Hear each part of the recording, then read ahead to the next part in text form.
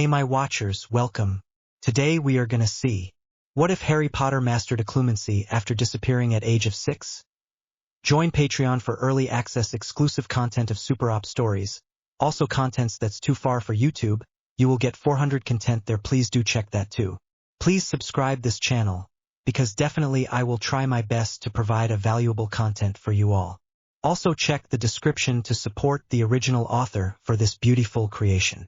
Harry mysteriously disappeared at the age of 6, and then benefited from years of tutoring by an old family friend. With the return of Voldemort, it is finally time for a 15-year-old, well-trained, sarcastic and somewhat cynical Harry to take up his place at Hogwarts. Life at Hogwarts, however, is not always what Harry anticipated. There, secrets are told, allies are discovered, and the journey to power begins. Complètement haut. You may or may not have read this elsewhere. Chapters 1 through 20 were posted originally at SIYE, and all subsequent chapters are posting in multiple locations. But this remains a WIP. This version is a re-edit one with some of the earlier terms, blatant, Americanisms, fixed, as well as some smoothing of rough transitions. If you have not previously read this work, I hope you enjoy it. If you have previously read this, please rest assured that no plot details are being changed in any way. The story framework simply will not allow such. A huge round of thanks to the full beta team working on this story. That said, I wish to bring your attention to the fact that this is an AU story. It's very much an AU story. The characters have the same names, but not the same histories, as in JKR's canon. That means that if you can't handle the fact that all of the major characters are going to behave differently, for they now have different motivations, different histories, and correspondingly different dreams, then you probably want to go read something else. If you find you don't like what you're reading, it's quite simple. Stop reading. Go read something else. I don't want to hear complaints about any shipping in the story, or how once upon a time you read a story that had a good bad whatever characterization of someone, and now you can't stand always want to have some character in the story. Really, I don't care. This story will not change the plot because you ask me to, no matter how you ask. Character bashing JKR's creations based on fanfic readings. Some people read so many poorly written stories involving character X, eventually coming to hate that character, that they then become jihadist in their efforts to make everyone else share their view. Those that refuse to share their view become targets of harassment and so forth. It's really quite pathetic. However, as I have been repeatedly targeted during the writing of this story, I'm trying to fairly warn everyone off that tends to fall into that category. Really, how hard is it to understand that if you don't like it, just stop reading? I have disabled anonymous reviews and PMs due to the harassment levels involved. I don't need this type of disclaimer for the other sites I publish at.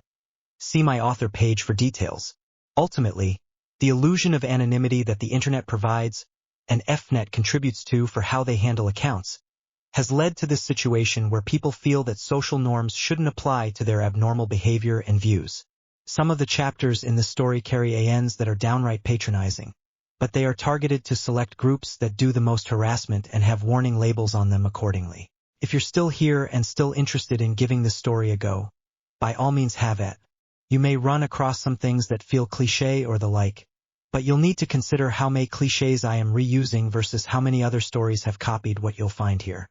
This story was completely plot sketched in 2005, with chapter posts begun during 2006, and several readers have pointed out how many things I introduced have become commonplace now.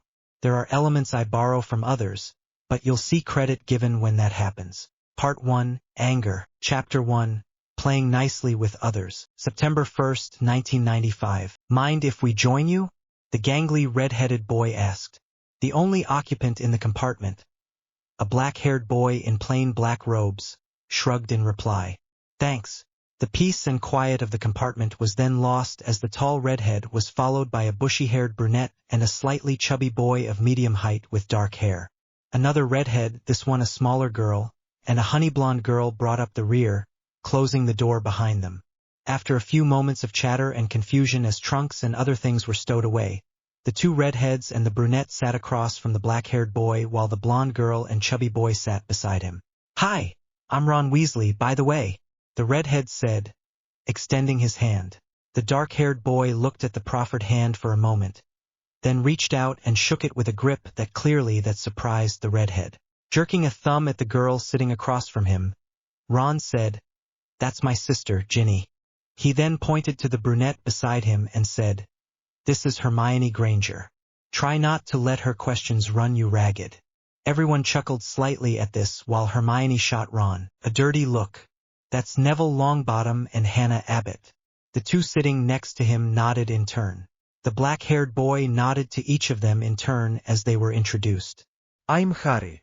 Hermione shot Ron another dirty look before turning back to Harry. "I didn't know Hogwarts took transfer students. Where are you from? What year are you in?" "We're all 5th years." Harry gazed curiously at Ginny, then at Ron before asking, "Fraternal?" While Ron and Ginny looked at Harry in confusion, Hermione laughed. "No, they're not twins. Ron's birthday is in early September like mine, but Ginny's is in mid-August. Hogwarts will only accept you if you're 11 years old before the 1st of September. Twins? Asked Ron. What sort of barmy question is that? Do we look like twins? I'm a boy, for Merlin's sake, and she's a girl. Harry smirked at Ron and gestured toward Ginny. Trust me, I realized that she's a girl. Now if you were one, you would have had to be one of the ugliest girls I've ever met. Ginny let out a muffled chuckle while Neville and Hannah started laughing outright. Hermione smacked Ron in the back of the head. No, Ron. Fraternal twins. It's when 2 eggs are fertilized at the same time. Identical twins like Fred and George or Parvati and Padma are the division of 1 egg. Fraternal twins never look alike and frequently aren't the same sex. Ron looked confused, as did Ginny and Neville. What? Twins that don't look alike? Is that some kind of muggle thing? It was Hermione's turn to look puzzled. What do you mean? Have there never been fraternal, non-identical twins in a magical family before? Ginny shook her head. That's impossible. I'll have to ask Professor McGonagall about it. Surely it's happened at least once. Unless the magic is why. But muggles, squibs? Hermione trailed off, muttering to herself about what the implications of magic itself causing identical twins might be. Ginny looked back at Harry and asked, "Are you going to answer Hermione's questions?" Harry winked at her. "Sorry, I don't know how to use magic to make twins. I just know how to make them the old-fashioned way." Ginny glared at him while Hermione continued to stare into space. Hannah giggled. Neville merely shook his head as though in resignation. Harry shrugged and ignored the reactions. "I've been homeschooled, I suppose. I don't know what year I'll be in if it's based on ability. But if it's just based on age, then I'll be a 5th year too." Harry looked at Neville. "Do they test for natural gifts before choosing which class to put you in, or just let you find out as you go along?" Neville shook his head. "I've never been tested, and I haven't heard about anyone else being tested." "Have you been tested?" Harry decided that that bit of information was definitely not getting out. No, I've just heard of it." Hannah leaned back a bit before entering the conversation. "Why were you homeschooled?" "Everyone I know who got letters of acceptance to Hogwarts actually went to Hogwarts. Only the best students can attend. I know there are other schools, but they're a lot smaller and don't have Hogwarts' reputation." Oi. "Homeschooled? That means no Quidditch," exclaimed Ron with a horrified look. "That's just wrong." Harry just shrugged in response. "It's a pretty complicated story, and I'd rather not get into it. There were really good reasons for it at the time, reasons that have stopped being so valid recently, so here I am." The abrupt termination to this line of inquiry seemed to put Hannah off, but only seemed to perk Ron's and Ginny's interest. "Oh," said Ginny, "you've got secrets. I can't wait to tell Fred and George. You'll be on your knees begging to confess before they get finished with you." Ron laughed at her and motioned for Harry to come closer. "Fred and George are our brothers. They prank anyone, anytime, anywhere, for any reason, and they pride themselves on finding out every secret." Ron smirked at Harry before continuing. "If we were to just happen to let slip that you have major secrecy issues, well, it's not like we would be doing anything to you, is it?" Harry chuckled. "So, the Weasleys like to ferret out deep dark secrets, do they? You do know that the ferret is part of the Weasel family?" Most of the group laughed. "You're welcome to tell Fred and George." Make sure to mention to them that if they want to pull pranks, I'm certainly not going to take it lying down. I will retaliate and escalate. Harry, you have no absolutely idea what you're getting into here. Neville shook his head mournfully. I've been pranked by them ever since I started at Hogwarts. What shall we put on your gravestone? Here lies Harry. He thought he could prank the Weasleys. It doesn't sound too good to me. What's your last name, by the way? The conversation stopped abruptly when the sliding door to the compartment was thrown open after the merest suggestion of a knock. A pale blonde boy with pointed features stood in the doorway. So, is it true?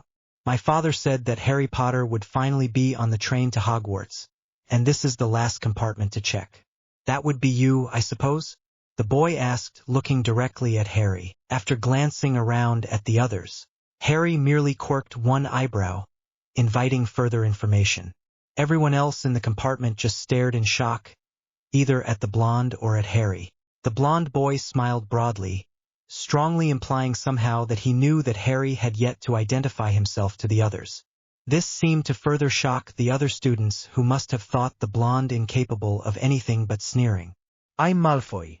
Draco Malfoy. I'd like to help you adjust to the wizarding world. After all, there are those of us with a lot more history in the wizarding world than some others I could mention, and I'd like to help you learn about all the traditions and important things. Interested? The blonde boy may have been smiling and speaking politely, but Harry could feel a certain undercurrent in his statements. Looking Malfoy right in the eye, he asked, and how could what you offer be any better than just reading the introduction to a modern guide for life in magical Europe? Hermione shot Harry a funny look, but Harry was not about to admit to Malfoy that he had just made up the book title on the spot. Malfoy smirked in a superior manner. That old book? Surely you realize that the author had far less knowledge than many of the old families possess. So you can see that it would be better for you to learn the truth about things in person. After all, very few families have as rich and as glorious a history to draw on as the Malfoys. His smug expression clearly indicated that only a complete idiot would refuse such unrivaled generosity. Harry just laughed under his breath at Malfoy's implication that he had read a fictitious book. Malfoy then gestured to the two hulking boys behind him. My friends Crabbe and Goyle. They're also from proud families with a long and noble tradition. Harry studied the way the two boys positioned themselves and realized they were less friends and more muscle to be applied as directed. The two boys eyed Harry up and down before nodding briefly at him.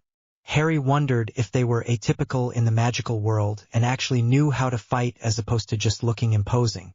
Most of the magical people whom he had encountered in, or out of, fights had been completely hopeless when faced with someone who knew what they were doing. Harry looked back at Malfoy. Let me see if I understand what you're saying. I'll sum up, shall I? The blonde gave a decisive nod, as though commanding a particularly obedient dog. Harry gave him a bland smile. The others in the compartment looked quite worried that Harry was smiling, as it probably seemed very likely to them that he would follow Malfoy out. After all, Harry had never once smiled like that with any of them. You, Draco Malfoy, are offering to tutor me in the history and customs of the wizarding world, to make sure I don't do something against one of your taboos. Harry paused while the blonde nodded. You, Draco, son of a Death Eater, proponent of racism and bigotry, will offer to be my best mate in order to report back to your Death Eater father and incompetent half-harm lord and master what I'm doing and am capable of. Malfoy started turning red as Crabbe and Goyle moved to stand next to their brain rather than behind him. You, slime ball extraordinaire, are suggesting that those of less than so-called pure blood and substantial wealth are barely worthy of being peasants in your new order.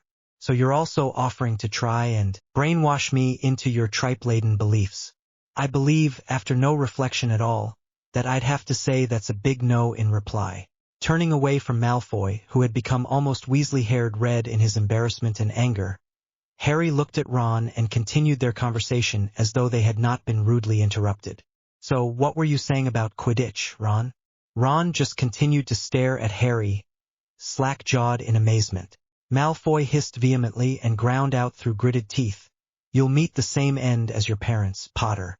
Your days are numbered. Just remember that I offered you the chance to be truly great. Harry merely laughed at the blonde and dismissed him with the merest flick of his hand. Run along now, Draco dear. You're about as big a threat as a well-bred miniature poodle, and your efforts at intimidation are pretty pathetic. And that is erring on the side of generosity. This proved to be too much for Malfoy, who gestured sharply at Crabbe and Goyle. The two large boys immediately stepped in front of him and started to reach out for Harry. Moving faster than anyone else in the compartment, Harry shot to his feet, forcing the two boys to stop and refocus on his new location. If any of you try to touch me or use magic on me, I am publicly warning you, I will treat you as life-threatening attackers and respond accordingly. So back off. The cold and menacing tone of his voice would have given any reasonably sane person pause, but it just seemed to bounce off the trio of Death Eater sympathizers. Malfoy sneered. Time for a bit of a lesson in humility, Potter. Crabbe and Goyle each took one step forward to crowd Harry, but even before Ron, Ginny or Neville could reach for their wands, Harry exploded into action. His right foot shot forward and around, slamming into Goyle's jaw. The pretend thug stumbled backward, straight into Malfoy.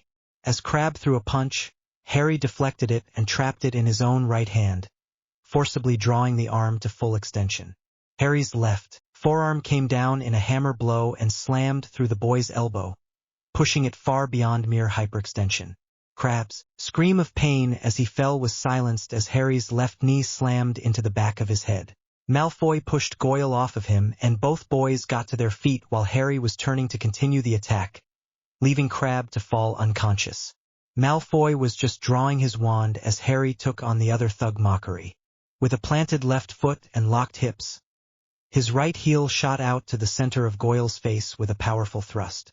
The sickening crunch was accompanied by a bright scarlet spray of harm from where his nose and teeth had once been. While Goyle fell backward, bouncing off the wall, Malfoy's arm shot forward as he screamed, "Diffindo!" Harry spun slightly to Malfoy's left side as his left arm knocked Malfoy's wand hand toward the ceiling. The slicing curse cut a deep trench through the ceiling of the compartment. Harry's right palm seized Malfoy's chin, forcing the head straight up and backward. Malfoy completely lost his balance and fell hard against the corridor wall, and Harry jerked the wand from Malfoy's grasp with his left hand. Switching Malfoy's wand to his right hand, Harry laughed at the blonde. "Oh, would you look at that, the pure-blood Death Eater sycophant who licks the arse of a half-harm tyrant got his own arse kicked by a half-harm who didn't even need to use magic." The corridor was filled with other students, no doubt attracted by the screams from Crabbe and the sounds of a fight. Several gasped in apparent astonishment at the sight of the Prince of Slytherin leaning on the wall, completely humiliated. Malfoy surged up in anger and threw a punch at Harry. Harry blocked the pathetic attempt with his left arm while driving his right hand forward at Malfoy's chest. The blonde's wand shot off sparks and started hissing as Harry used it as a spike to nail Malfoy's shoulder to the wall.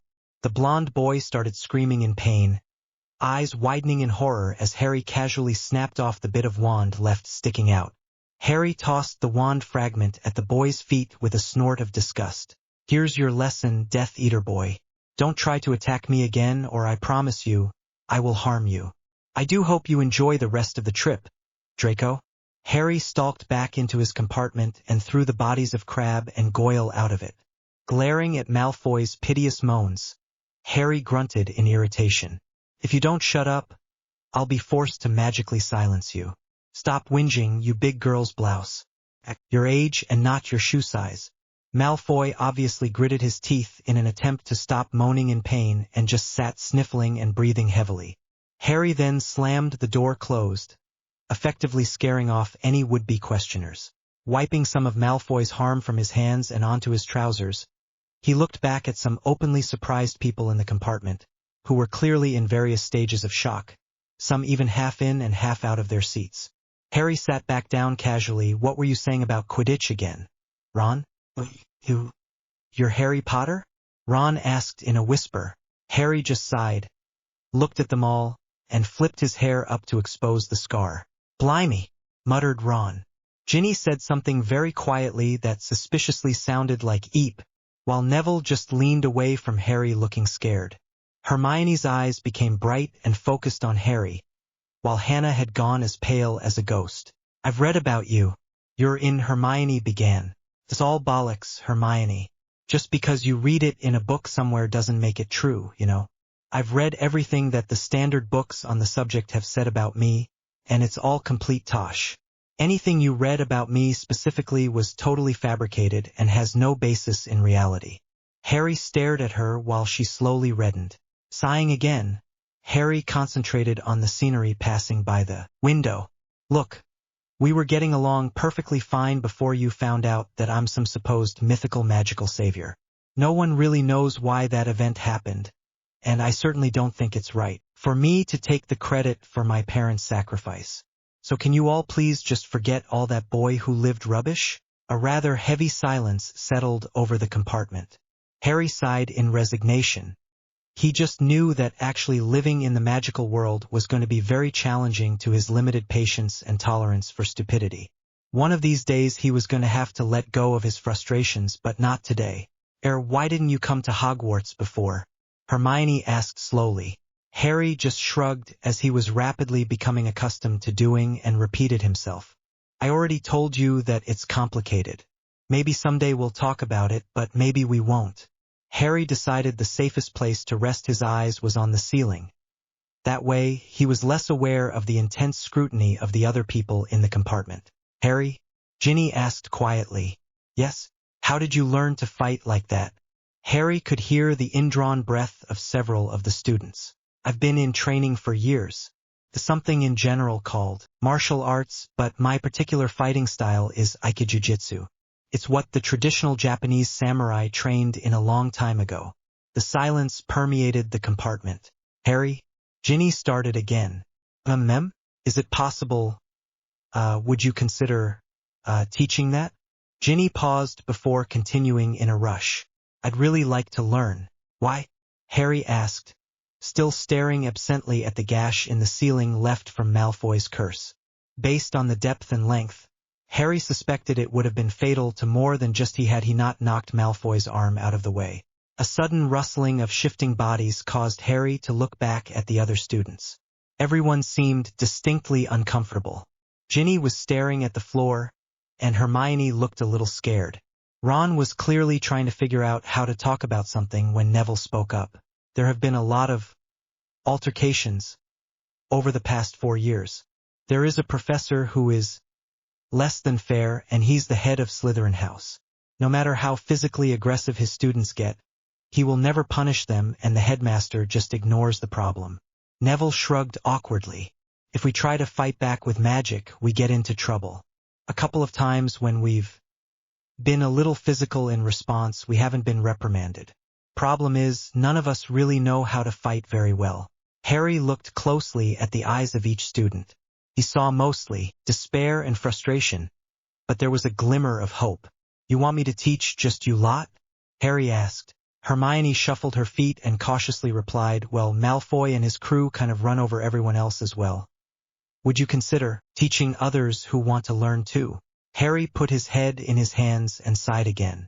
Look, I haven't agreed to teach anyone yet. I'll think about it, all right? If I see any kind of crap going on, I'll definitely put a stop to it.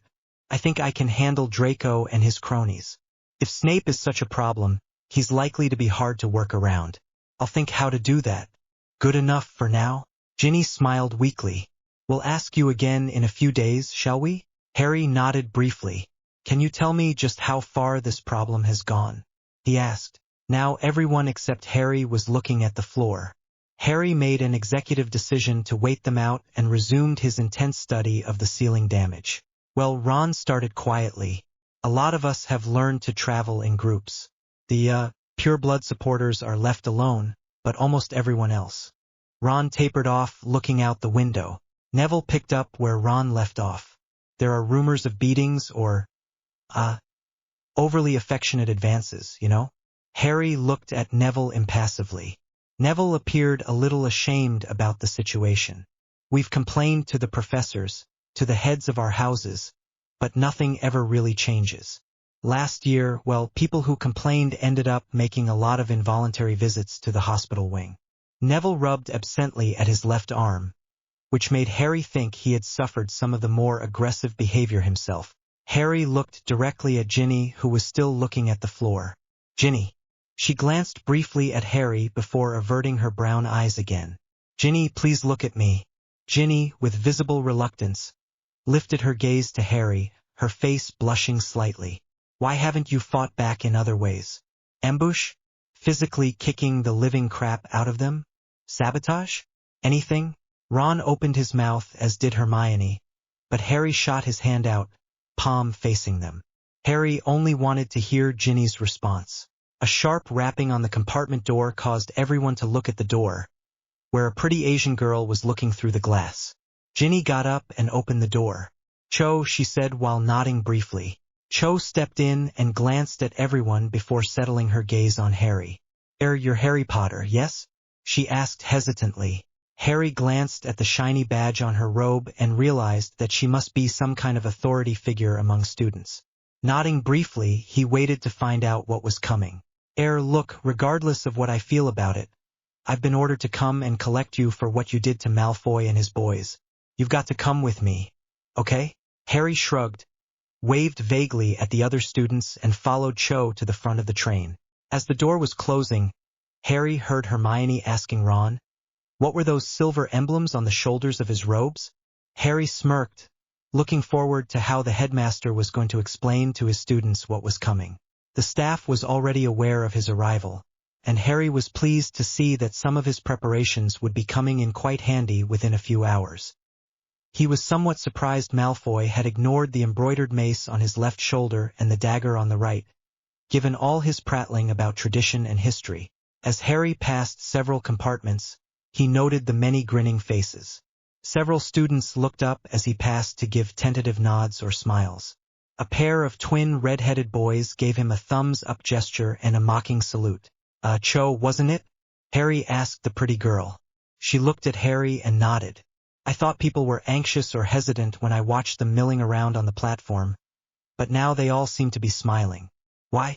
It's more than just being happy about going back to school, isn't it? Cho laughed quietly and said just one word. Malfoy. I see. Harry reflected for a few more moments before realizing that the new train carriage which they had stepped into had compartments which seemed to be filled with green-trimmed students, who were all either outright hostile in appearance or carefully neutral in expression. The Slytherins seem rather concentrated, Harry noted as they left the carriage. They don't believe in mingling with their inferiors, Cho replied. Finally, she stopped outside the very first compartment on the train. You're going to be portkeyed to Hogwarts with Malfoy and his two sidekicks. Professor Snape is waiting for you in there. Best of luck. She smiled briefly at him. Harry nodded at her and stepped into the compartment. A tall but stooped professor with matted black hair, which looked a little unclean, glared at Harry as he entered. Potter. We meet at last, he said in an icy tone, a deep sneer on his face. Attacking other students, and you're not even at school yet. I'll see you expelled for this, I think. Harry deliberately yawned at the professor, completely underwhelmed at the feeble attempt at intimidation. As Harry continued to look impassively at the man that was flexing his jaw muscles silently, he suddenly felt a slight brush against his mental shields. Yelling inwardly in triumph, Harry merely raised one eyebrow and waited for the man to realize he was doomed to failure. After all, Harry had shields constructed after extensive training by the best tutors money could buy for 5 years now. Nothing could get in. Harry's mind was immune even to attacks from coordinated multiple opponents.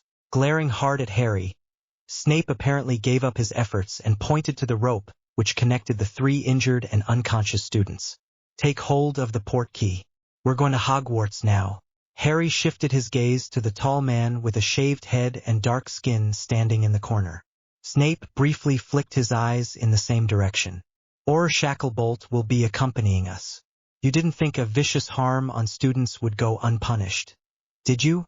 Harry lazily grabbed the rope and watched as Snape waited for the Auror to touch it. Snape then tapped his wand against it, whisking them all straight to the hospital wing. Harry landed lightly on his feet and took a quick glance around the room. The matron of the hospital wing was standing nearby and quickly levitated the 3 injured boys into beds to begin working on them. We're going to the headmaster, Potter. Snape pointed to the doors and barked at Harry. Move, or I will force you. Harry merely rolled his eyes and gestured for Snape to precede him. Snape turned sharply, his cloak billowing behind him, and stalked through the doors. Harry followed at a quick pace, hearing the tall Auror fall in behind him, and started considering how to manage Snape. Considering what Ginny and her friends had told him, Snape was a major part of the problem with individuals like Malfoy. It was people like Snape who, either directly or indirectly, encouraged the harm-purity dogma which was poisoning the magical world in Europe. The man's casual use of legilimency was illegal, and Harry was curious how much rope he could provide Snape to hang himself with. At the very least, Harry felt he could fill quite a few evenings and weekends finding ways to improve Snape's behavior or, failing that, to induce a stroke or some other debilitating condition. Prison suddenly seemed like a kinder alternative for the man as Harry considered the point. Harry and his 2 escorts cum guards entered the office space of the headmaster, who nodded briefly to apparently acknowledge the adult's presence. Dumbledore looked at Harry for a long moment and then pointed to the lone chair in front of his desk. As Harry sat down, Dumbledore pointed to each person in the room in turn. Mr. Potter, these are Professor Sprout, the head of Hufflepuff House. Professor Snape, whom you have met, is the head of Slytherin House. Professor Flitwick, the head of Ravenclaw House, and Professor McGonagall, the head of Gryffindor. Senior Auror Shacklebolt is here as an official witness and, if necessary, will press charges and arrest anyone who may be found to require trial or expulsion. Is this quite clear? The twinkle Harry had heard so much about was nowhere evident in the headmaster's eyes. Harry nodded his acceptance. The headmaster surveyed Harry and then continued in a very serious tone. Mr. Potter, you are being accused of the attempted harm of 3 students.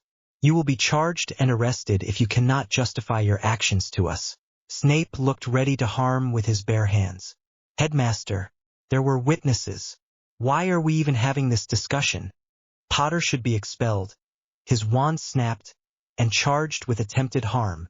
The headmaster glanced at Snape briefly before looking at Kingsley, as head of the Wizengamot.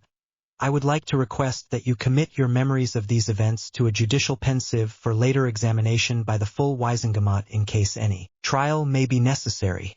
Is this agreeable to you? Yes, Professor Dumbledore. It is. Harry was mildly surprised that the tall Auror had a quieter voice than he had expected. It was not the rumbling bass one would expect from such a physically powerful character. His voice was soft and, in some ways, almost melodious. Very well. First, Mr. Potter, I would like to hear the events that transpired from your point of view. Please be aware that you will be subject to questioning, and anything you say here may be used in evidence against you, should the decision be made to go to trial as a result of what has happened today on the Hogwarts Express. Harry casually surveyed the people in the room.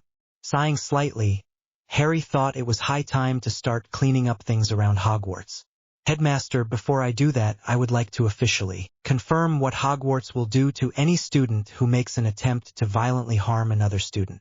This is separate to whatever the Ministry or the law may pronounce. The head of Slytherin, your Professor Snape, indicated that the prescribed punishment included expulsion and wand snapping. Would you please confirm that what I have been told is correct?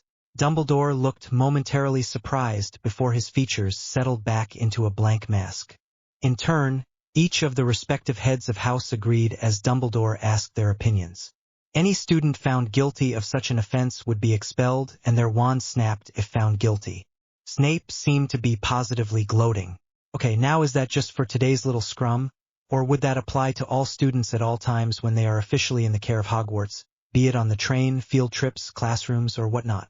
Harry was listening carefully as he was looking forward to using this conversation many times in the future. Once again, the assembled professors and the headmaster all agreed with this comment. Excellent. Then I'm happy to say that, first, I am innocent of all such charges, and that I also expect to see Malfoy, Crabbe, and Goyle expelled and their wands snapped very shortly. Harry sat back with a serious look on his face. Hearing this, Snape lost whatever composure he may once have possessed. What the devil are you talking about, Potter? Your delusions or fancy stories won't save you now. We have over a dozen witnesses to your vicious and unprovoked harm on Draco Malfoy, a highly respected senior student in this school. Dumbledore held a hand up to silence Snape and looked very carefully at Harry. Do you have any evidence of this? Harry grinned at Snape, winked slyly at Dumbledore, and reached into his robes to withdraw a small, silvery orb, no larger than a Muggle golf ball. This is one of my many sensory monitors. I usually have one running all the time. As I am sure you all know, this device will record everything I see and hear in an unalterable format which is admissible as courtroom evidence.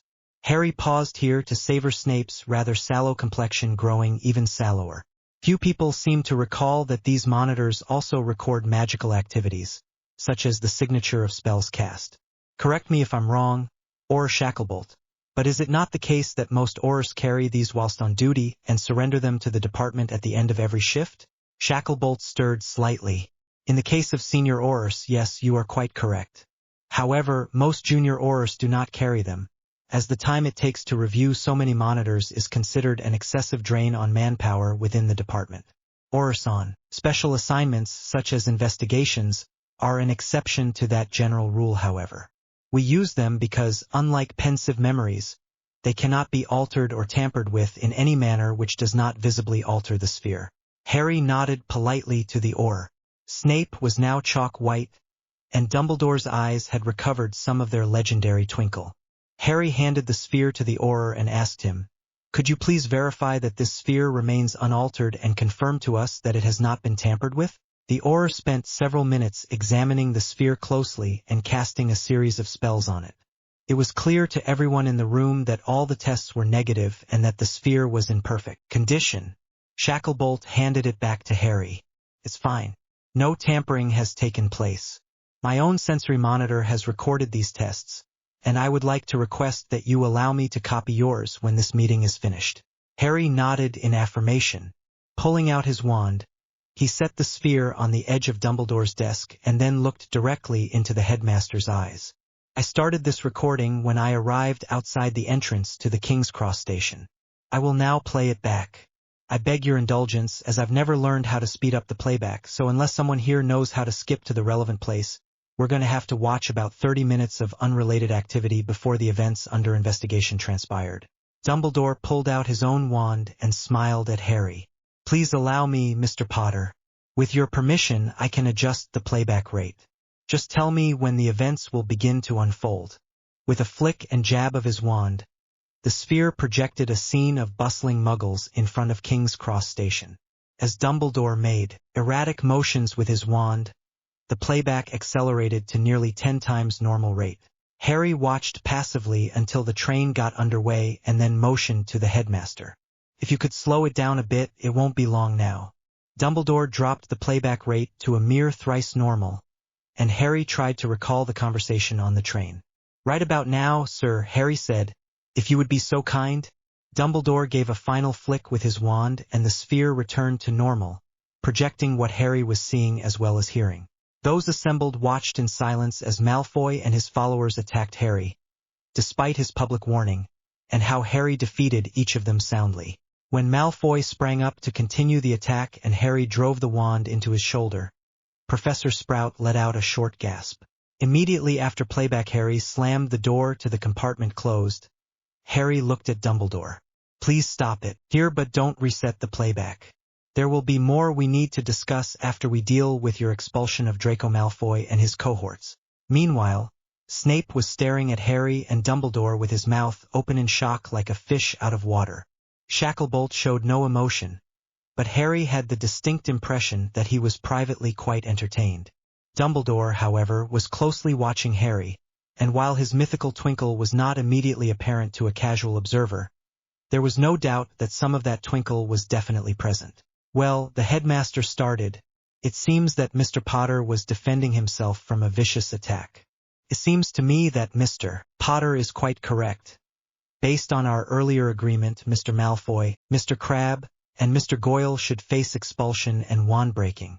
Does anyone disagree with this?" Harry looked up. "I do. I would also like press charges against Draco Malfoy for at least 6 attempted murders. If his curse had hit anyone, it would have, in all probability, been fatal to the targets, and based on the damage to the roof of the compartment, it would have definitely harmed more than one person." Snape was clearly fuming by this point. "Come now, Mr. Potter, that curse could never have been fatal." Harry merely pointed to the playback, which showed a deep gash across the metal ceiling of the train compartment. That non-fatal curse gouged a 2-inch wide and several-foot-long gash in solid steel. I would not like to imagine what it would have done to someone's body. Harry looked contemptuously at Snape. Or Shacklebolt, do you not agree that, at a minimum, I can press charges of 6 counts of attempted harm on Mr. Malfoy and attempted harm of my person on Mr. Crabbe and Mr. Goyle? Shacklebolt simply nodded his head. Dumbledore looked resigned to the situation. Very well, Mr. Potter. I hereby declare those 3 students are expelled and that their wands to be snapped.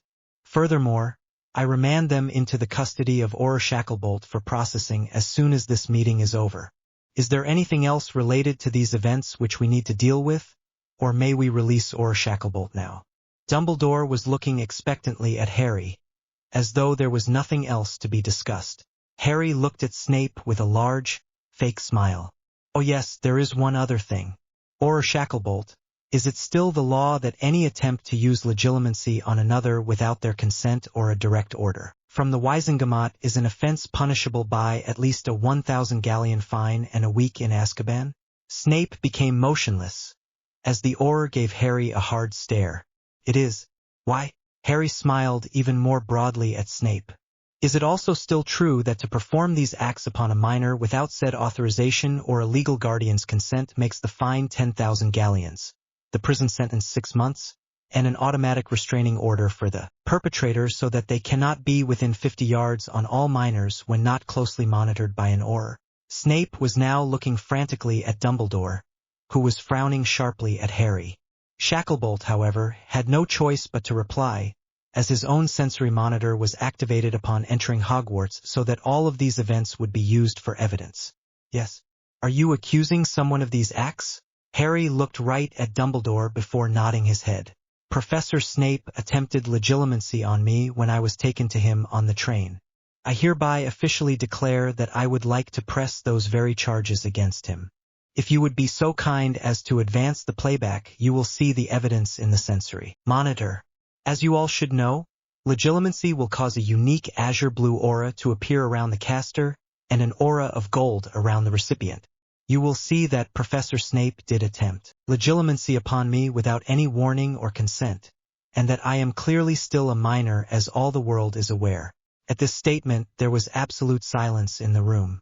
Even the phoenix in the corner was completely motionless. Dumbledore looked at Harry and almost gave the impression of begging with his eyes. Mr. Potter, are you quite sure that you wish to press charges against Professor Snape?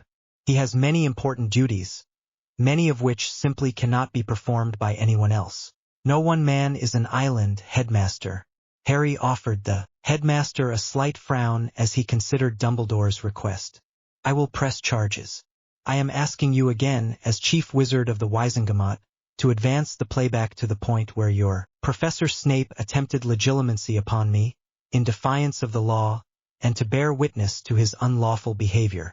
With a resigned sigh and an obviously cautionary look at Snape, Dumbledore adjusted the playback on the sphere until everyone could easily see the indicated auras and the ample evidence completely damning Snape. Auror Shacklebolt stepped up to Snape and extended his hand. Severus Snape, I hereby charge you with unlawful mental harm upon a minor without provocation or authorization. Hand me your wand, and I'll accept your word of compliance to accompany me to the ministry along with the students already being charged. Snape gave Harry a glare of such pure loathing and profound hate that Harry was surprised that the Phoenix failed to react in any way. Handing his wand to Shacklebolt, Snape stared hard at Dumbledore before moving toward the door. One moment, called Dumbledore. Is there anything else, Mr. Potter? Harry shook his head. No. Auror Shacklebolt, please make a copy of my monitor, as I wish to retain the original in my possession for safekeeping. Shacklebolt produced a second sensory monitor, placed it next to Harry's and cast a short charm. The new sphere glowed bright yellow for what felt like 2 minutes or so before it returned to its usual silvery color. Everyone in the room was silent in the awkward moments involved. Finally picking up his copy of the monitor orb, Shacklebolt nodded to everyone and went to stand by Snape at the door. Mr. Potter, Dumbledore began, if you would please wait here for a few minutes. I must accompany Auror Shacklebolt to the hospital wing to hand out the punishment to your attackers, and then I will be back. There is much I wish to discuss with you. Is this acceptable? It will be some time yet before the other students arrive. Harry nodded his head, indicating that this was. Dumbledore looked at the other professors. Minerva, as deputy headmistress, I need you to join me. If the rest of you wouldn't mind waiting here, we will return shortly. Feel free to ask the house elves for refreshments. To make it clear, I have tampered with the birthdays of Ginny and Ron compared to JKR's canon. Yes, they are both in 5th year. Canon birthdays. Hermione, September 1979. Ron, Mor 1980. Harry, Juli 1980. Ginny, August 1981. AU birthdays. Hermione, September 1979. Ron, September 1979. Harry, Juli 1980. Ginny, August 1980. I will state it here for the record since his chapter and future chapters uses phrasing that is deliberately ambiguous regarding what has been going on at Hogwarts. Ginny was not abused. A big thank you to my genius betas who have valiantly strived to make this story better, despite my crafty attempts to make it incomprehensible. So, immeasurable thanks to Corbeck and Creachery. Thanks to Reg for Brit picking, to Sovereign for a sanity check plus tweaks, and Sherilyn for her polishing touches before it gets uploaded. Paracletos gave a thorough once-over for the re-editing process to be sure we missed nothing, or at least as little as possible. Waking Up Part 1, Anger. Chapter 2, Waking Up. Mr. Potter, Professor Flitwick began. Do you really feel that the amount of force you used against those 3 boys was appropriate? Professor Dumbledore informed us of your unusual status, but surely you could have been less harm. Harry realized that this was one conversation that was likely to become very tedious very quickly. The human mind is a negative feedback mechanism, and the more humiliating the incident, the longer it will be burned into the brain. It does wonders for teaching manners. With the professors glowering at his flippant response, Harry gave a casual shrug of indifference and tried for a more innocent look. Tell me, Professor Flitwick, do you really feel that the lack of punishment for bullying and harassing the other students by those 3 boys was appropriate? Harry did his best to look like an eager young student waiting for a lecture to begin. The professors, for their part, shifted uneasily in the chairs they were sitting in, apparently preparing for a long discussion of events with Harry. Flitwick scowled slightly as he regarded Harry. I thought those students were being punished. When we passed along student complaints, both Albus and Severus told us they would take care of the problem. He paused for a moment to look closely at Harry. Are you telling me that they were not punished? Harry shrugged his shoulders again. Honestly, I don't have any direct personal knowledge. From what I was told by more than one student, however, it would seem that no, they weren't punished in any real way. Moreover, those who did complain seemed to find themselves in the hospital wing shortly after every complaint. Does that seem to indicate that the offending students were being effectively reprimanded? Flitwick frowned again before looking to the other head of house. Professor Sprout looked unhappy as she turned to face Harry directly. Well, is that why the complaints dropped off? I thought it was an indication that the problems had ceased. Maybe you should be asking your students these questions yourself, Harry offered in return. After a rather awkward moment of silence, his stomach growled loudly. Would it be possible to get some sandwiches? It's been a very long time since breakfast. Flitwick nodded quickly before calling out. Blinken. With a soft pop, an elf appeared by the professor. Master calls? Harry felt his eyebrows rise involuntarily. He had no knowledge that professors had their own personal house elves at the castle. Flitwick seemed to catch Harry's surprise, for he gestured to the elf and kept his eyes on Harry. Blinken is not my personal house elf. Instead, she is assigned to me as a Hogwarts professor, and as long as I am an instructor here, Blinken treats me as though I were a proper master. Harry nodded his acceptance of the information, but Flitwick had already turned back to his house elf. Would you please bring us some sandwiches and tea? And perhaps a butterbeer or 3 for Mr. Potter. Blinken smiled happily before disappearing with another soft pop. Thank you, Harry said politely. Back to the point, though, why do any of you trust that Death Eater to be an educator of children? Does no one monitor him to make sure his actions are appropriate? And does the person in charge of the hospital wing not report back to the heads of house when a student is injured? Professor Sprout seemed shocked at Harry's blatant accusations, regardless of the kind words he had used. But Flitwick merely looked like he had eaten a super sour sherbet lemon. He recovered enough to answer first. As for the injured students, no, Madame Pomfrey does not generally inform us. She does tell the headmaster of every incident, but she only lets us know if anything serious has occurred that requires an overnight stay. Between being a professor, a head of house, and monitoring the wards on the castle, we don't really have the time to deal with lesser matters such as who is sick. For some reason, most people are in and out in less than an hour. Maybe we should suggest some changes or something. Flitwick trailed off thoughtfully. Whilst he was thinking, Blinken reappeared with a tray of food and drinks. After setting it down on an end table, the house elf returned, presumably, to her usual duties.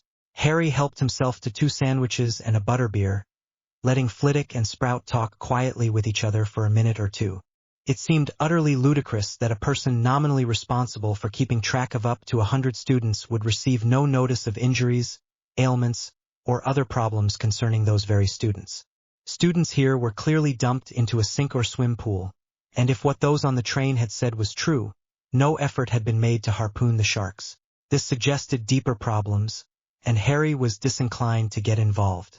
Perhaps finally agreeing to attend Hogwarts was a mistake after all. It would certainly make things difficult for his own plans if he were constantly dealing with idiots and their fumbling attempts to neutralize his own resources. After devouring 2 sandwiches, during which he somewhat absently noting how rich the food was in flavor and basic quality of ingredients, Harry decided he wanted to get the rest of his answers regarding Snape before Dumbledore returned. He cleared his throat briefly to get the attention of the other 2 professors. "Would you mind answering a few of my questions about Snape?" Harry asked politely. Flitwick sat back and studied the ceiling. "What makes you think he's a Death Eater?" Harry smirked. "Please, as the head of the so-called brainy house, don't act like an idiot."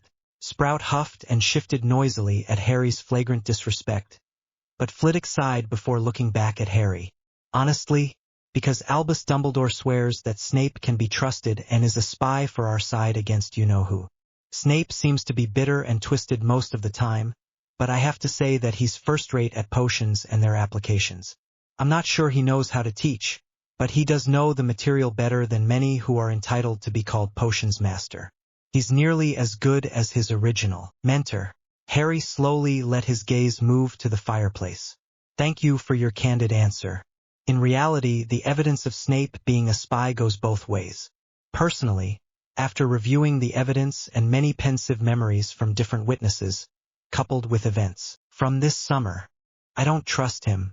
I think he's either working for himself or is in truth actually aligned with Voldemort, especially since his rebirth." "What?" Flitwick shot to his feet, and Harry realized for the first time just how diminutive the man was. "What are you talking about? And what do you mean that Voldemort has been reborn?" Any opportunity to reply was curtailed, as the merry trilling of the phoenix in the corner indicated that the headmaster was returning. Moving his chair so that the back faced the solid wall rather than the door, Harry waited patiently. After mere moments, the headmaster and deputy headmistress walked in together. Both returning professors picked up a cup of tea before seating themselves next to Flitwick and Sprout, forming a semicircle of professors facing Harry. "Mr. Potter," Dumbledore began after sipping from his teacup, "do you realize that the charges you are leveling against Professor Snape are going to make a great many things very difficult? In fact, you may be placing the lives of many innocents at risk." Clearly Dumbledore was less than pleased with Harry. Harry smiled blandly at the headmaster. "This was going to be fun. I prefer to think of it as eliminating a major risk of serious injury or death for the students under your care. Or do you think that some lives are intrinsically more valuable than others?" Dumbledore blinked twice before returning to an external state of calm. "And what are you referring to?" "Severus is not a threat to the students here." Harry continued his bland, mindless smile. He hoped that it would irritate the headmaster, as legend held the man to be nearly unflappable. "You mean that letting his Slytherin slugs terrorize, brutalize, and effectually abuse other students without reprimand was helping all those students in some magical way?" Dumbledore sat back in his chair. I have no idea what you're talking about. Professor McGonagall shifted in her seat, leaning forward to look more closely at Harry, a stern and disapproving gaze making his hackles rise. Really? Harry felt his irritation truly rising now. So you are telling me that you didn't receive unceasing reports from the matron of the hospital wing of injuries to students? Suspicious injuries. You did not notice the lack of Slytherin student injuries? You did not notice the steady stream of accusations of student abuse from the other heads of house to your not as tame as you think Death Eater? Harry's voice had become increasingly cold. For a man who is reported to be extremely observant with at least a genius-level IQ, as well as supposedly being very bloody sneaky, I find your statement to be fallacious at best. Harry was still very irritated and on the verge of a dangerous state of anger. At the same time, he was inwardly pleased to see Dumbledore visibly reacting now and starting to look ever so slightly annoyed. What do you know of Death Eaters or Severus? Dumbledore's own voice was frosty. Heard any new prophecies lately, old man? Harry casually drawled in imitation of Malfoy's superior attitude. Dumbledore's look of utter shock caused Harry to make a mental note to send a copy of his sensory monitor to his tutors. Otherwise no one would believe that Harry had caught Dumbledore completely bent out of joint. Professor McGonagall, however, recoiled as if slapped. Show some respect, Mr. Potter. Were school in session, I would have you in detention for a month. She seemed honestly upset and affronted at Harry's casual and mildly insulting demeanor. Harry stared back at McGonagall. Oh, and how should I address someone who is clearly lying to me? And, for that matter, lying to all of you? Someone who has been withholding critical information from me for a great many years now? Harry then turned his attention back to Dumbledore. For a leader of the light side, I'm not very impressed. McGonagall appeared amazed that anyone would talk back to her, let alone a student. Dumbledore showed increasing signs of anger and irritation. I believe it is time that Mr. Potter and I had a frank discussion in private. I ask you all to please leave us and to verify that everything is prepared for the students' arrival in a few hours. Harry and Dumbledore continued to stare at each other balefully as the other professors departed. When the door closed, the headmaster abruptly stood and moved behind his desk, sweeping his wand in dozens of intricate movements whilst muttering under his breath. A palpable feeling of power soon permeated the room. Very well, this room is now secure from listening and scrying attempts. Let us be frank with one another, Mr. Potter. Very frank. Dumbledore stared hard at Harry for a long moment.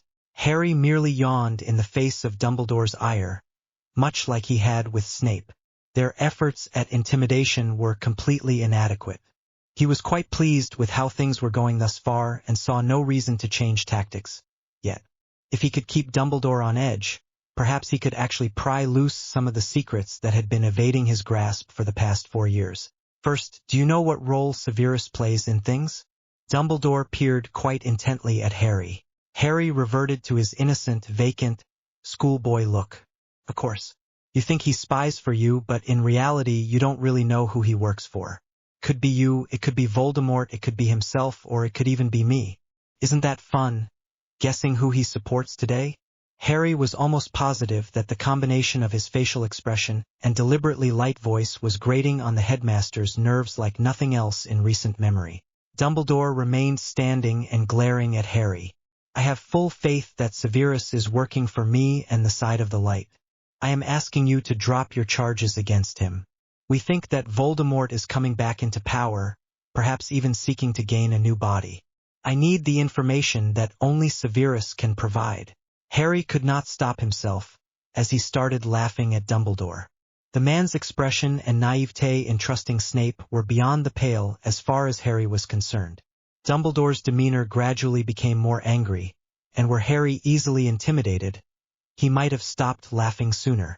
As it took a long moment to be completely calm again. Really, Dumbledore, you are a fool. Has Severus not told you yet that Voldemort has regained a new body? What? The roar of irritation and the magical charge in the air caused the furniture to shake slightly and the phoenix to take to the air, singing a calming song to placate Dumbledore's temper. You will tell me what you know. Now. Harry smiled with a grin more appropriate for a drunken gambler stumbling into a major casino. Oh, I will. Why should I? Harry nonchalantly began a leisurely inspection of his fingernails. It was obvious to even a casual observer that Dumbledore was close to a towering rage, although Harry suspected that the trilling phoenix was curtailing the man's actions. At the same time, he knew his calculated indifference about telling Dumbledore what he wanted to know should be making him desperate. At this point, either the old man would stoop to asking and cajoling, or else he would lash out and demand the information. Harry further knew that by not asserting any claims of mental defense from Snape's invasion, any trained legilimens would immediately assume that Harry had no shields at all. Given that, in the right circles, people knew that Dumbledore was only second to Voldemort in occlumency and legilimency, Harry was extremely curious to see which way the headmaster would move, hastily attacking and demanding, or patiently cultivating logic for why Harry should tell the man everything he knew. Harry kept his face as neutral as possible as the headmaster's power clearly gathered, and when he felt a full harm against his mental defenses, he knew the answer. Dumbledore clearly was not used to being thwarted on something so critical. Though the man's powerful attack was impressive, Dumbledore's face revealed the blatant shock of encountering Harry's well-protected mind. As his tutors had worked so hard on his skills, he knew that to an unprepared attacker, it was as though Harry's mind simply did not exist. As if he were, in fact, gone. Harry gave the headmaster a wicked grin. TSK, headmaster. I think, just this once, I will overlook your actions and not press charges against you, even though my sensory monitor has just caught you doing illegal legilimency against me. That was a rather amateurish attempt to control my mind, you do realize? The mocking tone in Harry's voice was apparently completely lost on the headmaster, who slumped into his seat, staring at the boy in front of him in obvious confusion. After a long silence, Dumbledore finally looked Harry in the eye and asked the question he seemed suddenly afraid of knowing the answer to. Who are you? Me? Why? I'm the boy who lived. Didn't you know that? Harry smirked evilly. There was no way this memory was not getting sent back home for blackmail material. In all likelihood, someday Dumbledore and Harry would be allies and possibly even friends, but there was a long keel to haul to get there. Playing this back later should be good for hours of entertainment. I don't understand. You refused to attend Hogwarts for 4 years. You announce out of the blue that you are ready to attend. I put out feelers, and no one could name or think of anyone who had tutored you. Yet you sit there clearly knowing more than I can guess. How is this possible? Dumbledore looked resigned to a situation he would have little control over for the moment. Do you really understand what it means to be the boy who lived? What that whole vanquish Dark Lord fine print really means? What kind of power I have inside of me? Harry looked mildly surprised that Dumbledore of all people had failed to consider this. I've had training, trust me. When, where, what, and who are irrelevant questions at the moment as far as you're concerned. The why of the matter stems from that bloody prophecy. What I want from you are concessions. You'll agree to my terms, or I'll be out of here before the feast even starts. We both know that once I get sorted, I'm bound by oath to finish at least my OWL exams before I can leave permanently, just like every other student, barring expulsion. In return, I'll give you some answers, including what happened with Voldemort. Dumbledore slumped forward and, in a clearly unthinking reflex, popped a lemon drop into his mouth. What concessions do you require? He asked, wariness evident in his tone. Nothing drastic, Grandad. You will tell me everything you know about Voldemort, everything you suspect, and as soon as you find out something new or hear a rumor relating to him, you will tell me as soon as possible, even if I'm in class or sleeping. In return, I will make you the same offer. Likewise, you will tell me or take me to a copy of the entirety of any and all prophecies relating to Voldemort or myself, or those you suspect might do so. I don't like partial information, and just knowing the first bit of that whole vanquish rubbish has been irritating the hell out of me for over 4 years now.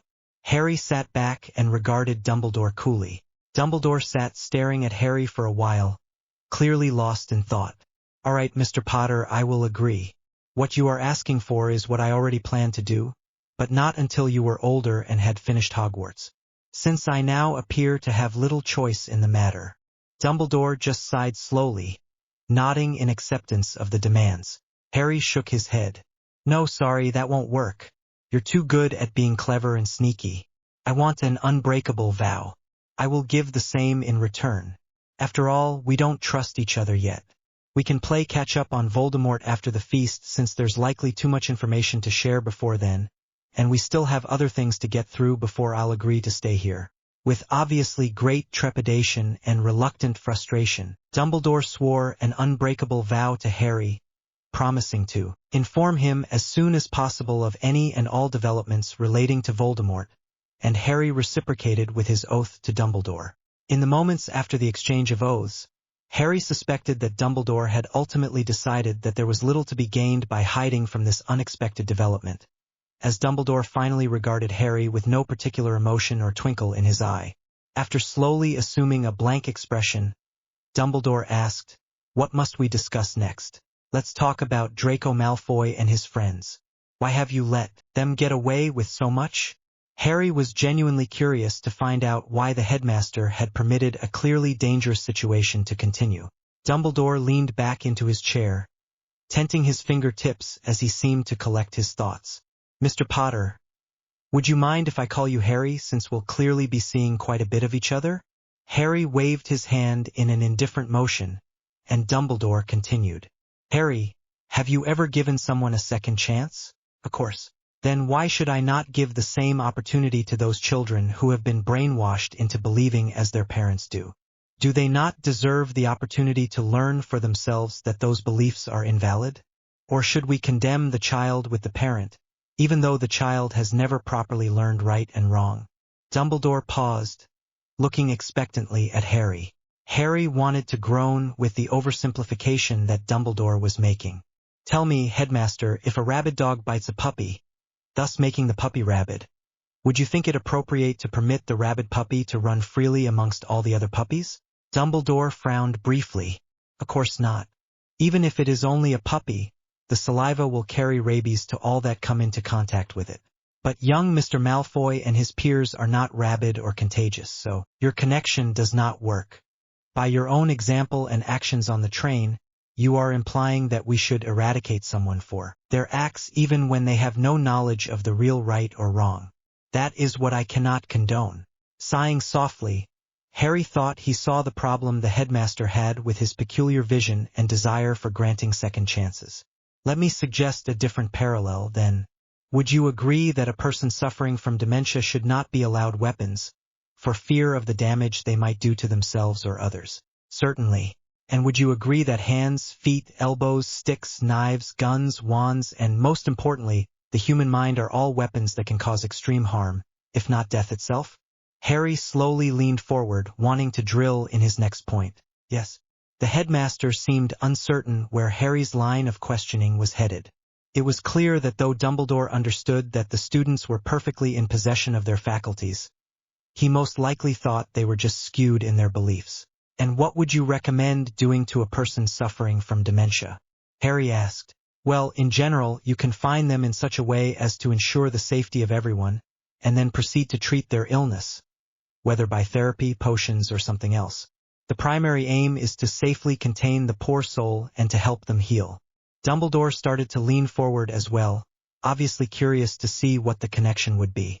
Harry wanted to smirk, but given how much he had already pushed the headmaster, he kept his face neutral.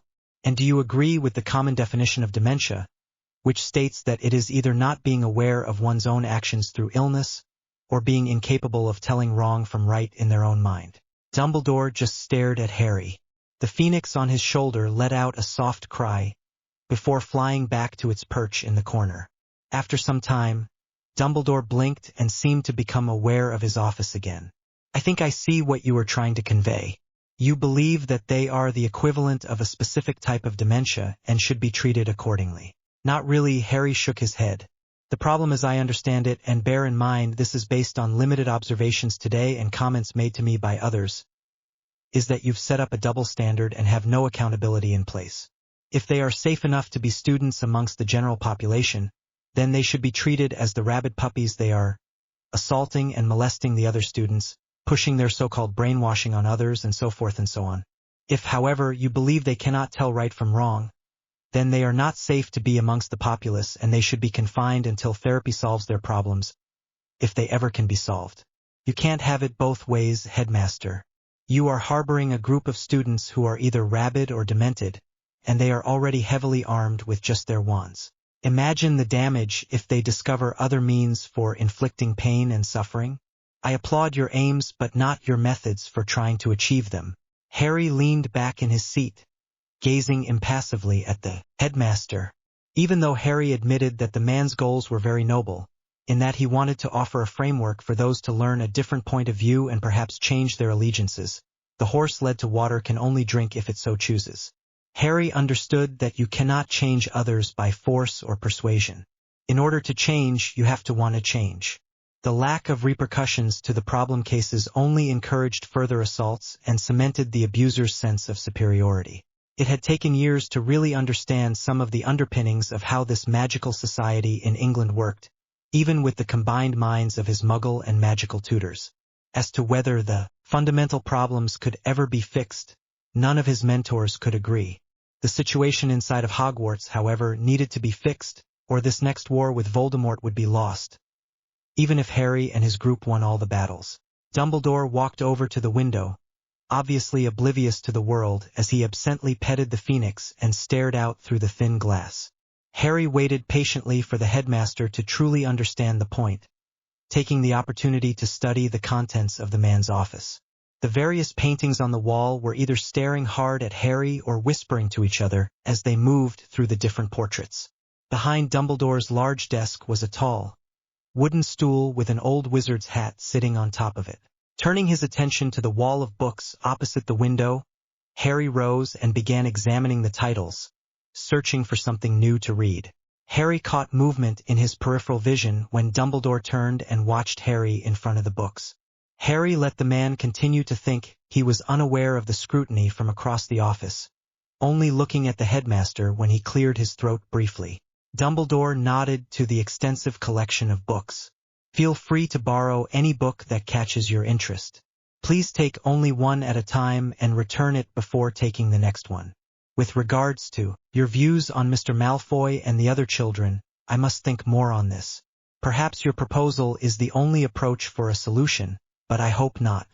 You are, however, correct to point out the damage that is being done to the other students through my inaction. I shall redress this tonight at the feast. Harry paused in his inspection to look back at Dumbledore. Thank you, sir. There was no reason not to be polite, now that he had successfully pushed Dumbledore off balance enough to listen to what people told him instead of selectively hearing what he probably thought was being said. The change may only last a short time, but it was enough to plant the major seeds as far as Harry was concerned. And what of Snape? Harry asked. Professor Snape, Harry, Dumbledore corrected absently. You know I need him. You also must know that your charges against him will fail, and that he will return and be very hostile towards you. I also doubt your charges against the young Mr. Malfoy and his two friends will stand up. The evidence doesn't really support the charges against his two friends, and you know that his father, Lucius, will spend all the money necessary to save his son from Azkaban. Unfortunately, I believe he will succeed with that plan. Harry chuckled lightly. Oh, I know. You could say that I'm counting on it. Turning back to the bookcases, Harry resumed his perusal before continuing. I am happy enough for now that the students have been expelled and their wands will be snapped, forcing them to purchase new ones if another school will accept them. A school such as Durmstrang, perhaps. This will alleviate many fears here in Hogwarts, and at the same time will take much time and money away from Lucius. And if they should attack me again, I will be well within my rights to deal with them most firmly. I trust you will do something about those that remain? Dumbledore sighed rather audibly. Yes, Harry, I will make an announcement tonight that should any student harm another student without due cause, they will be expelled and their wands snapped in two. I will continue to think about your dementia argument and try to find a usable solution since the Ministry and Board of Governors would never let me directly punish them that way. Harry paused as he found a book that looked interesting. Pulling it out, he showed the cover to Dumbledore, whose eyes started twinkling again slightly, before pocketing it under his robes. A book like that demanded to be read slowly and carefully, and this was not the time to start. For casual reading or when otherwise bored, Harry had a copy of the latest David Weber paperback, Oath of Swords. Dumbledore pulled out his pocket watch and looked back at Harry. We should wrap this up soon, Harry. I need to prepare for the students arriving in the next hour or so. Is there anything else we should talk about before the feast, since we will be meeting afterward? Harry shrugged briefly. We need to talk about what subjects I'll take. But we can do that later. We should discuss my living arrangements, although I assume that has to wait until I've been sorted. I would like your permission to freely come and go from the grounds when I am not required to be at a school function. I won't skip lessons and I will keep up with my studies. As long as I do that, I expect you to let me travel unhindered. You already have my oath on keeping you informed about Voldemort's activities, so you'll know if my travel is for that purpose. Otherwise, I won't necessarily tell you the reasons why I am traveling. Dumbledore grimaced before sitting behind his desk again. This is most unusual, Harry. Can you not provide some examples of why you might need to leave? Your head of house and I are, after all, nominally responsible for you. Oh, for many reasons, sir. To meet my tutors who cannot or will not come here, to deal with my financial obligations, to pick up materials which can't be ordered by owl post and which I require for my advanced studies. It's not just to pop out and meet a girl or two, although that's not a bad idea either, to be perfectly honest. Dumbledore chuckled at Harry's comment. Will you be able to provide me with some sort of notice and time frames along with a general destination? Given your key role in the prophecy you already know part of, surely you understand my desire to ensure that your safety does not become compromised. Harry looked thoughtful. No, I'm sorry, I don't think I can do that. I can promise that any time I'm going to be somewhere where I might be at real risk, I will ask you to arrange a guard. Otherwise, I have my mentors who like to act as guards and accompany me. I would just like to remind you, sir, that I've been on my own since before I was 6 years old and have dealt quite well with those problems, peculiar to my status. Dumbledore sighed again, this time with a slightly wistful expression on his aged face. I am sorry for that, Harry. I should have checked in on you after leaving you there. Harry felt the deep stirrings of anger and hate bubbling to the surface but managed to push them away again. I will agree to your terms. You are free to come and go when not required to be here, given the conditions that you will not skip lessons without permission, that you do not slip in your studies, and that you give me your word that any time you need to take a trip and cannot be accompanied by your normal escorts, you will allow me to provide one of my own people to accompany you. However, you may not take any other students with you without my permission, on a case-to-case basis, of course. Fair enough, Headmaster. I think the rest can wait until after the feast. Thank you, Harry, for a most unusual afternoon. When you return to my office after the feast, the password shall have been set to mice. Just say it to the gargoyle in front of the staircase. Now, if you will follow me, I'll show you where to wait for the sorting ceremony. With that, Dumbledore strode out of his office, and Harry followed along behind him. For a man of advanced years, Dumbledore set an impressively vigorous pace. I'll leave you in here, Harry. Professor McGonagall will collect you when it's time for you to be sorted. The first years will, of course, go first. You should expect her in about an hour. Dumbledore left Harry sitting in an empty classroom just down from the Great Hall. It appeared to be unused, possibly for some time, given the lack of furniture in good order. Most of the desks and chairs appeared old and in rough condition. Considering the decline of the population after the first rise of Voldemort and the reduction in student numbers at Hogwarts, Harry supposed it was likely that there were several unused classrooms by now. That might be useful later, but for the moment, it just gave Harry some peace and quiet to reflect. Pulling out his David Weber paperback book, he thumbed to his placeholder and resumed reading. Mr. Potter, Professor McGonagall called from the doorway of the room he had been waiting in. It's time for your sorting. Come with me, please. Harry got to his feet, looking forward to the impending spectacle. He anticipated being gawked at, talked about, and treated simultaneously like a rock star and a leper. Replacing his bookmark, he pocketed the volume and followed the professor down the hall. It was sadly typical of the magical community to not know how to deal with an icon. The media had blown the events when he was only a year old out of proportion. Combine that mystery with the many random conspiracy theories on why he had declined to attend Hogwarts earlier, along with rumors of dark arts rituals, and everything became crazy. Why they even cared about what flavor of sweets or brand of dental floss he preferred was a bit beyond his ken. But it was his lot in life. There was little he could do about it, for now. As Harry followed the deputy headmistress into the Great Hall, he was amused to find every eye riveted on him.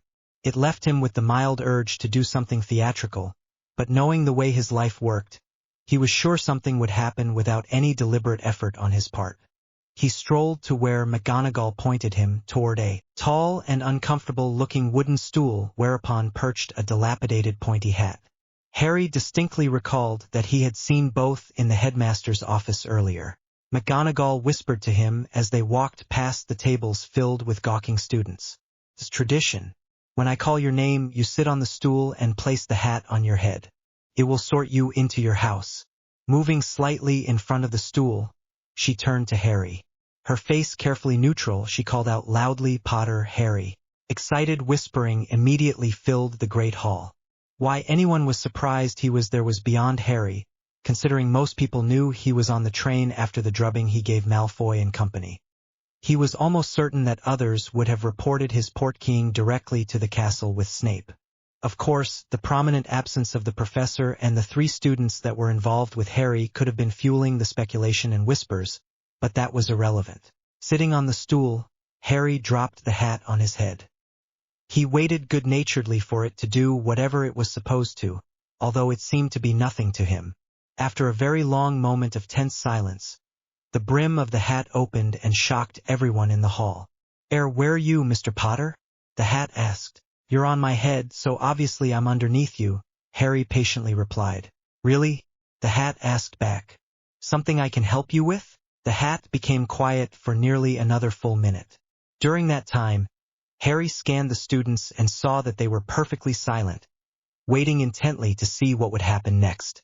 Apparently no one had ever witnessed or heard of the hat casually talking like this. Looking at the head table, he noticed that every single person at the table seemed to be in a mild state of shock. Except one. Dumbledore alone seemed to be unperturbed, but he was instead slowly shaking his head from side to side as though hopelessly lost in his own back garden. "Merlin!" the hat exclaimed. "I can't find you at all." "How is that?" Harry shrugged whilst examining his nails again.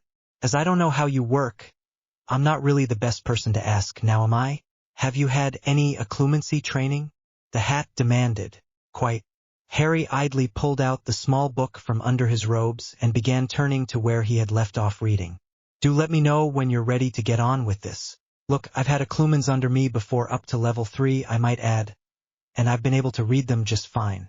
In fact, I can see shields and the consciousness of people, but for some reason I can't see you. I don't suppose you'd lower your shields, would you?"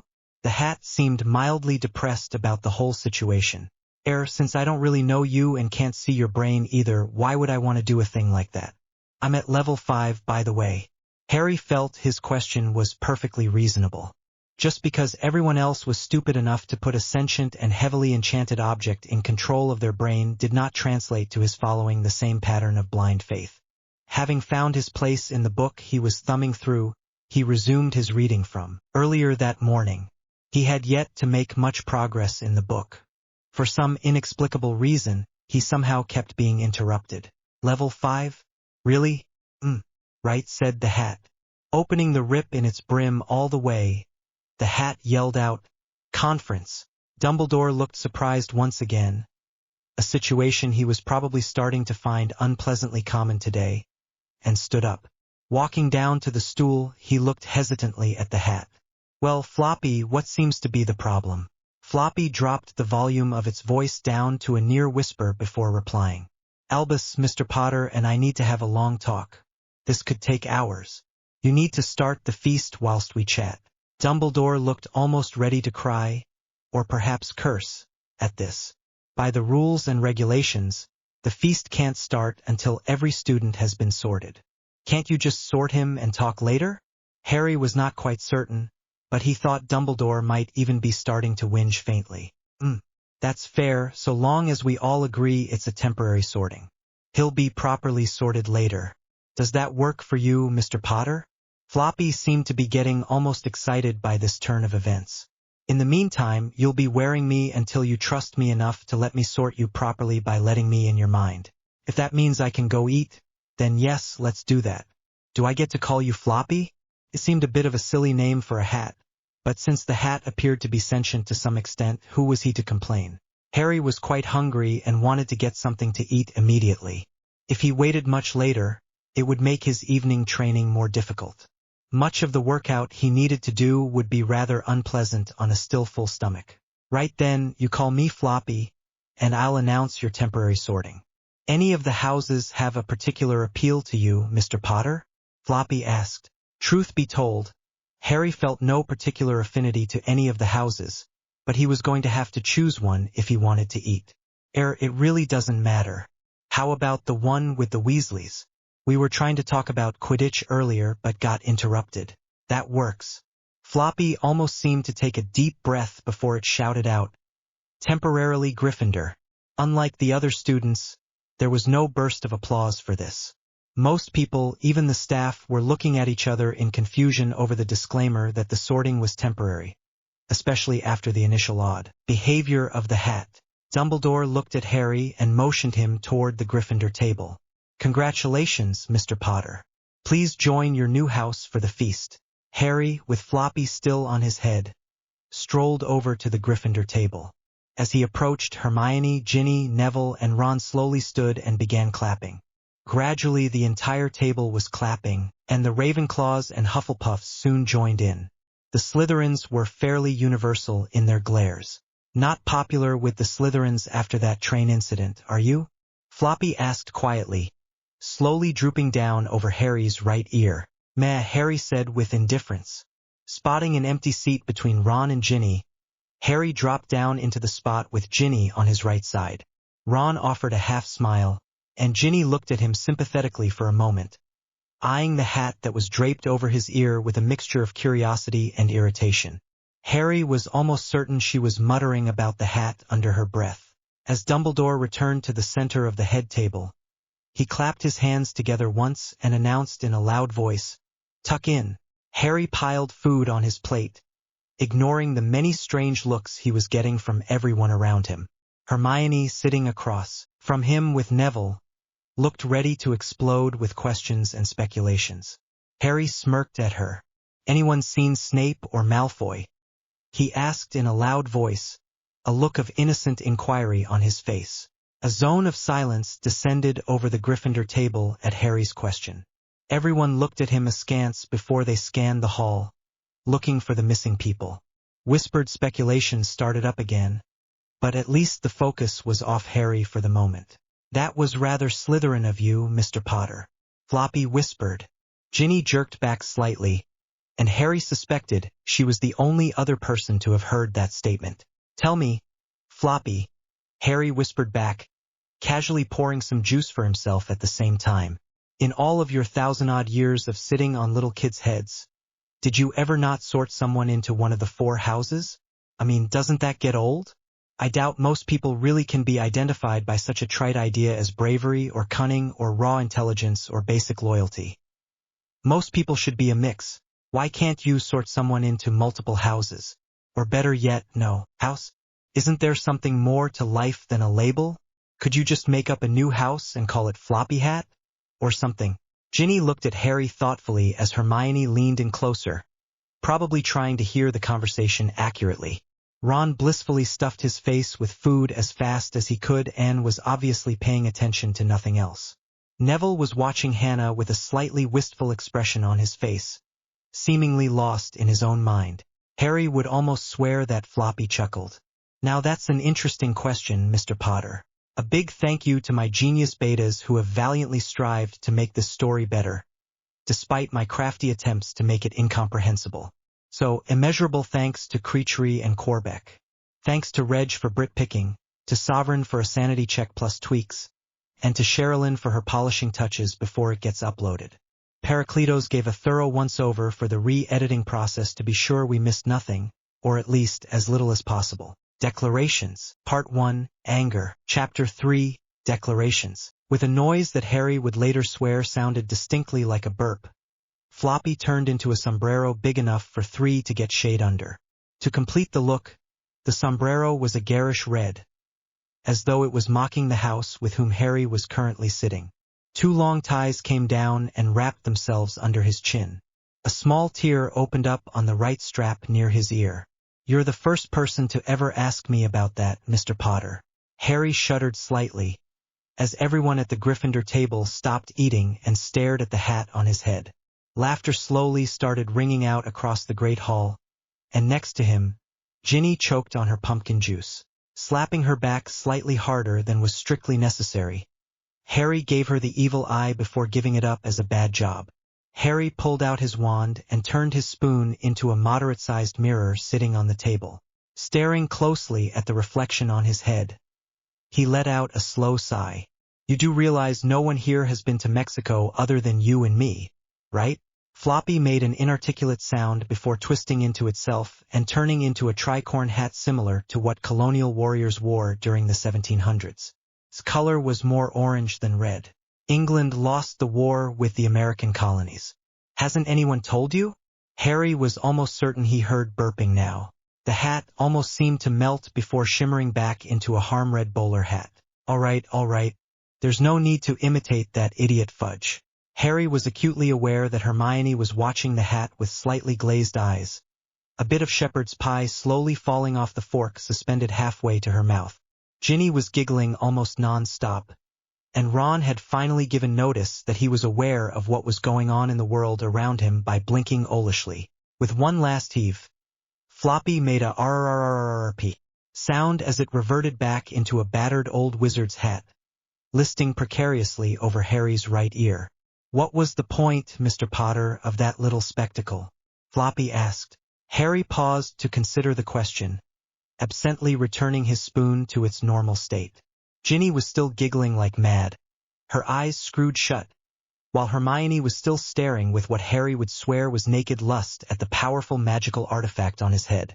Ron seemed to wake up slightly, realizing that there was pudding on the table, and he resumed eating while glancing occasionally at Floppy. The redhead was most likely checking to see if the hat had turned any new tricks.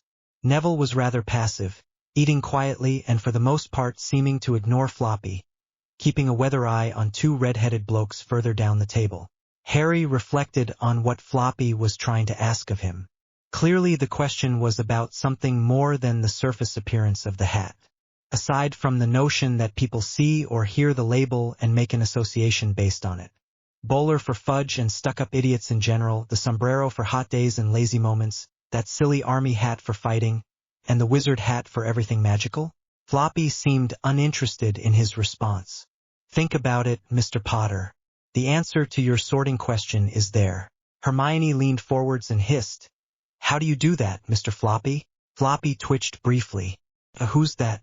The tip of the hat twisted around, almost like an antenna trying to tune in a weak signal. "Oh, Miss Granger. Do what? Change shape? Am I magical or not?" That seemed the definitive answer as far as the hat was concerned, and no matter how many more questions she asked, Floppy had no other answers for Hermione.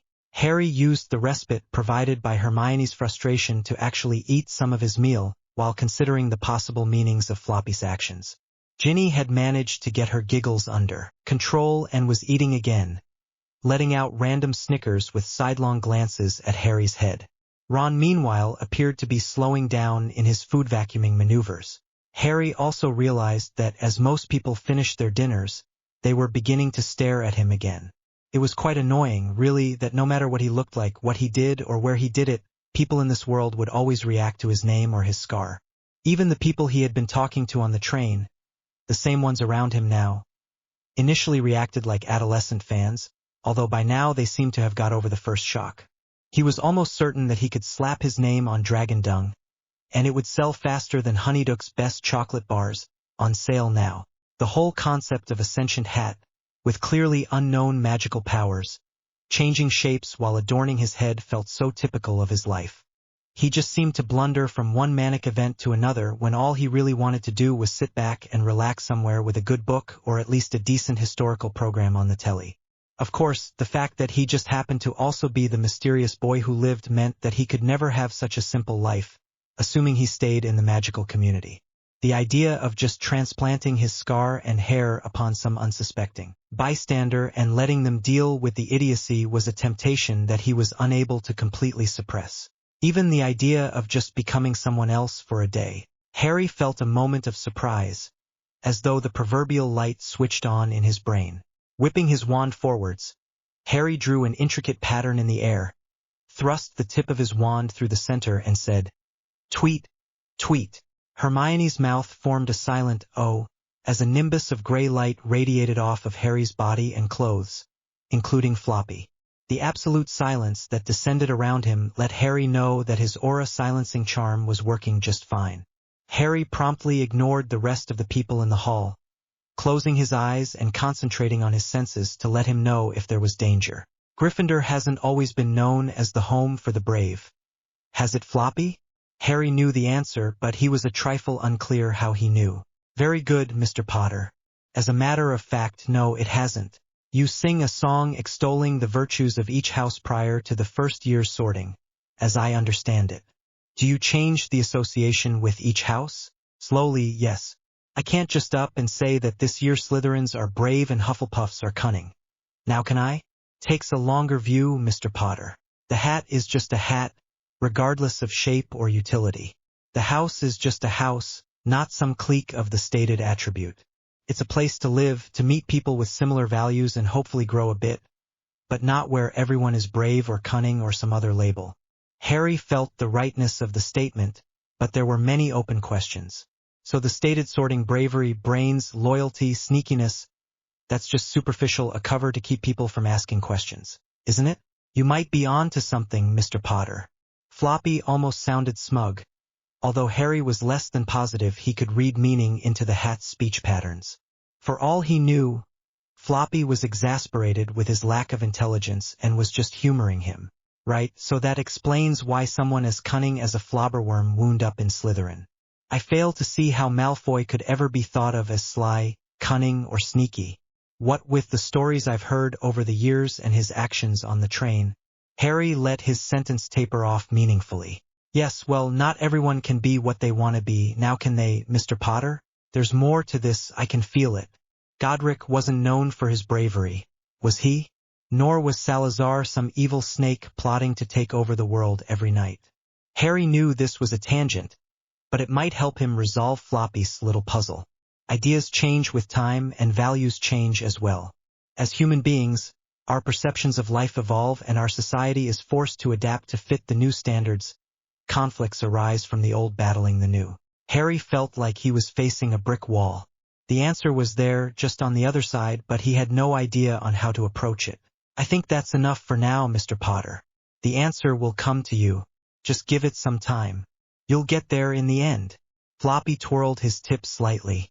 I think you should return to your classmates, Mr. Potter. They are growing somewhat alarmed at your lack of response to their questions and your most interesting display of magic.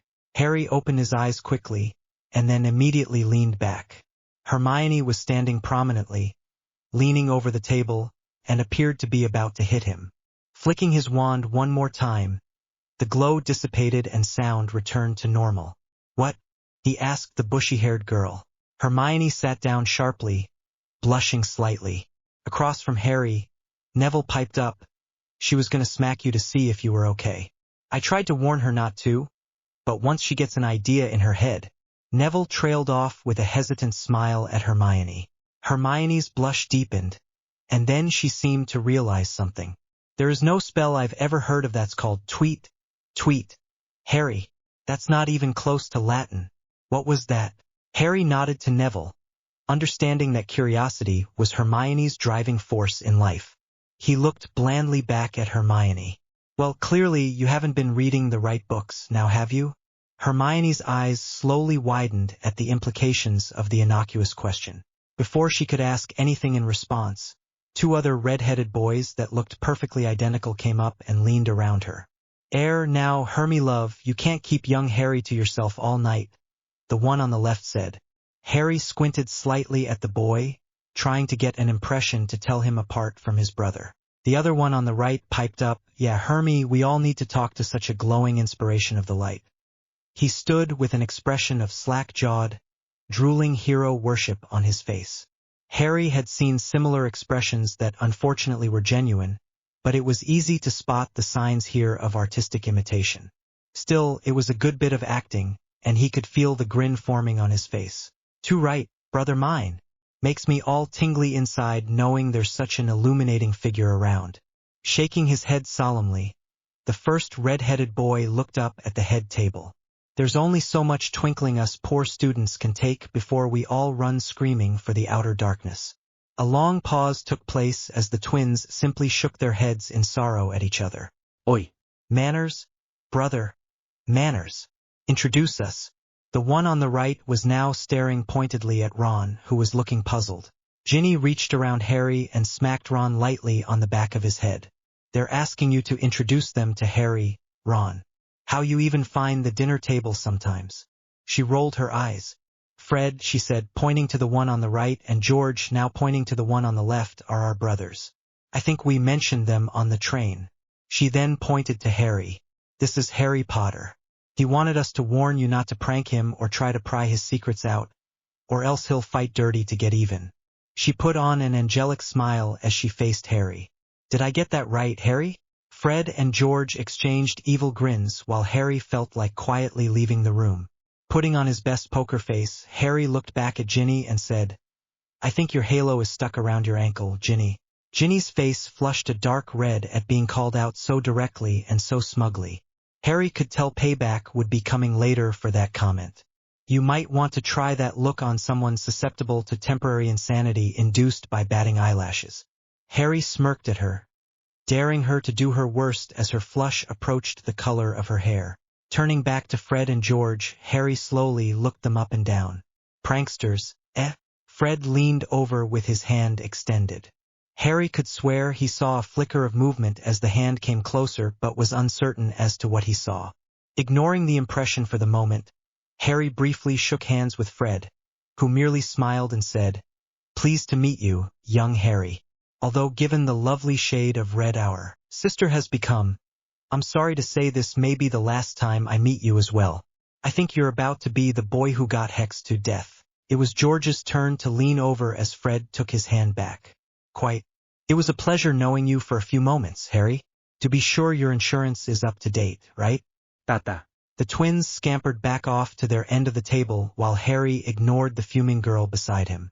Ron and Neville, however, stared at Harry, somewhat horrified, and slowly edged away from him. Harry glanced at Ginny to see her eyes squinting dangerously, and he decided to go for broke. Winking at her, he retransfigured his spoon this time into a halo, and cast an oscillating floating spell and random color change spell upon it before setting it on her brow.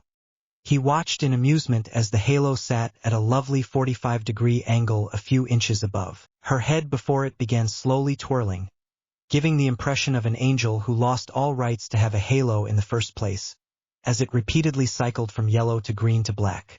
Ginny's eyes bulged, and Harry was certain the payback would be spectacular.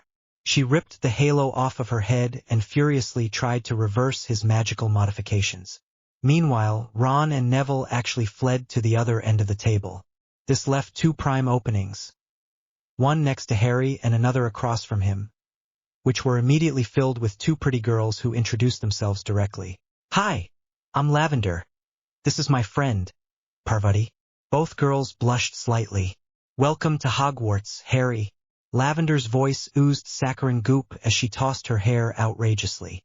Harry wondered what she would do if he called her on her posturing. Realizing that he had one fuming girl on his right, he failed to see how it could get any worse with another one on his left, so he just jumped right in. Harry adopted his best clinical voice. "Nice to meet you. I notice you keep flipping your hair over your shoulder. Did you know that's been proven to be a clear sign of attraction and flirtation in attempt to win a date or even a mate?" Lavender blinked once before smiling as if she held the world in her pocket. "Is it working?" she asked, leaning forward slightly to enhance the effect of her feminine assets. Harry decided it was time to really start messing with heads. "I don't think so. Ginny doesn't seem to be that interested in you." Have you tried flirting with Hermione yet? Gon's silence met this statement. Lavender seemed to be stuck somewhere between horror and mortification. Parvati choked on her juice and coughed violently. Hermione looked like a deer caught in headlights, while Ginny had gone from a deep, angry red to ghostly pale in the blink of an eye. Deciding it was time to exercise the better part of valor, he concluded by grabbing his goblet of pumpkin juice and stating blandly, "Well, then again, maybe it is working with Ginny. She's certainly not angry with you for flirting, whereas she seems downright hostile to me. I'll leave you girls to get better acquainted. Let me know how it goes." Harry rose promptly yet walked casually back towards Fred and George, his senses on high alert, expecting a major harm on his person at any second.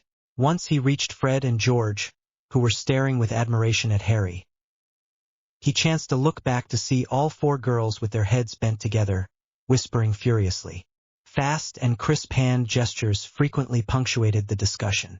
Harry experienced a sinking sensation, realizing that payback would not only be swift and vicious, it would be completely without any mercy at all. Fred whistled softly, causing Harry to look back at him. "Brass ones, young Harry," Fred said quietly. "You've got brass ones if you're going to hack our sister off like that and just walk away." George nodded his head vigorously while Ron and Neville were once again trying to get as far away from Harry and whatever imminent violence he would soon be receiving. "Ruddy, brilliant, but you are definitely going to be unhappy soon." "If she's so good at scaring the crap out of people," Harry asked, "why the hell is she wanting to learn to fight Muggle style against fools like Malfoy?" Fred and George wound up with poker faces before Harry could realize he had crossed some invisible line. "Asked you about that, did she?" Fred inquired in all seriousness. Harry just shrugged in response. "You going to teach her?" Fred continued. Harry shrugged again. "We three need to talk later, Harry, before you decide anything. Clear?" Harry took a long moment to stare at Fred and George individually and nodded slowly as it became apparent just how serious they were over the topic. "Excellent. Now, since they appear to be delaying your imminent and no doubt painful doom until after the feast, why don't you join us?" Fred rapidly oscillated back to being the extreme, jovial extrovert. George pushed the fellow next to him down a bit, and Harry sat down beside him. While everyone was shifting places and trying to make a little more room, Harry casually swapped his goblet of pumpkin juice for George's. After all, if one of them had done something during that brief flicker of movement, it was only fair that they pay the price for trying to prank him. Harry made a slight production out of reaching for his goblet before raising it to Fred and George and offering a toast. To payback in all its forms, especially with redheads. Fred and George both laughed as they took up their goblets, smirked at each other, and then clanked them together with Harry's before all three took a long drink. George promptly turned into a duck and started quacking at everyone. Fred took one look at George and burst out laughing, while Harry just smiled broadly. "Put it in my pumpkin juice, did you?" he asked with a smirk. Fred looked surprised that Harry had made the connection, before looking back at George. "It'll wear off in about 2 minutes. You realize you just pranked us, don't you?" Harry went for his own angelic look. "Me? Prank you? I was just offering your own prank back to you. I didn't actually arrange anything." Harry batted his eyes a bit as he finished, causing Fred to laugh some more. Both watched George hop up on the table and waddle along its length, irritating people by poking his fat bill into everyone's drink. With a short puff of exploding feathers, George reverted back to human form halfway down the table, coincidentally close to Ginny and her planning partners. Scrambling back to Fred and Harry, George leaned in and whispered urgently, "Harry, you might want to consider vacating Hogwarts right after the feast and saving yourself a lot of pain and public humiliation. Those girls are downright evil." Shuddering slightly, he stared at Fred for a moment before looking back at Harry. "Right. I believe young Harry here needs to learn not to mess with Weasleys. You've got our sister plotting against you and you've pranked us. You do realize this is a declaration of war, do you not?" Fred leaned over and finished the challenge. "You can surrender now and grovel at our feet here in the Great Hall, because when we're done with you, you'll be doing it in nothing but your underwear while wearing a sign proclaiming our greatness. Choose quickly." Harry carelessly noticed that all the people sitting around Fred and George were suddenly looking decidedly nervous.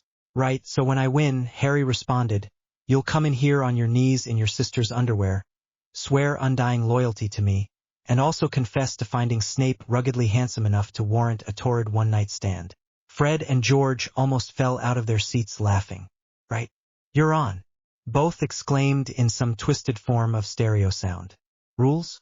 Harry paused to think over the last few prank wars he had been involved with. First, nothing that is untested and could have unknown side effects. Second, no prank that lasts more than 24 hours. Third, no prank that prevents one of us from defending ourselves. Fred and George nodded at this. Excellent. Fred said while George bobbed his head in concurrence. I say we keep going until one side capitulates. No point in keeping score. George agreed to this idea as well. Harry looked back and forth before grinning evilly. One other clause. We need to be able to call a truce period of not more than 48 hours. Each truce period will have to be agreed to by all of us, which means we have to provide a basically honest explanation of why it's needed. Fred and George nodded again, but this time George responded. Good idea, Harry. We'll need those truces during Quidditch games, since we're on the team. Harry shrugged, and Fred and George each extended a hand. Harry shook each in turn and then motioned them closer. A wave of whispered conversations suddenly shot down the table as everyone rapidly discovered the declared prank war. I need to declare this weekend a truce weekend. In fact, I've got a little business proposition for you where we can mutually benefit. I need something done here without my name on it. You guys will make a tidy little sum, get a bit of decent publicity out of it, and it won't take up much of your time. Interested? Fred looked at George, who looked back at Fred, and then both turned to stare at Harry. When we talk later, you'll fill us in. Then we decide. For now, conditional agreement. Fair enough, Harry replied. Now, explain to me why your entire family is scared to death of your sister. She seemed quite timid on the train. Fred chuckled and was obviously preparing to lay out the basic facts of life to Harry when Dumbledore rose to his feet and clapped his hands together to obtain everyone's attention. Floppy sat up a bit straighter and pointed his tip towards the aging headmaster. Later, George hissed into Harry's ear. Harry just nodded while keeping his eyes on the supposed leader of the light side in times of darkness. Welcome back, one and all, to another exciting year at Hogwarts. As usual, I must make a few start-of-term announcements. First, your heads of house will be informing the Quidditch captains of the yearly schedule, so tryouts will begin at the discretion of each captain. Second, I feel I must remind all students, especially people here for the first time, Dumbledore stated while staring straight at Harry, that the Forbidden Forest is very dangerous and, therefore, is off-limits to all students. If you enter, you may not come out alive, and there are a great many things worse than death. Returning his gaze to the rest of the students, Dumbledore paused to sip of his drink before continuing. Mr. Filch has asked me to once again remind everyone that magic should not be used in corridors between classes, and he has expanded, yet again, the list of forbidden items. I suggest you consult the full list outside his door if you are unsure whether any of your cherished belongings should not be found in your possession. As you may notice, we have 2 vacant seats at the head table tonight. I wish to assure you that Professor Moody has agreed to return for his 2nd year of teaching, but he is caught up in some OR paperwork from events earlier today and will not be in the castle until after curfew this evening. Professor Snape has similarly been detained, at which point Harry started chuckling while Fred and George shot him confused looks, and should be returning in a few days. I hope he will be back in time for classes on Monday, but we will post announcements if alternate arrangements for potions classes are required for the start of lessons next week. Dumbledore paused once more to take another sip of his drink while many quiet conversations started again, most speculating about the location of the Slytherin head. I would like to welcome Harry Potter to our ranks once again, but his arrival requires some additional information for each of you. As some of you have no doubt noticed, Harry does not wear a traditional school uniform. Indeed, we are very lucky to have with us, for the first time in over 200 years, a young man on the path to becoming a full war mage. Dumbledore hesitated, unsure of what level of reaction such a statement might generate, but from the complete silence and somewhat baffled looks, it appeared that most families had long since forgotten about the discipline. You will note that his outfit consists of robes in simple black, with 2 silver emblems on his shoulders. The mace on the left shoulder represents a sworn oath to the war mage training and values. This oath is both magically binding and recognized around the world. It is a most difficult and strenuous training regimen, and there has not been a new member sworn into their ranks for over 150 years now. I suggest that those curious to know more should consult the library's historical section, where you will find many references on what this lifelong oath entails. Of much greater significance, however, is the fact that once a war mage has been trained sufficiently, they carry on the right shoulder a dagger emblem. This emblem symbolizes their legal right to respond to any attack upon their person and their right to use lethal force in response to anything they consider to be life-threatening. Dumbledore gravely looked over the student body, which was sitting in silence, many now openly staring at Harry. For his part, Harry tried to project bored indifference to all the attention he was getting. He quietly sat while Floppy's tip slowly rotated in a circle. It had been a very long time indeed since he allowed something as trivial as unwanted attention to affect his external behavior. I must repeat that warning. Every person in this room must understand that when a war mage is entitled to wear both symbols, as Mr. Potter is, any attack, even in jest, may be seen and responded to as life-threatening, justifying the use of lethal force in retaliation. Dumbledore again paused to let the full implications of his statement sink into everyone. Harry could suddenly feel several eyes on him, as Fred and George frowned heavily. Glancing back up the length of the table, he could almost swear that Ginny's evil eye was actually working on him. The Slytherin table seemed mostly indifferent to the comment, while many of the other students looked slightly nervous. The only exception to this is when you are in classes with Mr. Potter and a teacher specifically asks Mr. Potter to participate in a class exercise, and all of you are following the professor's instructions. If you go beyond the confines of the approved exercise, be prepared for consequences. Each of you should be aware that his use of force, be it magical or physical, is fully permitted under the law. Mr. Potter also has the right to detain someone who is acting against the law and remand them to the Aurors for questioning, and, if necessary, prosecution.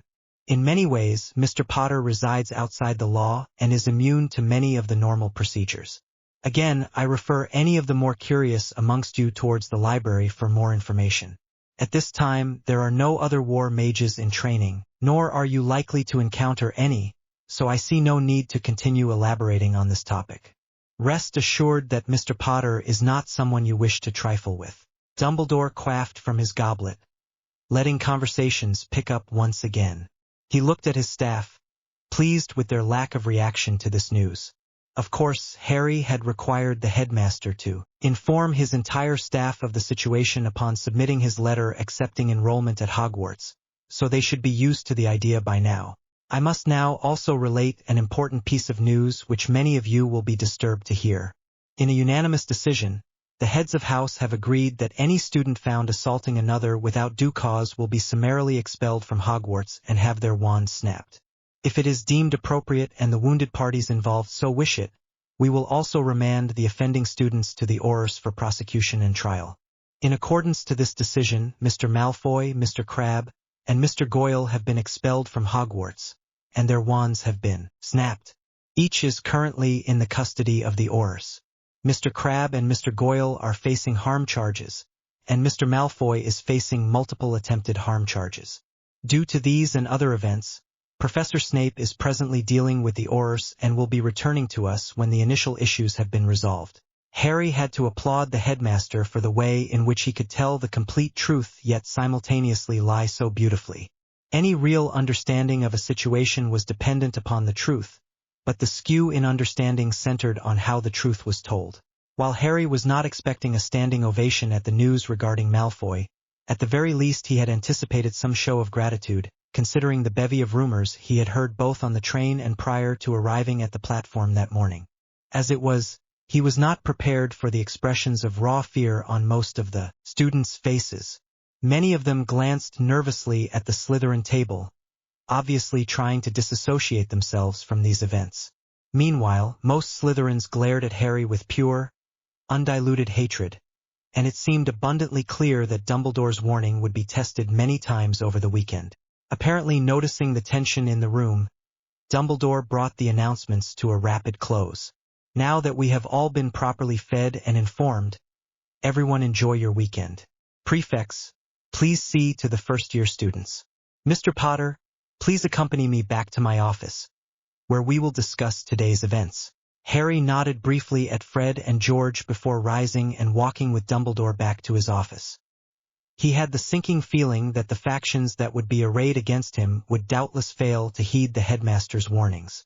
The likely result would see the hospital wing becoming a hotbed of subversive activity aimed at eliminating his presence from Hogwarts with all due haste.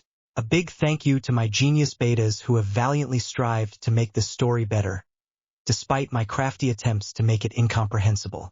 So, immeasurable thanks to Corbeck and Creachery. Thanks to Reg and others for their Brit-picking, to Sovereign for a sanity check plus tweaks, and Sherilyn for her polishing touches before it gets uploaded. Harsh Reality. Harsh Reality Part 1. Anger. Chapter 4. Harsh Reality. After the headmaster finished placing wards around the room again, Harry and Dumbledore settled into their seats.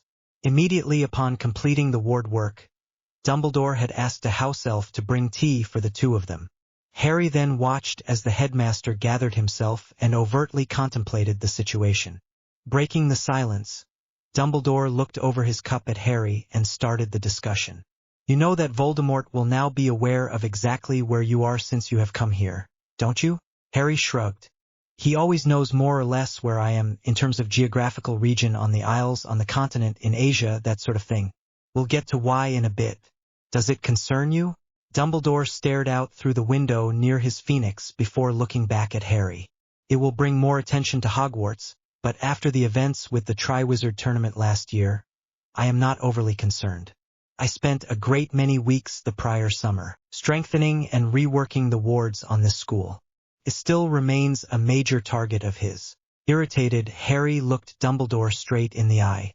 We both know Voldemort couldn't care less about Hogwarts as a building, or even as a school. Dumbledore sighed heavily. How are you aware of this? Harry smirked and simply raised his left eyebrow. My mentors and I worked it out some time ago. Dumbledore stood and paced behind his desk for a few minutes before clearing his throat. Harry felt that the conversation was really about to begin, so he put his cup down on the tray and gave his complete attention to the headmaster. I spent much of dinner contemplating the mutual oaths we have sworn, Harry. I still feel it was rash and that we will end up regretting this before long, but I think there is a way we can work within the oaths and still have time to do what we need to do. Do you realize that I could sit here and talk to you for nearly 1 year without interruption and still not cover all the details of what I know about Voldemort? Harry looked back at him in mild surprise. You know him this well? And yet he still is among the living?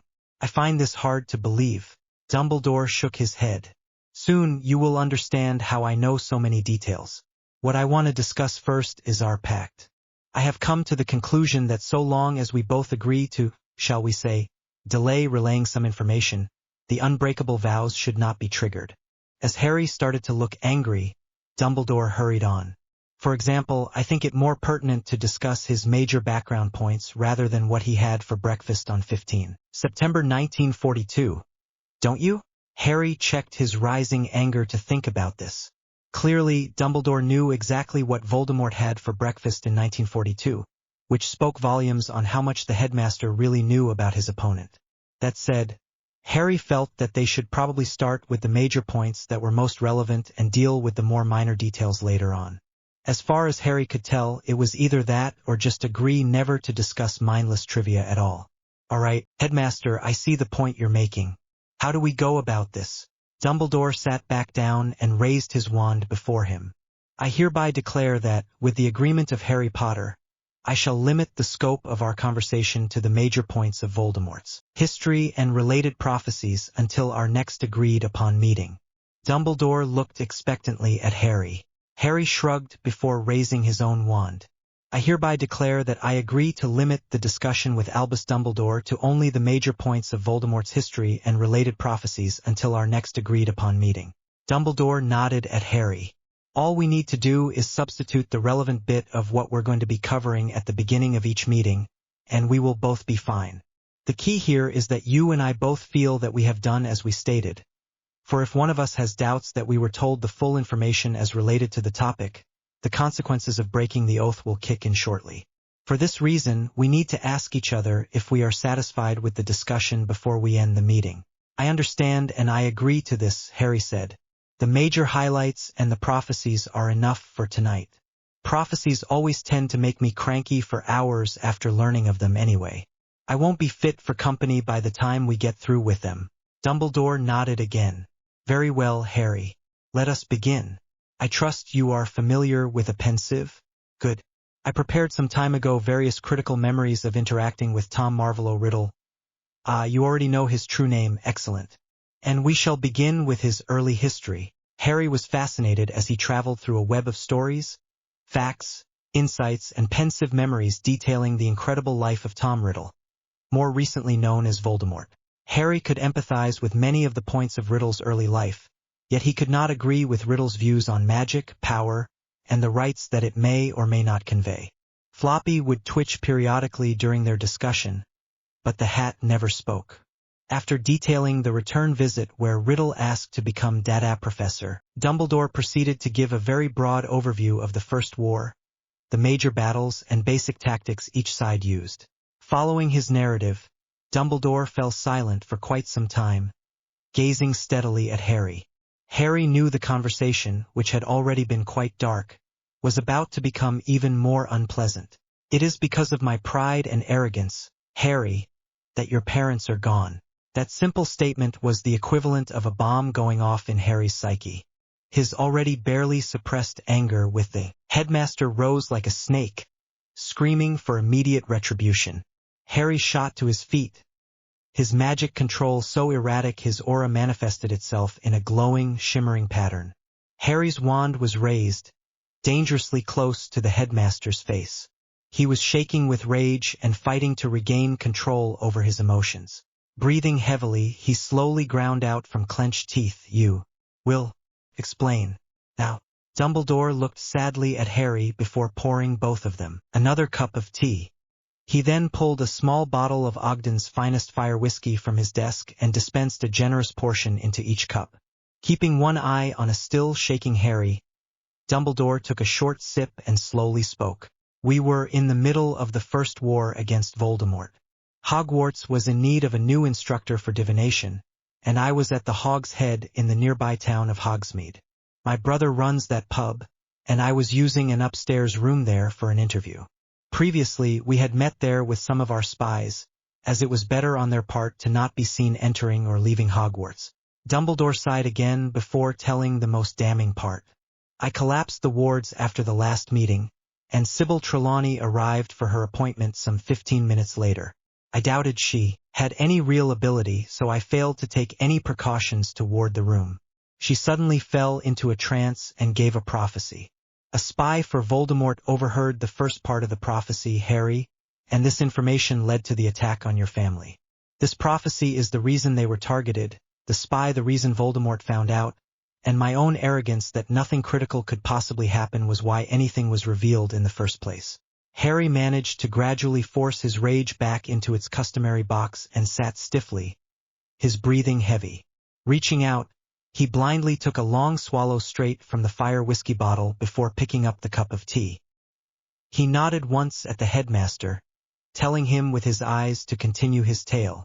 Dumbledore tapped the side of his pensieve, saying, "This prophecy foretold your birth, Harry. Observe." The ghostly figure of a woman rose from the surface of the pensieve and spoke in an unearthly voice. "The one with the power to vanquish the Dark Lord approaches. Born to those who have thrice defied him, born as the 7th month dies, and the Dark Lord will mark him as his equal. But he will have power the Dark Lord knows not, and either must die at the hand of the other, for neither can live while the other survives. The one with the power to vanquish the Dark Lord will be born as the 7th month dies." The figure sank back into the silvery depths of the pensieve. Harry rose and paced the room for a few minutes before sitting back down and drinking his tea. "The signs are apparent.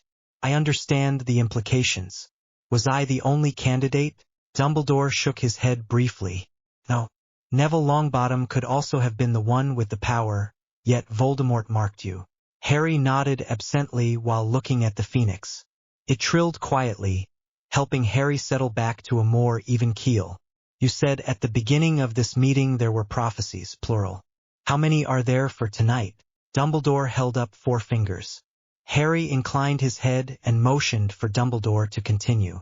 The headmaster looked somewhat nervously at Harry, the first palpable emotion he had displayed this evening. Harry, he hesitantly said, the major thing I have not told you is that Severus Snape was the spy who overheard the first part of the prophecy and subsequently told it to Voldemort. Later, when Voldemort announced his intention to attack your family, Severus came to me and revealed everything. He indicated that he wanted to cross over to our side, and through his warning we placed both your family and the Longbottoms under the Fidelius charm. Severus harbored an intense hatred of your father, Harry, but he owed your father a life debt, and this was how he chose to try to repay it. While it kept Voldemort away for a few weeks, in the end it was the betrayal by the escaped convict Sirius Black that led to that fatal night. I trust Severus with my life, Harry, which is why I did not wish to tell you this information or see you press charges against him. Severus feels that his life debt was not paid, and he now owes it to your father to protect you. This, however, does not make him feel kindly towards you. After today, I fear that the best that might be said regarding your relationship with Severus will be that your hatred and desire to harm him is equally reciprocated. Harry snorted into his teacup, as the feelings of hate and anger stirred again. You will soon learn some information that may cause you to think otherwise, Headmaster. I don't trust him, and after this revelation, I'll be happy to greet him in hell as long as he gets there first. Do continue. When we arrived at the scene of destruction at your house that night, Harry, I had to make an instant decision. It was clear to me that Voldemort was not, in fact, gone, although the Ministry refused to hear my warnings. When I determined that the scar on your forehead was the result of a failed harm curse, I conducted many tests to try to understand how you had survived. Further tests suggested that it was caused by the selfless, willing sacrifice of your mother for you. There is a rare type of harm magic warding that can be performed, and I knew that if my suspicions were correct, if I were to place you with harm relatives of your mother, you would remain safe from any direct attack by magical means. Alternatively, I could place you with a magical family, and you would likely have grown up with an inflated head full of propaganda and would have been a puppet of the Ministry for your entire life. Those were dark times, Harry, and you were the only beacon of light that was available. The Ministry would have used you in a heartbeat, and I feared your childhood would have been terrible. You were technically a ward of the state, and I knew I must act before the Ministry could. So I decided to place you with the only harm relatives you had, those of your mother, and sealed a harm ward between you and your Aunt Petunia to keep you safe. They became your legal guardians, leaving the Ministry powerless. I then turned my attention to discovering where Voldemort had fled. Harry was distinctly displeased, and he once more had to work hard to keep his anger in check. When he allowed himself to experience the emotions, what little he remembered of his life at the Dursleys still left him in a towering rage. The man in front of him had sentenced him to that life and, therefore, to the life that followed, and he was not about to casually forgive the man for his actions. While Dumbledore was unaware of the struggle Harry waged with his emotions, the Phoenix apparently was not. The beautiful creature of the light flew onto Harry's shoulder where it softly trilled a song of comfort and hope and strength, helping to keep Harry's mind mostly clear of troubling emotions. After refilling his cup, Dumbledore resumed his narration. Over the subsequent 10 years, I chased rumors of Voldemort. I spent time in Albania, Austria, Russia, and the Balkans looking for him. I never found him, but several times I found signs of his passage. I even unearthed some signs that he might have been in England as recently as 4 years ago. Before today, my best intelligence placed him somewhere in the forests of Albania, reportedly without a body yet possessing whatever life forms he could to continue a bitter, powerless existence. Every break I can arrange to take from this school I use to continue my search. I know he is out there, biding his time, waiting to strike and come back more powerful than ever. Earlier, you indicated that he has already regained his body. I am most anxious to hear what you have to tell me. Before that, however, let me share the other 3 prophecies that I believe are of immediate importance. Dumbledore paused to stir the pen sieve in front of him again. Approximately 2 years after you were born, Trelawney again made a legitimate prophecy. After her initial interview, I spent some months constructing special wards that would detect the change in her mind as she entered the seer's vision and would log any predictions disclosed during the trance. This was the first prophecy I recorded by that means. I am not entirely certain but suspect that it relates to you or Voldemort. Dumbledore tapped the pen sieve, and the lone figure of Trelawney straightening an empty classroom rose above the surface. Her head suddenly shot back and her disembodied voice filled the room. Her tears of harm and pain set fire to the world. Her fire burns all who would touch it. The chosen one must be judged by the eternal fire. The Dark Lord must have the fire to live. The sky weeps at her cry of loss and pain.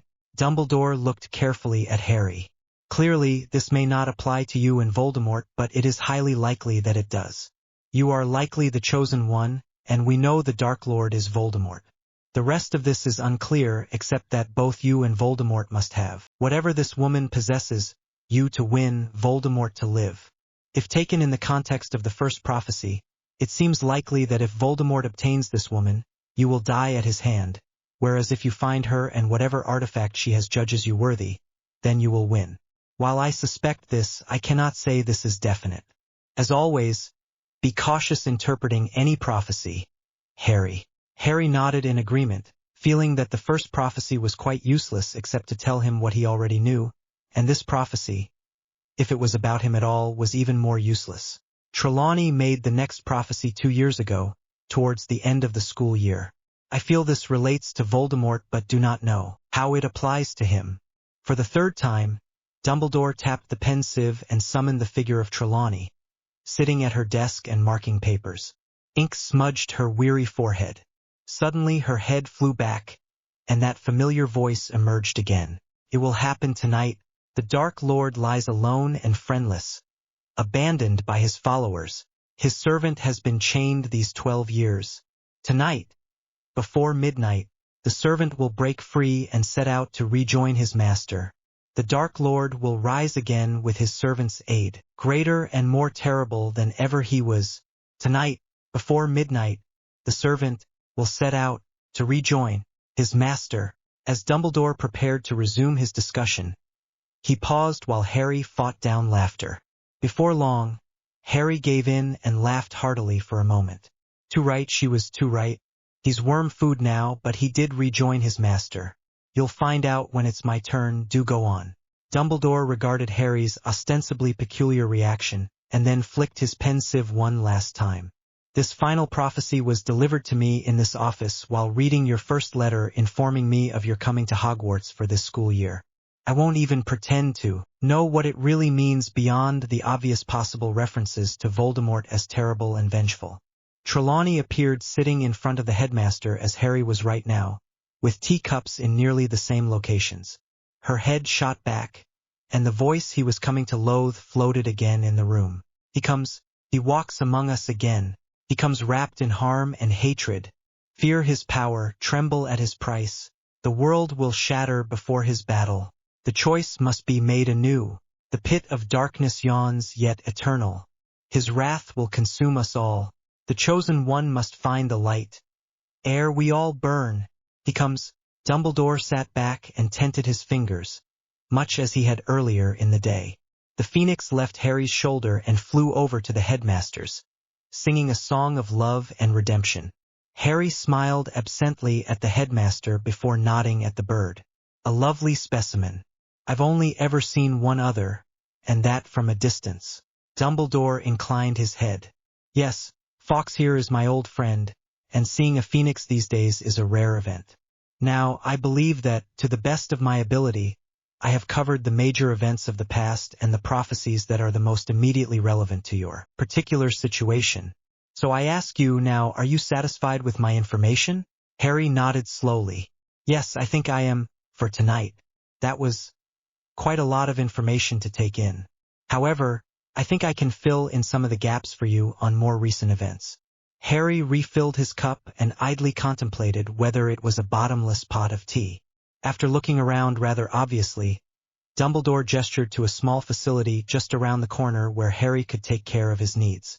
When Harry returned to his seat, He leaned back, far from Dumbledore, yet relaxed in posture. First, I feel I should tell you that I had to harm your Professor Quirrell when I ran into him during the winter holidays some 4 years ago. Dumbledore sat up straight at this information but made no comments. I have an ability that you have likely heard of. I have an overabundance of conduits in my eyes. I can, therefore, see magical signatures and magic being cast. You are familiar with this? Harry waited until Dumbledore nodded briefly. A couple of my mentors and I ran into Quirrell while Christmas shopping in Diagon Alley. You never heard of my presence because I always travel well disguised. Quirrell was coming out of Nocturne Alley when I saw a massive dark aura around his head. After a quick discussion, we followed him back to a small cottage in the woods, near Sussex, confronted him, and found the spirit of Voldemort embedded in the back of his head. I'm afraid we didn't wait around for a long discussion with his vileness, and I simply put a reducto curse across Quirrell's throat. Voldemort was less than pleased by the development, as you might imagine, but we persuaded him to move along sharply.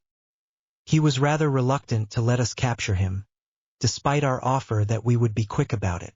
Harry smirked slightly when Dumbledore's eyebrows crept near his receding hairline. I do so apologize for harm one of your professors. I shall try not to make a habit of it. Harry paused to take a drink of his tea. I must also confess to being part of the reason why Lucius Malfoy no longer uses his cane for strictly cosmetic purposes. Yawning slightly at the late hour and, from the prior night's lack of sleep, Harry continued his terse summation of recent events. We were hunting down a particularly nasty dark arts text and found ourselves in Borgin and Berks about 3 years ago. It was towards the end of August, I think. Anyway, that Pratt and his malodorous son were there arguing with Borgin while we waited for service. I recognized a tantalizingly familiar dark aura leaking out of his coat pocket, so my mentors waylaid him in the alley. His son was obliviated, as was Lucius, so they don't know the exact details, but we recovered a very dark artifact, the school diary of one Tom Marvolo Riddle. After conducting experiments for the better part of a year spent, we discovered who Tom really was and made the most disturbing find of all. That diary was a Horcrux, one, created expressly to return Riddle to a new body by draining the life of another wizard or witch. Dumbledore had a look of horror on his face as he stared at Harry. A Horcrux? Unfortunately, that tells us why he survived when the harm curse failed. What it doesn't tell us is how many, because he's obviously created more than one. Harry smiled thinly at Dumbledore. That, combined with the events this past summer, is why I am here, Headmaster. I need to know what you know so we can do something a bit more permanent about his scaliness. Scaliness? Oh right, the rebirth. We'll get there. But for now, he looks like a half-snake, half-man abomination in gene splicing. I take it you know as well as I do why he opted for a new form that most probably has a lower than normal body temperature. Dumbledore nodded briefly as he sat back again in his chair, looking somewhat resigned to what was coming next. About that prophecy concerning his servant. I'll spare you the details for now, we'll talk about it in depth later, but we caught Peter Pettigrew crawling around in his animagus form on the continent probably a few months before that prophecy was made. We literally kept him chained up, trying to drain any useful information from him. He escaped, in all likelihood on the same night that prophecy was made, the ruddy bugger. We had a couple of incidents that night and somehow, in the confusion, he broke free and disappeared. Harry frowned a bit at the thought of Pettigrew getting away due to their carelessness. They had been tracking down 2 suspected former Death Eaters and had been planning to make a strike on their headquarters when they found themselves under attack. It made Harry regret ever saving the sorry rat from his mentor's fury when they discovered his real identity. Since we suddenly knew Sirius Black was innocent, we busted his arse out of Azkaban. And no, I won't tell you how, since you'd be obligated to report it, and then they'd fix the problem. Anyway, Sirius is under my protection now and, until we can prove his innocence, he will remain safely hidden. After the nightmare of Pettigrew's escape, we started tracking his good-for-nothing arse down. We were very close to catching him 2 summers ago, but he gave us the slip at Malfoy Manor. As you and I both know, that's not someplace to enter if you want to see the sunshine ever again. Harry was too tired to be as angry as he usually was when he thought of how close they had come to nabbing Pettigrew that day. He really needed to find a way to permanently inhibit an animagus from transforming. It was just too hard to spot a rat in the middle of a big grassy field that had never seen a mower. We're not sure exactly what happened, but all the signs point to Pettigrew and Malfoy deciding the time was right for the Triwizard Tournament to be revived. We believe it was the foundation of a plan to keep both you and the Ministry completely focused on the political and social situation with the international spotlight on Hogwarts. In effect, it was perfect. It kept both of the main opposition groups that Voldemort needed to get around nailed to the floor in one place. All it took was Lucius lubricating the right people with some galleons, and suddenly it seemed like everyone had the same idea at the same time. No one thought Voldemort was really alive, so no one was actively on guard. You all fell perfectly into his plans. Harry took a long swallow of his tea before placing the empty cup back on the desk. He felt that, if he had any more of the damn drink, he would explode. While you all were prancing around and dealing with the press, eventually celebrating the victory of that Diggory kid, we were trying to keep tabs on all the known suspected Death Eaters. It was clear they were planning something major, and it looked like it was going to culminate on the same night as the third task. Harry stopped to pour himself a cup full of fire whiskey. We had caught wind of Pettigrew that day. Harry looked back out the window for a moment. My favorite mentor, your former partner, and I ran across him, seemingly by accident. We followed him to a town called Little Hangleton, where we planned to capture him and find out what the hell was going on. Harry took a healthy mouthful of fire whiskey from his cup. It was an ambush. We were completely set up. Lucius and Nott were waiting, and Pettigrew turned on us when we least expected it. It was a short fight since we were not fully prepared and had expected nothing in the middle of a Muggle village, surrounded by Muggles. Harry finished his fire whiskey and walked over to the window. That was the moment when Nicholas Flamel died. I was knocked unconscious right after watching him get harm. Harry put his hands out, feeling the rough stone of the window embrasure, the smooth, cool glass, the weathered wood holding the panes in place. I woke as Lucius, Nott and Pettigrew were conducting a ceremony to bring back Voldemort. Lucius tossed in a bone from Riddle's Muggle father, and Pettigrew chopped his hand off as flesh of the servant. Nott used my harm, forcibly taken, to bypass the protection that my mother may, or may not, have given me when she gave up her life in order to save mine. Harry could see the events that night clearly in his mind. When Voldemort stood proud in his new and ugly Asin carcass, all of the dark marks on his servant's arms became crystal clear instead of the indistinct blob shape they had been in the intervening years. It was obvious to anyone with the mark that their master was back and was ready to kick some arse. Harry turned to look at Dumbledore. I saw Snape's mark earlier. It's just as clear as all the others. He knows, old man. He's known since that night that Voldemort is back. Albus stared at his desk, an expression of immeasurable weariness on his face.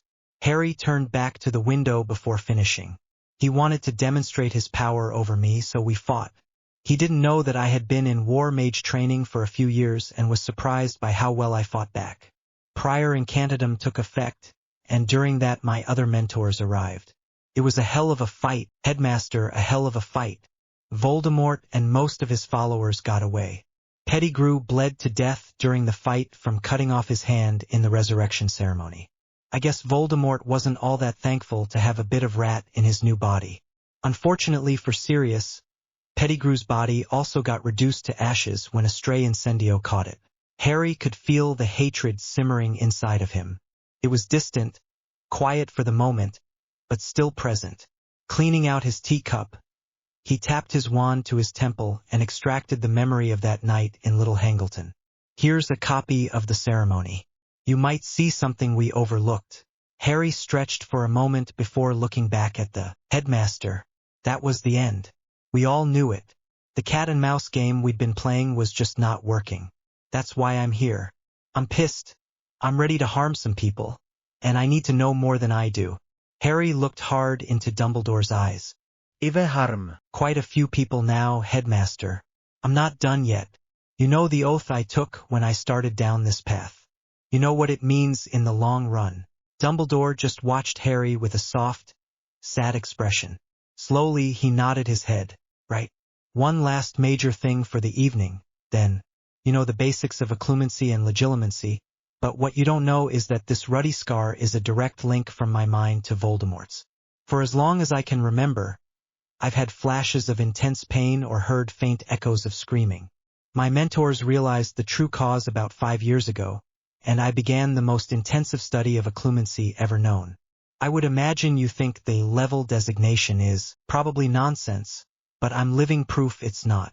I'm level 5, have been since earlier this summer. My mentor was at 7 before he died. It helps, but the connection is on the inside, not the outside. So I still get flashes of pain and the like, but at least I can keep my thoughts to myself. That git can't bother me directly anymore. Albus rose and walked over to the window next to Harry. They stood next to each other for a while, watching the night sky, during which Fawkes sat on the headmaster's shoulder, quietly trilling a song of strength. Harry, would you tell me who your mentors are? Harry laughed softly. He walked over to the bookcase and pulled out the single, massive tome that was in the middle of the bottom shelf. He dropped it onto the headmaster's desk with a heavy thud. The Theory of Magic, Essays of the Essence of Energy, edited by R.J.L. Harry waved vaguely at the book while looking back at the headmaster. Every contributor and editor in that pre-release volume has been or is one of my tutors. I think the official release will be held after Old Snakey has been put down for good.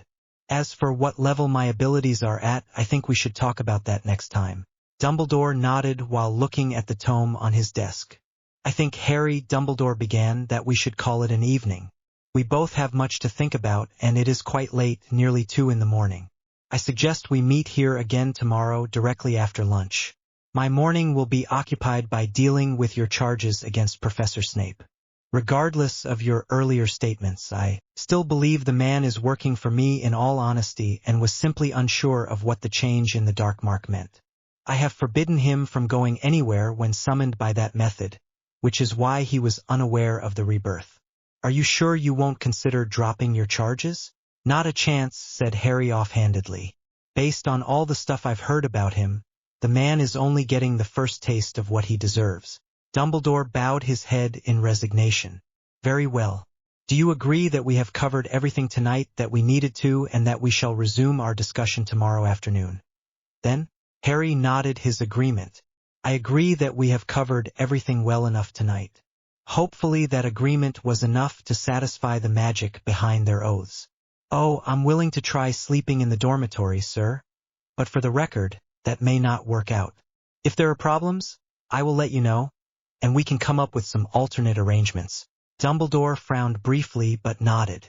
Extending a wizened hand, he snapped his fingers loudly. Rosen, he called. A short house elf, looking rather cute in a Hogwarts tea cozy, popped into the room. She looked at Harry briefly before turning her attention to Dumbledore. Rosen will show you to the Gryffindor common room, Harry. The password is Patronus. Just tell it to the portrait and she will allow you in. Rosen will show you to your dormitory. I shall see you at breakfast. Giving Harry a final nod, Dumbledore rose and waved him out the door. Harry followed the house elf down the steps to the headmaster's office and through a maze of staircases and corridors. Don't people find it irritating that the stairs keep moving? Harry muttered. Most people seem to like it, Floppy observed, shuddering slightly before becoming a dark brown fedora. Harry gave a start. The hat had been quiet for so long that he had all but forgotten about it. Students find it a convenient excuse for being a minute late to class. Well, the first years get a bit frustrated, but you'd already know that if you came here when you were supposed to. Harry laughed bitterly. Right, and give Dumbledore the opportunity to regulate what information is available to me. I respect the man for his achievements, Floppy, but I'd heard too many stories about Albus Dumbledore even before my first letter of invitation arrived. Could not just blindly accept his seemingly innocent offer to go to Hogwarts. I knew part of the prophecy, and I knew I needed training. Not having any official contact with the magical world before that date made it clear to me that Dumbledore was unconcerned with my problem, given that he knew of the situation with our favorite psychopathic terrorist. You do realize that the portraits you are passing will report what we're talking about to others.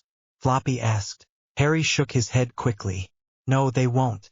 Only you and I can understand what I'm saying. Everyone else will only hear an annoying buzz, like too many insects flying next to their ears.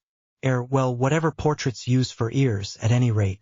Their conversation came to a halt when they reached the portrait of a very large woman wearing a frilly pink dress. She was clearly sleeping. Harry tapped the frame with his finger, causing her to hastily straighten up and look blearily at him. What? I was having the nicest dream, Patronus, Harry said. The fat lady nodded drowsily. Well, you're out late, aren't you? In you get. She was asleep again before the portrait was even fully closed. The house elf tugged his sleeve forwards, guiding Harry through the dark common room. It was chilly with the fires out, but the large windows showing the night sky made it quite pleasant. It was a definite improvement over the dull orange glow of the night sky he was used to seeing. This is the boys' staircase, sir. Mustn't try the girls' staircase, sir, it sets alarms off, the house elf warned. Harry made a mental note to figure out how to get around that. After all, every rule needed to be broken at least once. As he followed the house elf up the staircase, she pointed out a door with a sign on it which read, 5th-year students. While not a very imaginative or lively caption, the designation probably kept confusion to a minimum. Harry decided that the situation would have to change shortly. The house elf opened the door and pointed to a bed near the window. That's youse, sir. We's put youse trunk at the foot. Good night, sir. With a soft pop, the elf went back to her other duties. Harry stepped back to the staircase and closed the door. Pausing for a moment, he pulled his wand out and tapped the plate on the door. The 5th-year student's tag came off cleanly in his hand. Chuckling, he removed the plates from all the doors and then randomly reattached them. He suspected that only a first year would get the wrong room, but it would be amusing to find out for sure. Harry then drifted back to the common room below. Well, Floppy, Harry began, sitting on the couch facing out the windows in the deserted common room. What think you now? Harry stretched a bit to put his feet up on the end table, enjoying the darkness and quiet of the common room. The hat twisted gently from side to side as though swaying in a soft wind. I find that Albus has been keeping a lot of secrets, Mr. Potter. I knew some of that from overhearing conversations in the headmaster's office, but the picture is much clearer now. Do you know what you need to do? Harry sat quietly for a few minutes. I think I need to start with getting Dumbledore to teach me the more advanced magic. The Hogwarts curriculum is rather limited. The books in his office are far beyond any WT level and seem more appropriate for what I need to be learning right now. Magic isn't everything, Mr. Potter. It was a bit of a cryptic statement, but what else could you expect from a sentient hat that sat around for eons with nothing to do except for 10 minutes once a year? Of course not, Harry replied. Was there a point to that? Or are you just trying to be Dumbledore's #1 fan? Floppy jumped a bit to one side of his head and pulled the tip into itself with a sucking motion, looking rather like a jaunty beret. Uncalled for, Mr. Potter. Let's try again. How do you really do magic, Mr. Potter? Harry could feel a flicker of irritation rising. Don't you start with me on magical theory. I know how I do magic. You're being deliberately obtuse, and I'm tired and not thinking clearly. Spit it out, would you? Floppy made a slight popping noise before turning into a perfect top hat, only about 100 years out of style. I don't know if I should. I am worried about what you are using to drive your magic, Mr. Potter. Specifically, what patterns you have chosen to set your mind with. It's a slippery slope you're on, and no one will be able to catch you if you fall. Floppy turned into a long, soft nightcap with a large frizzy ball at the end, and suddenly became inert, as though turning off for the night. Shrugging and thinking about annoying magical artifacts that could turn into 3-foot-long yarn snakes, Harry rose and went back up the stairs to the dormitory he would be sleeping in while he was a Gryffindor student. He was far too tired and frustrated to train tonight. As he quietly made his way over to his bed, he pulled out a blank sensory monitor and quickly started to copy from his current one to the blank one. While the orbs were glowing during the duplication stage, he pulled out a large piece of parchment and began to compose his letter for the evening. My most excellent plotters, partners, and scoundrels, I must start this letter by saying you each owe me 100 galleons. You all swore that it would take me at least 3 days to get Dumbledore unhinged. I am happy to report that it took less than 3 hours from when I first met him. As evidence and future blackmail material, I submit along with this letter a copy of my sensory monitor. Please note the fun on the train with that idiot, Malfoy, the fun with Snape, the fun with Dumbledore, and the most excellent sorting. I have made one new friend. He likes to go by the name Floppy, but you'll have to watch the playback to find out more. If one of you can figure out how to make a wizarding photo from a sensory monitor, we could make a harm with these pictures of Malfoy, Severus, and Albus, possibly of the red-headed clan members too. Well, it was fun for me at any rate. To more serious business, I have received from Dumbledore some of the information we have been after. You will find it also on the monitor log. I ask each of you to study Dumbledore's comments and the prophecies he has recited, and to offer some of your vaunted mentoring. I am most concerned with the whole fire nonsense. I suspect Dumbledore completely missed the boat on the last one, but only time will tell. That will make sense when you hear the prophecies. I will continue to send nightly monitor copies to you whenever Dumbledore and I have a meeting or I otherwise discover something of merit. Now to the best part. I find myself in a prank war with 2 of the Weasley boys, Fred and George. They are unaware of what they have started, but I will happily accept their inevitable unconditional surrender.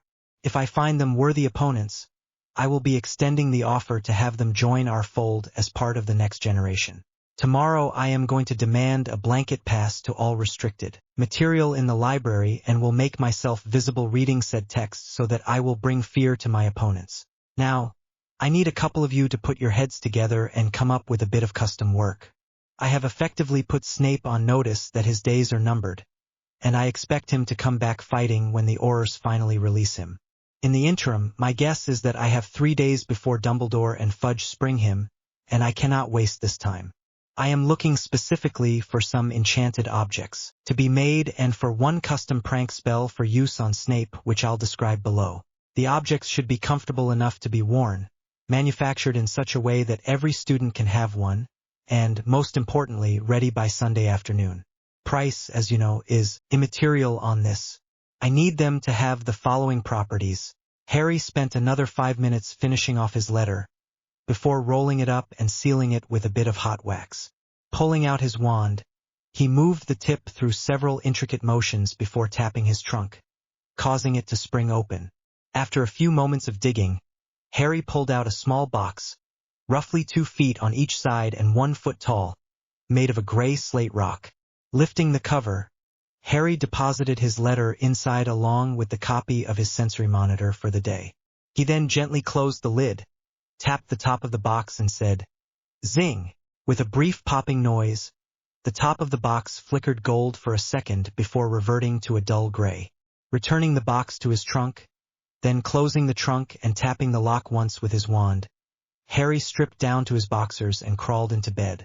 "Good night, Floppy. We'll talk more tomorrow, right?" Harry asked. "I look forward to it, Mr. Potter," the hat replied, draping itself across the pillow like something from a Dr. Seuss story. "A big thank you to my genius betas who have valiantly strived to make this story better, despite my crafty attempts to make it incomprehensible. So, immeasurable thanks to Creachery and Corbeck. Thanks to random contributors for assisting in the Brit picking, to Sovereign for a sanity check plus tweaks, and Sherilyn for her polishing touches before it gets uploaded. A Rolling Stone, Part 1, Anger, Chapter 5. A rolling stone.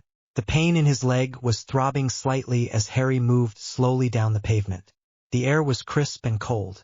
His jacket was too large, and the wind was more biting and less enjoyable than it should have been. While December was only gone in part, it was going to be a long holiday at home soon. The houses were nice enough in an abstract way from the outside, but the people on the inside had long since shown their nature. Limping a bit as he moved closer to the end of the road, his eyes scanned the area for the other neighborhood children. Harry wanted to just get home in peace and not be bothered by the usual factions. He felt ambivalent about the weekend starting, but maybe he could get some rest for a change. As he turned and moved up the walk to one of the perfectly replicated houses, He could vaguely understand why so many people would enjoy a house like this and what made the area desirable.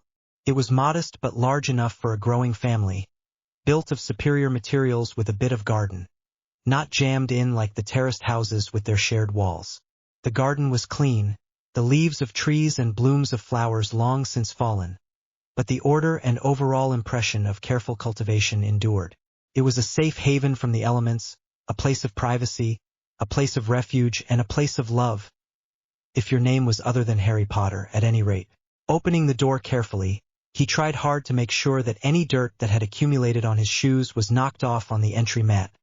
Otherwise he would be cleaning the floors for hours before dinner. Closing the door behind him, he moved into the corner by the hinges. He struggled a bit with his oversized coat before he could get it on the foyer hooks. Only recently had Harry been able to stand on tiptoe to reach the hooks.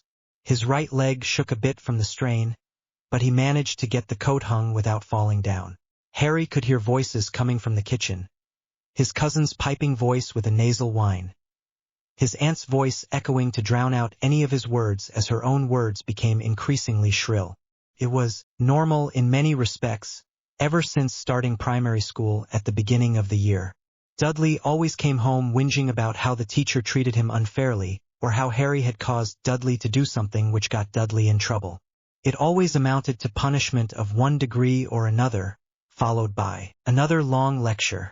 It mattered little what the truth was. Harry had firmly learned that lesson by the end of the first month. If his aunt decided the offense was severe enough, like the time he got a star on his paper for solving a hard puzzle and Dudley had none, she would tell his uncle.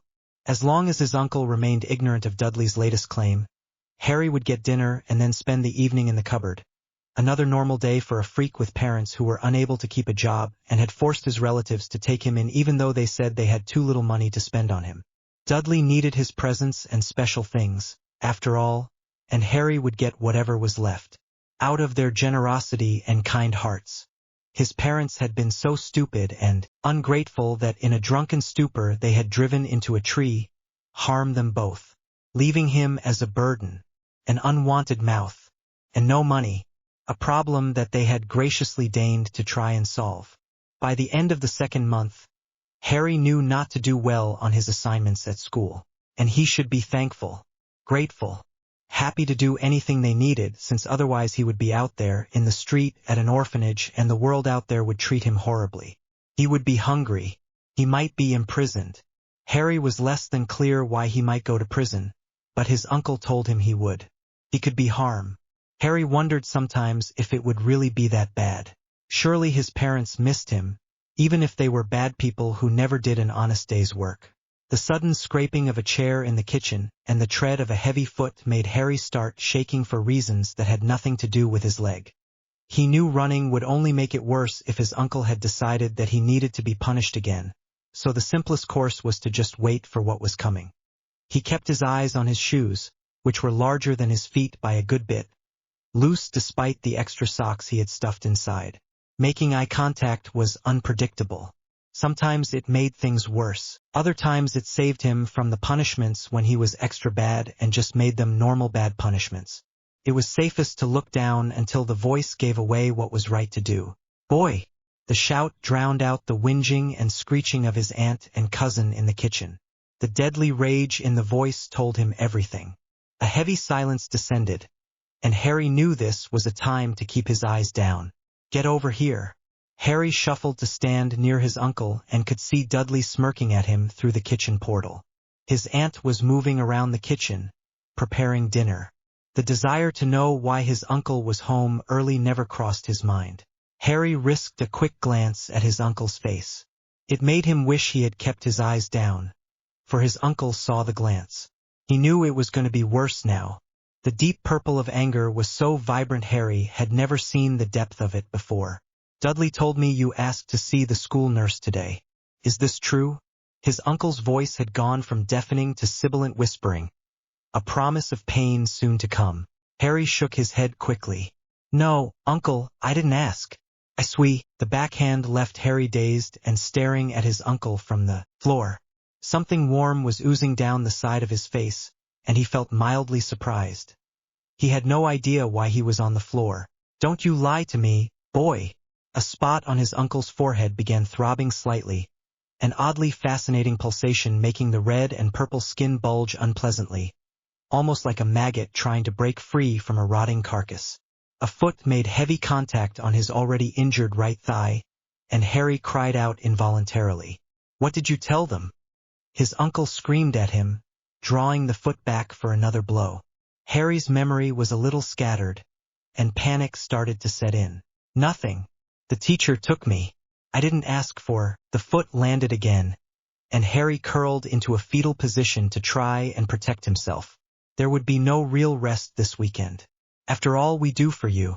Get up now. Harry struggled to his knees, then his feet. His uncle was holding a belt by the end, the shiny buckle glinting in the afternoon sunshine from the window as it dangled freely. Harry could see the dust particles swirling in a crazy dance of jubilation as his leg and back ached from the kicks his uncle gave him. Harry was shoved hard into the wall before his uncle ripped the door open to his cupboard, throwing Harry on the floor of the cupboard. The whistling snap of leather cracked across his back with the buckle digging painfully into his shoulder. He cried out, unable to stop the tears. I'm sorry, Uncle. The crack again landed on his back, and time seemed to go askew as he watched the spiders in his cupboard scuttle away in slow motion. You will never talk to the nurse again. Each word was accompanied by a crack, and Harry could hear the giggles from his cousin in the background. The sound of pans on the stove made a strange counterpart to the whistling belt, floating giggles, and grunts from his uncle. Harry tried to look up one more time to explain, to say that he tried to avoid going, to say anything at all, but all he saw was the buckle coming back down, now arcing toward his head. Harry shot out of the blankets into a half-kneeling position, his heart pounding in his chest so hard he thought it was trying to escape. His forearms were extended, crossing in front of his head, warding off the blow that would never land. His lungs were burning from trying to inhale great gulps of air. He could feel the adrenaline pumping wildly, his body ready to fight to survive. Sweat was trickling down his face. His old scars gave minor echoes of pain from injuries long past, a subtle reminder of days gone but not forgotten. He hated thinking about the Dursleys and his life there, from before. After nearly a decade of freedom, the memories were more distant, obscured by clouds of hazy mist, as though unreal, until something would trigger his subconscious to remind him. Then the memories would sharpen, shattering the barriers he kept in his own mind. Harry put his hands down and tried to relax.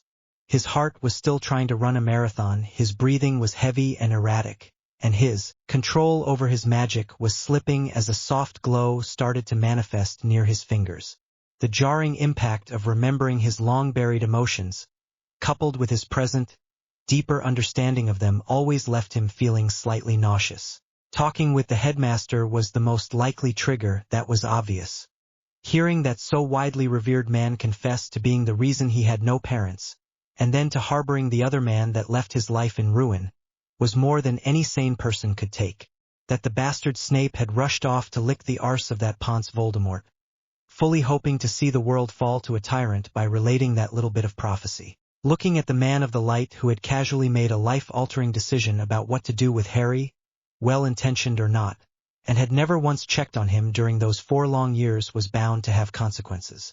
It was certain to stir those things he wanted buried, he wanted eradicated, he wanted pushed out of his mind for all time. As his breathing slowed and his anger bubbled, Harry reached out and began the meditation and relaxation exercises Nicholas Flamel had taught him. Sometimes it would take a while, but the methods were most successful if practiced regularly. As he slowly worked his way back to consciousness, he could hear the regular breathing of the other boys in his dorm. With his heart rate and breathing relatively normal and the adrenaline-induced shaking of his body all but ceased, Harry lay back in the bed to stare at the canopy stretched over the 4 posts. "Be in your bonnet, Mr. Potter?" Floppy asked quietly. Harry twitched in surprise. Sometimes he forgot the hat was there. In general, he chose to never wear a silly wizard's hat at all, but he knew he had agreed to wear Floppy until a proper sorting could happen. The idea that he was less than aware of the hat bothered him. He would have to be careful of what he said until he and the hat could reach some level of agreement and trust with each other. You would know if you were a bonnet, Harry replied equally quietly. The hat offered nothing in response, as though it did not get the joke or, more likely, its sense of humor had lost any appreciation for pedantic jokes after a few hundred years. It was odd, but talking to the hat seemed like a good idea even if he would never be able to tell it everything. Just some dreams, Floppy, just some dreams. Do you normally wake up from dreams ready to harm people, Mr. Potter? Harry smiled wryly at the hat's attempt to probe him verbally rather than mentally. Depends on the people, Floppy. I thought you couldn't tell what I was thinking or feeling. Floppy pulled the long, frizzy nightcap tail into itself, shuddered momentarily, and turned into a baseball hat with the brim pulled down over his eyes. Do you think I was made yesterday? And I thought you could see. The tone Floppy used lacked the dry sarcasm Harry expected, but instead carried hints of disappointment. Look, how do I know I can trust you? After all, you serve the school and Dumbledore runs the school. Harry lifted the brim of the cap slightly, so he could see the gray pre-dawn light filtering in from the window. How do I know that what we talk about won't come back to bite me later? A fair challenge, Mr. Potter. I am, by design, not allowed to speak of what I learn when talking to people. Just as I cannot tell you what drives Mr. Ronald Weasley, I cannot tell the headmaster what drives you. Floppy lightened in color from dark blue to pale beige. There should always be someone to confide in, Mr. Potter. I am here for that purpose, though they never use me anymore except to sort the students. What? Harry was puzzled at the last statement. You mean originally you were put out for students to talk to or whinge at or whatever? Indeed. Godric felt that the students needed an impartial ear to discuss things with, one who would not, or rather could not, betray their confidences. Since he had already enchanted me to understand their minds and sort them, it was a minor modification. Harry could almost hear the shrug in Floppy's voice. So why did they stop using you for it? It's the stigma, Mr. Potter. Would you want to be seen talking to someone that was there to help you adjust? To help you feel better about yourself and your situation? Would your pride allow that? Harry pulled his curtains back and spent a few minutes looking out the window from his bed. The sky was cloudy and it was promising to be another dreary day in the hills, but rain would not likely fall today. Quiet moments like this let him reflect more than he was able to during the day when plans and counterplans dominated his thoughts. I think we all could use that, Floppy. But no, I wouldn't be comfortable doing that in front of others. Deciding it was time to get up, Harry unlocked his trunk and pulled out some basic Muggle-style clothes for the day.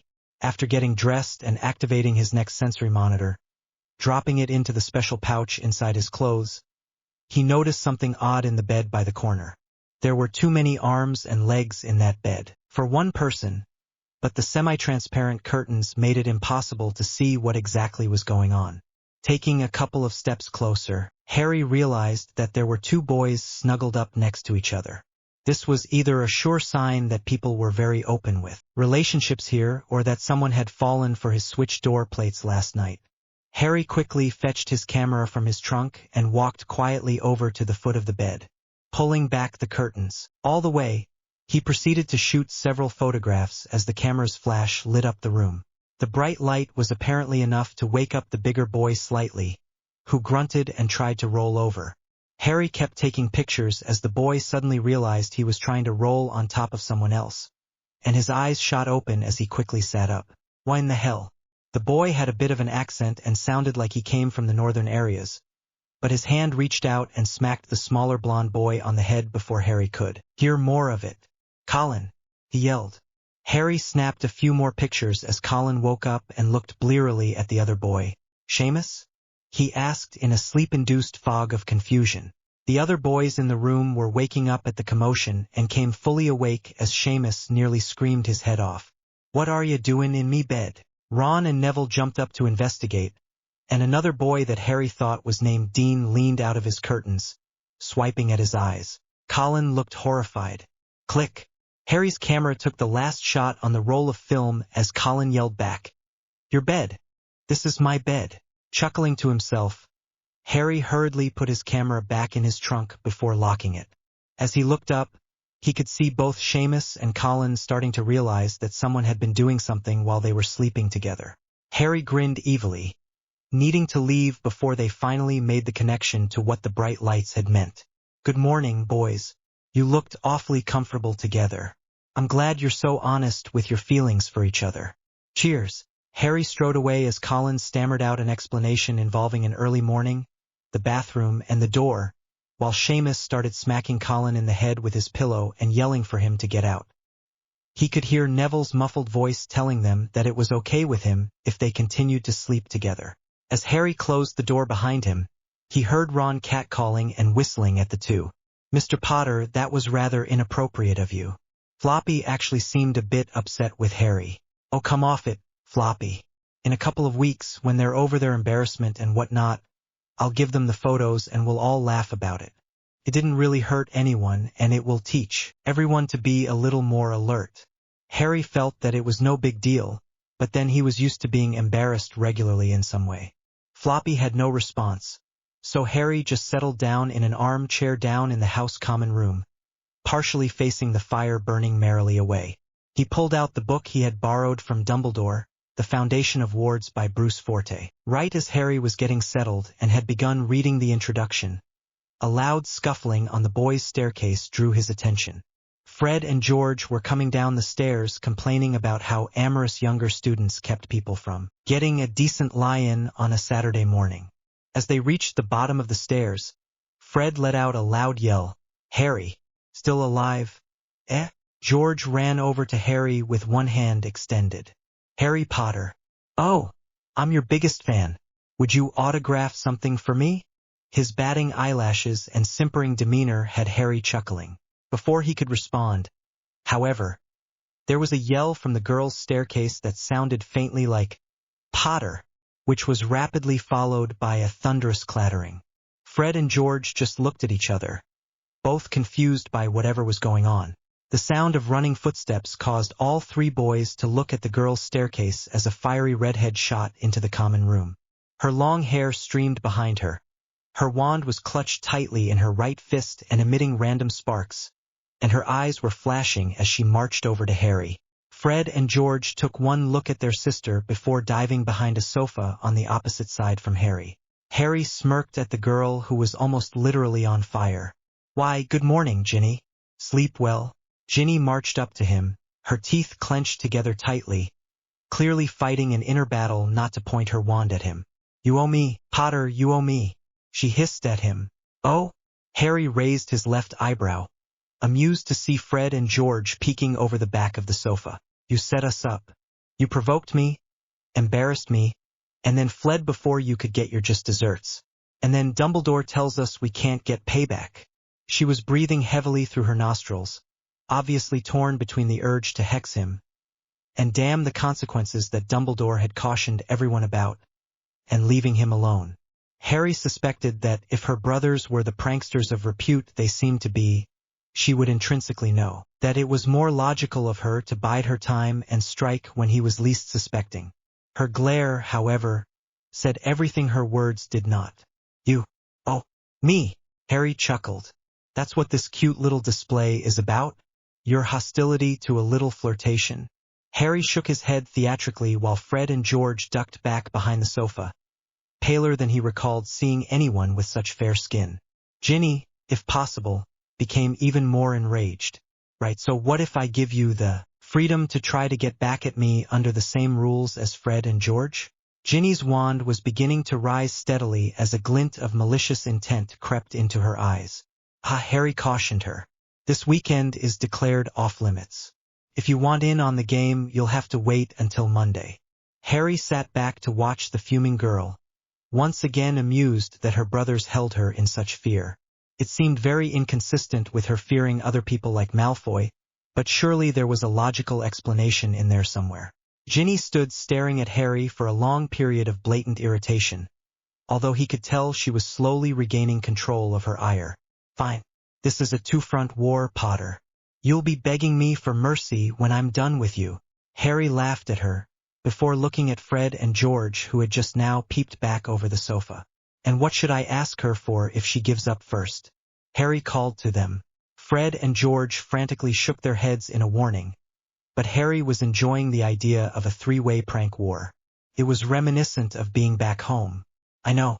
If you can't get your payback on me within a month, Ginny, then you have to do whatever I ask of you for a weekend. Fair? Ginny shook her head. I'm not agreeing to that. You could ask for anything. Harry waved her complaint off. Fine, fine, you have to do anything that Fred and George and Ron agree to, how's that? Ginny looked dubiously at her brothers who were finally coming out from behind the sofa. As long as Ron agrees, all right then. His judgment I trust. What are you three doing at this hour, anyway? Fred winked at Harry before standing straight and throwing his chest out. Harry here has a little business proposition for us, Ickle Gin Gin. Harry chuckled quietly at the nickname. It was another wonderful inconsistency in these people that they went from fear to antagonizing their sister so casually. Ginny squinted closely at them before sitting down across from Harry. Motioning her brothers down, she looked back at Harry with a smirk. Let's hear it then, Potter. Oh, I didn't know you were joining the twins in this. Harry smiled blandly back at her, causing her smirk to become a frown. George just sighed dramatically. She's bound to worm her way into it sooner or later, Harry. Might as well include her in it now to minimize the damage later. Harry looked at Fred, who just nodded in acceptance. Looking back at Ginny, Harry nodded briefly. Right then. You lot go get dressed. Meet me here in 10 minutes, and we'll talk over breakfast. Yeah. The three Weasleys nodded in turn and ran off to get dressed. Is it me, Floppy, Harry asked, or is that family completely mental? I already told you, Mr. Potter. I'm not at liberty to say what I know about others. Harry thought that Floppy sounded downright smug. Yeah, Harry muttered as he looked longingly at the book in his lap. So much for some quiet reading. I thought you'd spend the morning thinking about the headmaster's comments last night, Mr. Potter. Harry was unsure if the hat was being slightly reprimanding, but that was one area he was not interested in thinking about right now. Oh, I was certain you wanted me to while away my time pondering your words of wisdom, Floppy. Harry was striving for a breathless and idolizing voice. Should I pay more attention to the old man instead? Really, Mr. Potter? Must you be so difficult? Floppy made a loud popping noise before reverting back to the wizard's hat once again, leaning over his right ear. Fred and George came and sat back down across from him, winking while they waited for Ginny. Fred leaned over and asked quietly, So what was the commotion in your room earlier? Ginny arrived before Harry could answer. Commotion? What commotion? Harry, Fred, and George rose and walked with Ginny out the door. Well, Harry said, I was curious to know how many people actually read those little plaques on the doors. You know, 5th year, students and whatnot. So I swapped them around last night. Fred and George just looked at each other, while Ginny shook her head. Tell me it wasn't that easy, Ginny mumbled. Anyway, this morning I took some fantastic pictures of, Colin and Seamus. I think, sharing a bed. They were really cute, too. I was sorry to wake them up taking the pictures, but you know how lovers can be. They had quite the quarrel over who was in whose bed. Harry shook his head theatrically while Fred and George just started laughing evilly.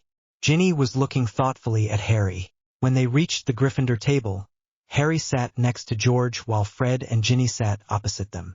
After they each loaded their plates with breakfast, Harry leaned in a bit as he started cutting up his bangers. Right, you recall I said I had a little proposition. Some of your time in exchange for you getting good publicity and profit. Fred reminded him. Harry nodded. And profit, but that conversation has to wait until tomorrow. Let's meet down here around this time for breakfast then, and we'll talk about that part of it, right? The three redheads nodded back at him. Right, so let's get to it. Harry pulled his wand out and waved it in a few intricate patterns before putting his wand back.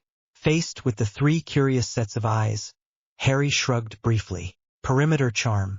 It lets me know if anything alive is close enough to listen.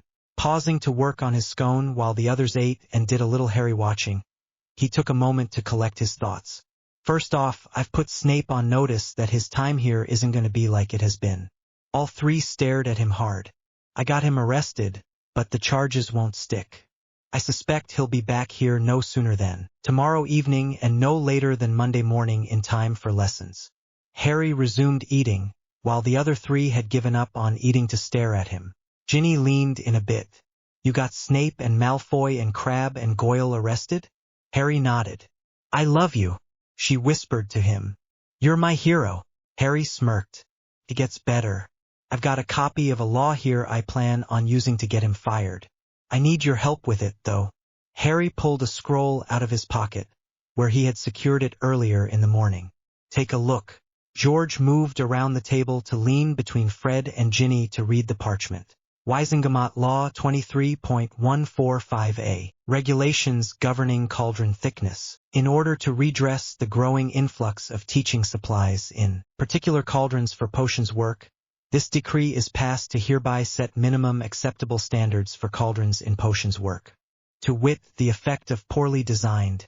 Fred looked up puzzled. What good is that Pratt Percy's daft law for us? Harry was surprised at their recognition of the law. Percy? Ginny shrugged. He's another brother, the pompous git. Harry shook his head. Just how many brothers do you have, Ickle Jin Jin? Ginny's eyes flashed fire as she glared at Harry. 6. Call me that again, and that whole truce thing will end before you can blink. Harry smirked back at her for a second. Yes, fair and compassionate Jin Jin, my angel with a dented halo. If anything, this just caused Ginny to glare harder at Harry while fingering her wand on the tabletop. Harry pointed toward the bottom of the scroll. Try reading that part. It might help you find enlightenment. The three Weasleys once again leaned over the scroll. After a minute of silence, George looked at Harry and wiped an imaginary tear from his eye. Brilliant. Harry grinned back at him. That's what they call a codicil or a rider. I know some people that wanted to get some standard set for tutors that teach students independently of the schools. They just happened to get it worded such that it applies to teachers and professors at regular schools as well. Then they slipped it into this other bit of business on cauldrons. An oversight, I'm sure. Harry was enjoying the fierce looks of conspiracy from the other three. Fred nodded his head. A shame, really. We'll have to point that out to our brother sometime next century. George and Ginny both put on solemn faces as they nodded along with him. Fred rolled the parchment up and handed it back to Harry. Okay, so we need witnesses to report on his teaching methods and how he deals with students.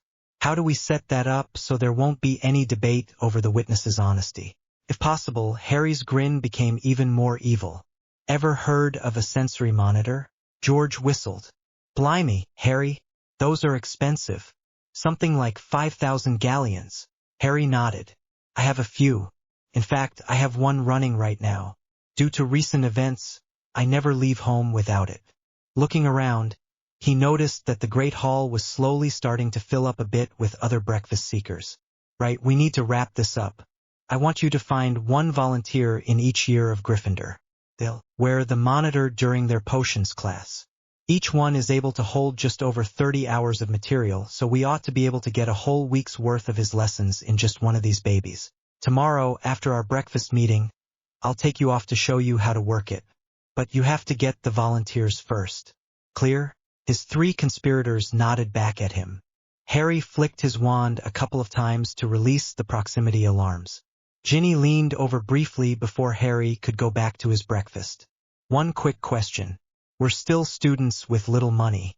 How are we going to bring charges against him? How will we get out of here to do that? Harry smiled beatifically at her. Trust me. The three Weasleys shook their heads and resumed their seats. While Harry finished his scone and started helping himself to some fruit and more bangers, he listened to the playful banter of the three siblings. It was quite sharp and pointed at times, yet friendly and caring in a way that made him miss his mentors a bit. As he sat back from his second helping of breakfast, Hermione, Ron, and Neville strolled in and sat next to them. Ron noticed Harry glancing around a bit and sat down next to him on the other side. From George. Looking for Seamus and Colin, Harry? Ron asked. Harry nodded vaguely. Ron chuckled a bit. Colin is hiding from Seamus, and Seamus is trying to figure out how to get your trunk open to get that camera. He spent a good 5 minutes cussing you out. I think I even learned a couple of new ones. Harry just shook his head. Rising to his feet, he replied to Ron, he's welcome to try. If he can get past the locks and protection spells, he's welcome to it. I got to run, so I'll see you all later. Harry looked over at his trio of evil plotters. And I'll talk to you lot at lunch, right? Hermione looked up at Harry expectantly. Where are you going, Harry? I was hoping we could talk a bit about those spells you cast yesterday. Harry winked at Neville again, before leaning over the table. I'm off to London. Need anything? Hermione looked puzzled. London? But how? Harry pulled out his wand, traced a couple of patterns in the air, before looking at Hermione and saying, magic, while simultaneously disappearing with a soft pop. Hermione looked outraged. You can't apparate in Hogwarts, she nearly shouted in a shrill voice, while the other students looked alternately puzzled and impressed. Harry struggled to stay as still as possible and not laugh. If he moved too quickly, the disillusionment charm would cause ripples in the air, giving away his position. It was a hard fight, but he managed to slowly walk out of the hall and stroll past the gates of Hogwarts, before truly apparating to the back entrance of the Leaky Cauldron at Diagon Alley. Harry stood around waiting for the back door to open so he could enter the pub unobserved. Since this was the main entrance to Diagon Alley, it usually only took a minute or two. As an old crone came out of the pub, Harry slipped inside and scanned for his friend.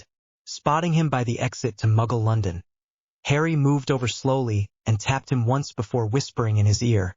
Outside, the thin man with slightly graying hair in jeans and a t-shirt rose and walked out into Muggle London. Harry followed him. Once they were far enough away to avoid attention, Harry asked Floppy if he could go back to the baseball cap for a while.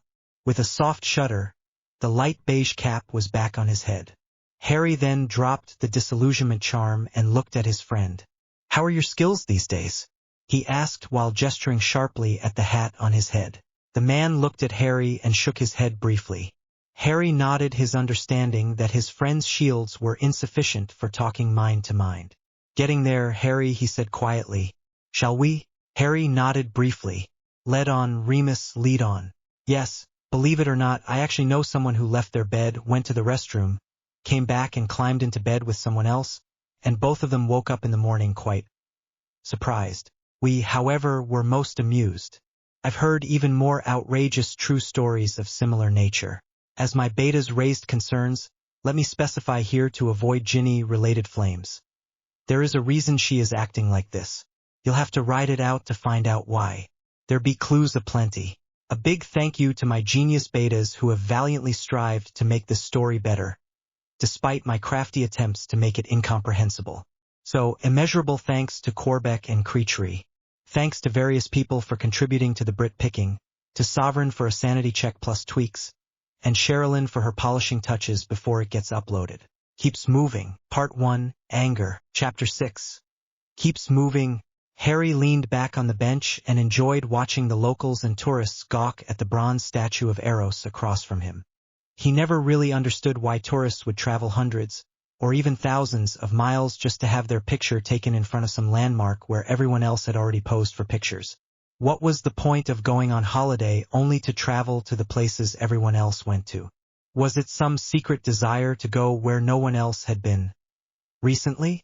Regardless of the reasons, the centerpiece of the fountain at Piccadilly Circus, combined with the 5 intersecting roads and loads of shops, ensured that there were all types of people from all walks of life within a stone's throw of his seat. It was always easiest to blend in when the masses of people were so used to random appearances that walking nearly starkers through the area would fail to get much of a glance. The advantage, of course, was that most wizards and witches who would be looking for Harry would dress so ridiculously that they would be easy to spot long before they could see Harry through the crowds. Enjoying a bit of sunshine warming his clothes and face, Harry watched a big black dog dart in and out of clumps of people. Fat gulls and pigeons would squawk in indignation as they flew into the air, but the dog paid their protests no mind. Turning his attention back to his companion, Harry suddenly realized how tired he was. They had been having this conversation since arriving a few hours before. They would get up and move periodically so as not to stay in one place too long, but the subject matter was unpleasant regardless of the setting. But do you understand, Harry? Remis had a concerned glint in his eye that made Harry slightly uncomfortable. They are still trying to decide what to do since Nicholas died. This situation has never happened before. Yes, Remis, Harry sighed. I'll try to keep a low profile for the moment. Remis reached out and clapped Harry on the shoulder firmly. Thanks, Harry. This bit should blow over soon, and by then, some of those other pieces ought to be settled. You can always get things done. Just don't be directly involved in anything political. Harry nodded, watching a few people milling in front of the row of Chinese restaurants. Look, I need to be getting back to work on my conspirators in training. Will you have those things I asked for finished by tomorrow? Remus Wolf whistled, causing the big black dog's ears to perk up. Making a come-hither gesture toward the dog, Remus smiled at Harry. Of course, I can't wait to hear how well they work. With our afternoon free, you should have them in the box when you wake up. You do know they won't really stop any attack at all, right? Harry shrugged. It will let people know, and knowing is half the battle. Remus finished Harry's sentence and chuckled. All right, Harry. Don't quote that at me anymore, please. Harry smiled and then leaned down to hug the big dog blithely sitting on his feet. I'll be in touch with a letter tonight if anything of importance happens. I don't know if Dumbledore plans to talk about anything of merit today, and honestly, I'm not up for another session with him after yesterday. Took a lot out of me to push him that hard, even if it was fun. But listening to him after dinner was harder than anything since this past summer. Harry was unable to shake the somber mood that the memories of the summer had evoked. Remus looked closely at Harry for a moment. Don't overdo it, Harry. You've made your point, now back off and let him have a chance, right? Harry nodded and tossed his head toward the restaurant row. There would be plenty of deserted alleys back there from which he could leave. Harry and Remus looked on as Padfoot romped into the clusters of people milling and shopping. Harry was happy to be out in the sunshine, surrounded by people that had no clue who he was, why he was there, or what was at risk. The illusion of normalcy was always pleasant when he allowed it to eclipse his natural instincts to be paranoid. When Remus gave a quick nod, Harry ducked into the alleyway, made sure it was empty, disillusioned himself, and operated back to the gates outside Hogwarts. Only allow your enemies to see what you want them to see. Sun Tzu may or may not have actually existed, but some of his doctrines were practical at all times. The scholars could argue about who wrote it, but Harry was much more concerned with how it applied to his everyday circumstances. Taking care to move stealthily, Harry strolled back into the Great Hall at Hogwarts. Lunch appeared to be in full swing. Most of the hall was packed, and as he entered, he picked up snippets of conversation. The Slytherins seemed ominously quiet, with no real conversation taking place. A handful of them near the head table were whispering quietly, but the rest seemed to be either eating or watching the hall. As Harry passed the Hufflepuff table and walked toward Gryffindor, he heard bits of dialogue that could have been about anything. Says that there aren't any more real ones. Past that, would you? I mean, really, what? Dumbledore's been out all morning. Flitwick was... No. When did he do that? I heard he was taught. Took her an age to start fixing his, while not in the general habit of eavesdropping on random people. And even though none of the conversations seemed particularly sensitive, Harry was surprised that no one really seemed to be trying to prevent others from hearing their discussions. Well, no one that was at a table other than Slytherin. Harry slowly walked directly behind Hermione. This was going to be unpleasant since it required a shortcut with the wand movements, but it should make the time needed to release the disillusionment fast enough to not give away his trick yet. Concentrating briefly, Harry made a sharp flick and then smacked his hand hard before making a loud pop. Noise. Hermione jumped up from her seat in shock while Harry smiled blandly at her. A short but intense sensation of heat flashing across his skin. Hermione, is something wrong? You seem tense. Harry tried for a worried expression, but he was less than positive it was working since the corner of his mouth kept smirking despite his efforts to control it. Hermione glowered at Harry before calming down. You can't apparate in Hogwarts, Harry. Harry feigned shock. You can't? Are you sure about that? A bead of sweat was slowly rolling down the side of his face despite the cool temperature in the Great Hall. Neville was smiling at Harry behind Hermione's back, while Ron was vainly trying to drown his laughter in food. The end result was a bit of food spraying across his plate to the mild disgust of the people sitting around him. Hermione, however, stamped her foot. Yes, I'm sure. Says so in Hogwarts, a history. Harry just shrugged. Okay, so you can't apparate in Hogwarts. Does that mean I can't? While Hermione was staring at Harry like a fish out of water, Harry leaned around her to see what book she was reading. Magical Societies and Ancient Disciplines. A little light reading there, Hermione. You could just ask me about the War Mage history, you know. Harry looked away from her as she silently sank back into her seat. He needed to find Fred and George, who were possibly colluding with their sister. But you ignored my questions on magic yesterday and this morning. Hermione seemed like a child with one of her favorite toys just out of reach. Having located Fred's and George's distinctive red hair farther down the table, Harry glanced back at Hermione. There's really only one question there. Do you honestly think that the Chinese invented Latin? Harry waved to Ron and Neville before strolling off to meet his temporary partners. What does that have to do with my questions? Hermione called after him. Harry paused to smirk at her. You tell me. To some extent it probably was not fair to tease Hermione. She was, after all, merely a product of the times and texts she had been subjected to. If her curiosity and passion for learning were as strong as Neville and Ron had been hinting at, however, that one question should keep her occupied for some time. Fred, my good fellow, look what the magic dragged in. George seemed rather chipper as he waved to Harry while elbowing Fred in the ribs. Have a good trip, Harry? Harry nodded before sitting across from Fred and George. Harry leaned over the table in the most outrageously suspicious manner he could, constantly looking from side to side and checking behind him. So, I've just got to know, why are there always empty seats around you two? Harry asked in a mock whisper. Fred put on a surprised face. No, it's true. My dear brother, I do believe the commons are unwilling to sit too near us. Whatever have we done wrong? Try bathing more regularly, Ginny said as she dropped into the seat next to Harry. It helps. She was grinning impishly at the twins. Turning to Harry, he immediately noticed she appeared decidedly more relaxed. Hello, Harry. Did you bring me back something from London? Her eyes were flashing with laughter, which surprised him a bit. Should I have? This new facet to her personality was throwing Harry off, since she was lacking the burning pools of brimstone in her pockets. Harry, she shook her head. For someone who claims he's flirting with his intended lady, you surely have a lot to learn. You're supposed to bring me sweets or maybe flowers, some kind of little gift to let me know how much you've missed me. Fred and George started laughing at him, which was enough for his standard reflexes to kick back in. Offering to tutor me in the ways of pleasing a woman, now are you? Harry winked at her while reaching for the pumpkin juice. Ginny laughed with delight. As you well know, there are standards for tutoring these days, thanks to Percy, even if he doesn't know it.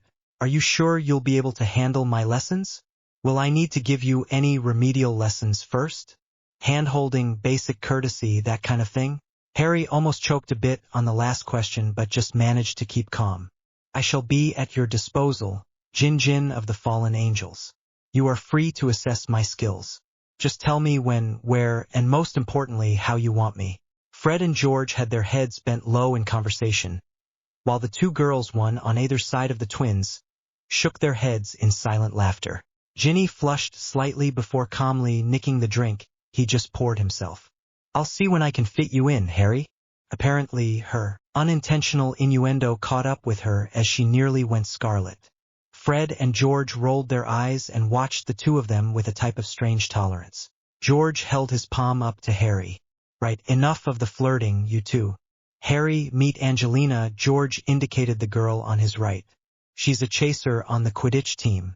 Harry and Angelina nodded politely at each other, although the hint of humor on her face left Harry a bit puzzled. Fred jerked a thumb at the girl on his left. This here's Katie, another chaser, and beside her is Alicia, the last chaser. We're the beaters. Our sister is Seeker and we're holding tryouts for Keeper soon. You wouldn't happen to play, would you? Harry shook his head. Nice to meet you all. I fly well enough, I suppose, but I've never had the opportunity for anything other than a bit of pickup playing. I don't keep well at all. Ginny smirked at Harry with that glint back in her eye. Bit spoiled then, are you? Can't stand a little heat? Harry tried to puzzle out her meaning while the rest of the team chuckled at him. Spoiled? What? Ginny patted his arm. Don't worry your little head over it, Harry. She made no effort to conceal her slightly patronizing tone. Harry was starting to wonder if he really would survive the next few weeks fighting the Weasley clan. While he would not be directly pranking Ginny, only evading whatever retribution she was planning, the wild inconsistencies in their attitudes were starting to cause him reservations. How do you plan for something when your opponent is unpredictable or perhaps even mentally unstable? Finding the patterns in their actions would take time, and it was more than likely that a good bit of his pride would get bruised in the interim. Since she had swiped his goblet, Harry took the empty goblet in front of Ginny and poured himself a drink. Made any progress since this morning? Harry addressed the twins as he absently pulled a sandwich together on his plate. George nodded. Yeah. Between us, we've got 5th and 7th year covered, and we rounded up someone trustworthy in every other year. Harry shook his head. No, the 4 of us cannot be involved. Find someone else for 5th year and your year, and don't include family like Ron. It all needs to be from the perspective of an independent third party. As the people pressing the claim, none of your family can be independent witnesses even with the monitor. Ginny was the first to ask what Harry surmised all of them were wondering. How do you know these things? Harry smirked and ignored the question. So here's the plan. You 3 find the rest of the volunteers and then plan on spending a good hour or 2 with me after breakfast tomorrow. I'll show you what you'll need to teach your volunteers. Right? George and Ginny agreed, but Fred spoke up. Let's not be hasty, Harry. We'll need plenty of time to get into that whole prophet promise, too. Harry started to nod but was distracted when he realized that Ginny was munching on his sandwich. Harry laughed at Ginny's pilfering and Fred's determination to discuss the prophet issue. Right, but that's over breakfast and we're talking about after breakfast. Now if I could just manage to eat something for lunch today. Harry finished by glaring at Ginny who was blatantly ignoring him while complaining at the lack of proper seasonings on her sandwich. Fred nodded. Just so long as we're clear, young Harry. Harry grimaced. He was going to have to do something about that whole young bit the twins prattled on about. I need to go train for a bit. Ginny, love, help yourself to the rest of my lunch, won't you? I think I took too much to finish by myself. Harry swept his hand at his plate of crumbs before rising to leave. As he faced the doors out of the Great Hall, Harry was confronted with a startling sight. Every Slytherin student was silently staring at him. Grinning, Harry pulled Floppy the baseball cap from his head, then waved it before him in a sweeping bow while keeping his eyes on the Slytherins. When he put the cap back on his head, Floppy instantly changed back to an old wizard's hat hanging over his right ear. Humming tunelessly, he sauntered out of the Great Hall and toward the staircases, always keeping at least one eye on the Slytherin table. As Harry climbed the maze of staircases, he kept glancing over his shoulder to make sure he had no trackers. When he reached the second-floor landing and started for the stairs to the 3rd floor, he noticed George coming up behind him. What is it, George? George looked puzzled. How do you know I'm not Fred? Harry shrugged. Trade secret. George frowned at this but ignored it for the moment. Fred's keeping Ginny occupied for a few minutes so I can come and talk to you, Harry. We need to have that long talk really soon, so how about now? Harry looked at his watch and thought about it. Dumbledore had not been in the Great Hall, so he was still at the Ministry dealing with the problem of keeping a fractionally domesticated Death Eater in the building. Harry had skipped his training last night, then had to meet Remis and Sirius this morning, and it was probably going to be another late night this eve. Harry just shook his head. Sorry, I've got to train, so how about during tea tomorrow instead? George nodded his head. Right, that works. Where are you going to train, by the way? Need a secret passage or something? Harry just grinned back. I'm looking for a secret room that a mentor of mine told me about. He said he heard rumors about it even before he got to school, and it took him almost 6 years to discover the place. George whistled softly. A secret room, eh? We found passages in and out of the castle, around the castle, and through the castle, but so far no secret rooms. Let us know if you find it, right? Harry kept grinning. I'll think about it after you surrender. George leaned back as though horrified. Never. We happy few shall prevail. Posing theatrically with one hand on hip and the other shielding his eyes from an imaginary sun, George stomped back down the stairs singing a song about a wayward boy caught in battle, while Harry resumed his climb to the 7th floor. Nicholas Flamel had told him about a room in Hogwarts that he had read about during his 2nd year and then spent 3 more years locating. The Come and Go room. It was on the 7th floor, across from a portrait of someone dubbed Barnabas the Barmy. But Nicholas never told him how to identify the exact painting.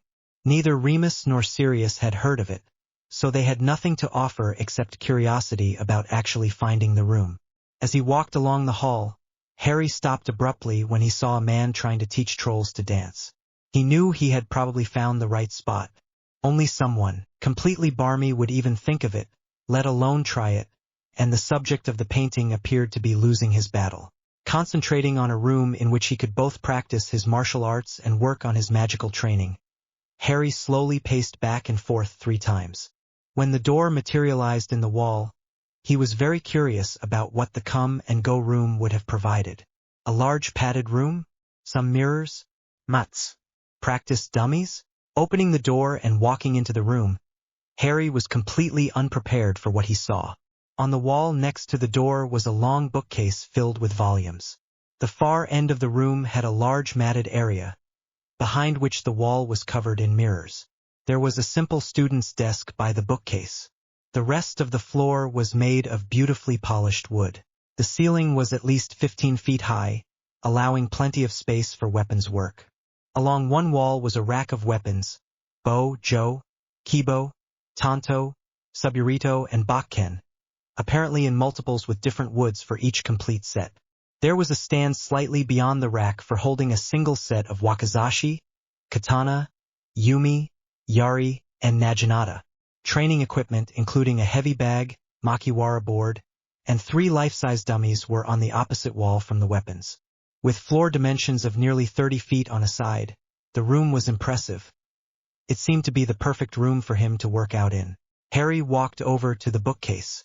If the room was able to fashion itself into what Harry wanted, then hopefully the books would be ones he needed or wanted to read but had not yet had the opportunity to.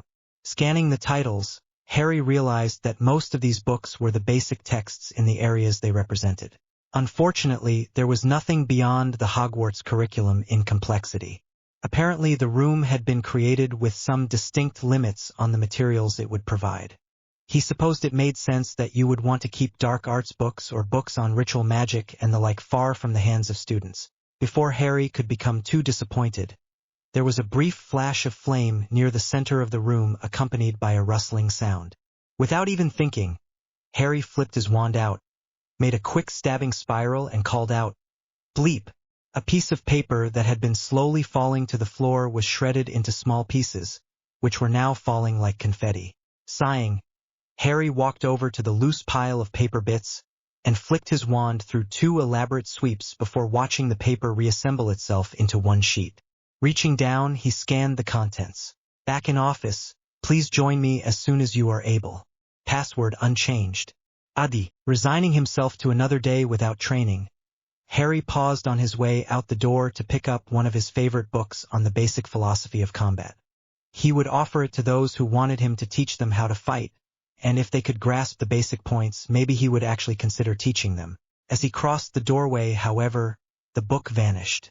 "Stupid holodeck rules," Harry muttered. Making his way back to Dumbledore's office, Harry was mildly surprised to not run into any other students. Even in a school housed in an old castle with only 200 to 300 students running around, someone should be in the halls. Unless, of course, Snape was back early, in which case they would all be either hiding or cheering. Expecting to hear the worst, Harry told the gargoyle the password and walked in just as the headmaster bid him enter. Dumbledore looked tired, and there was only a very slight twinkle in his eyes. Gesturing to the chair in which Harry had spent so much of the prior evening, Dumbledore waited for Harry to sit.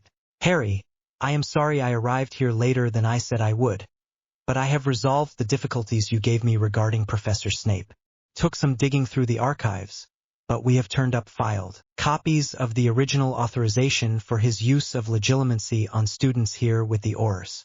They have released Severus. If you would like to see it, here is a copy. Dumbledore held out a scroll toward Harry. Harry glanced at it, noting that it was close to what Remis had predicted, and shrugged. So you got Fudge to sign an order of authorization after applying a bit of political pressure, and you had it backdated to when he was hired in the summer of 1987. That was not unexpected. Dumbledore rested his elbows on the desk, his fingers steepled. I have told Severus not to report back to the castle until after curfew tomorrow night. Professor Moody will return with him. This will hopefully give him time to alleviate some of his anger toward you, Harry. As I feared, his unfortunate predisposition has become outright hatred beyond what even your father incurred. Harry shrugged again and tucked the scroll into his pocket. You have said that you trust Snape. You say you trust him with your life. Tell me, Headmaster, do you trust him with the life of everyone in this school, including me? Dumbledore nodded. Ido, Harry. Harry looked steadily back at the headmaster. Do you have our consent to gamble with our lives like that? Dumbledore leaned back into his chair, relaxing his hands on the soft padding along the arms. Harry, I heard of a most simple prank conducted last night affecting two other Gryffindors, Mr. Creevey and Mr. Finnegan. I believe you are, shall we say, intimately familiar with the situation? Harry muttered under his breath about portraits and privacy but nodded at the headmaster. Do you realize that in some places to be thought of as homosexual can be fatal? That other people will literally inflict barbaric beatings to the point of death for what they consider aberrant behavior? Or that the rumor that one has slept with another of the same gender, particularly the male gender double standard that it is sufficient to invoke this wrath? Dumbledore watched Harry quietly. Somewhat, Harry said, I know that some types of people engage in violence against homosexuals, but the same type of people do that to others for reasons of skin color, religion, political inclinations, or you name it. Xenophobia has many forms beyond just physical. Are you trying to tell me there are organized groups of people that do this as a matter of course? And they aren't completely mental? Dumbledore nodded. Yes, Harry, I am. There are tribes of more primitive people still on this planet who do exactly that, and there are groups who subscribe to radical religious beliefs even among the most advanced and enlightened nations that advocate and do as much. So tell me, did you have their consent to gamble with their lives this morning? Harry stared at the headmaster. Floppy suddenly stirred and said calmly, My point, Mr. Potter. Having once again forgotten that Floppy was even there, Harry was preparing to start flinging curses before he recognized the hat's voice. Settling back into his seat, Harry felt that he could see where the headmaster was going. But the comparison between a childish prank that would never be known outside of the castle and harboring a man who spent years harm and torturing. I see your point, Headmaster, Harry began, but I respectfully disagree. That prank, which was all it ever was meant to be, was not malicious in intent, nor will it be known or remembered within another week. Snape, however, must have harmed and tortured in order to even get the dark mark, let alone what he had to happily do in order to join the inner circle. No matter your beliefs, just those actions that I am aware of him doing here call into serious doubt whether the man has changed from the Death Eater he was. Dumbledore sighed. Severus proved himself to me before I hired him, Harry. I feel the risk from Severus is no different than the risk posed by, say, Professor Flitwick. I would further say that you, rather than Severus, are probably more of a risk to the students. At the implied insult, Harry was more than ready to get up and leave. Remis, however, had asked him to give the man a chance, so Harry chose to stay seated and slowly boil inside. And have you asked Snape about the dark mark yet? Or why those Slytherins went unpunished? The chill in his voice was unmistakable. Dumbledore shook his head. In a room full of Aurors, Harry, I was not about to open either of those discussions. I will be meeting with him tomorrow when he returns to the castle. In the meantime, we have delayed constructing the final student timetables until we know how to place you in classes. With your agreement, I would like to use our time before dinner to test your abilities rather than to discuss Voldemort. I would further suggest that our next meeting be tomorrow evening, from right after dinner until just before curfew.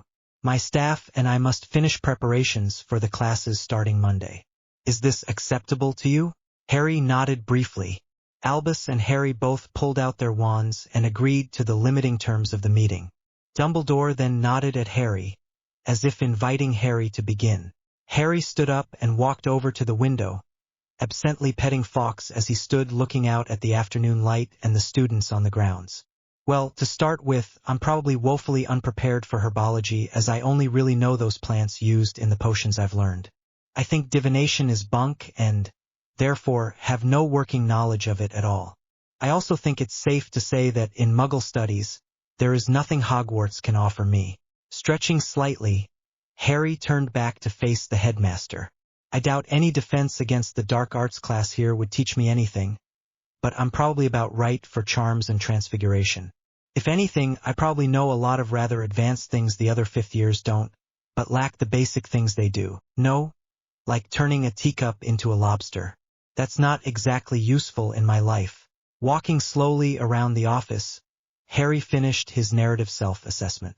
I know some potions but more alchemy, really thanks to Nicholas. I suspect that with some tutoring on the side, I can catch up in that area. Ancient runes, I'm likely well ahead of any students, and my arithmancy is probably closer to a 7th year preparing for any WTS or something. You have a magical creatures class, but I only really know the ones you need to understand for data. So, I'm probably behind in that for my year level. Harry scratched absently at the back of his head for a minute. I can't think of anything else you need to know right now. Dumbledore rose and gestured to a door in the wall behind his desk. If you will follow me, Harry, I need to test your skills somewhat to verify your assessment. Also, I have been amused by your interesting choices of incantation when doing magic recently. Please try not to drive the Ravenclaws or Miss Granger insane, Harry. They were walking down a short hallway toward a door at the very end. Harry shrugged. Curiosity did harm the cat, headmaster. Dumbledore chuckled as he opened the door into his private training area. And the cat died happy, but I am more concerned with the fact that the cat died in this example. Now, Harry, let us see what you know. Nearly 4 hours later, Harry and Dumbledore were slowly walking down to the Great Hall for dinner. Both were breathing a bit heavily and had sweat stains on their clothes, their skin still shining with beaded perspiration as though they had been through a heavy workout. The headmaster had a faint limp in his right leg, while Harry was favoring his left arm moderately. I'm pleased to say your assessment was mostly correct, Harry. I think you might be a little more advanced in transfiguration and charms than you thought. However, Harry gave a half-smile. Maybe. I'm not the best judge of my own abilities. I'm still trying to understand how you ran through several years' worth of lessons for so many classes in just a few hours. I'm knackered. The headmaster chuckled quietly. I cheated, Harry. I had you doing magic that contained several lesser spells combined. By the way, your dueling style is most unorthodox. We shall have to duel more during the year. I enjoyed that. Harry shrugged as they arrived outside the doors to the Great Hall. I'll be in shortly, sir. I want to catch my breath for a moment. Dumbledore nodded and proceeded into the room for dinner. Harry walked out onto the front steps and made sure no one was in hearing distance. Floppy? He asked quietly. Mr. Potter? The sorting question. How do you feel about stirring it up a bit? The hat was silent for nearly a minute. How so, Mr. Potter?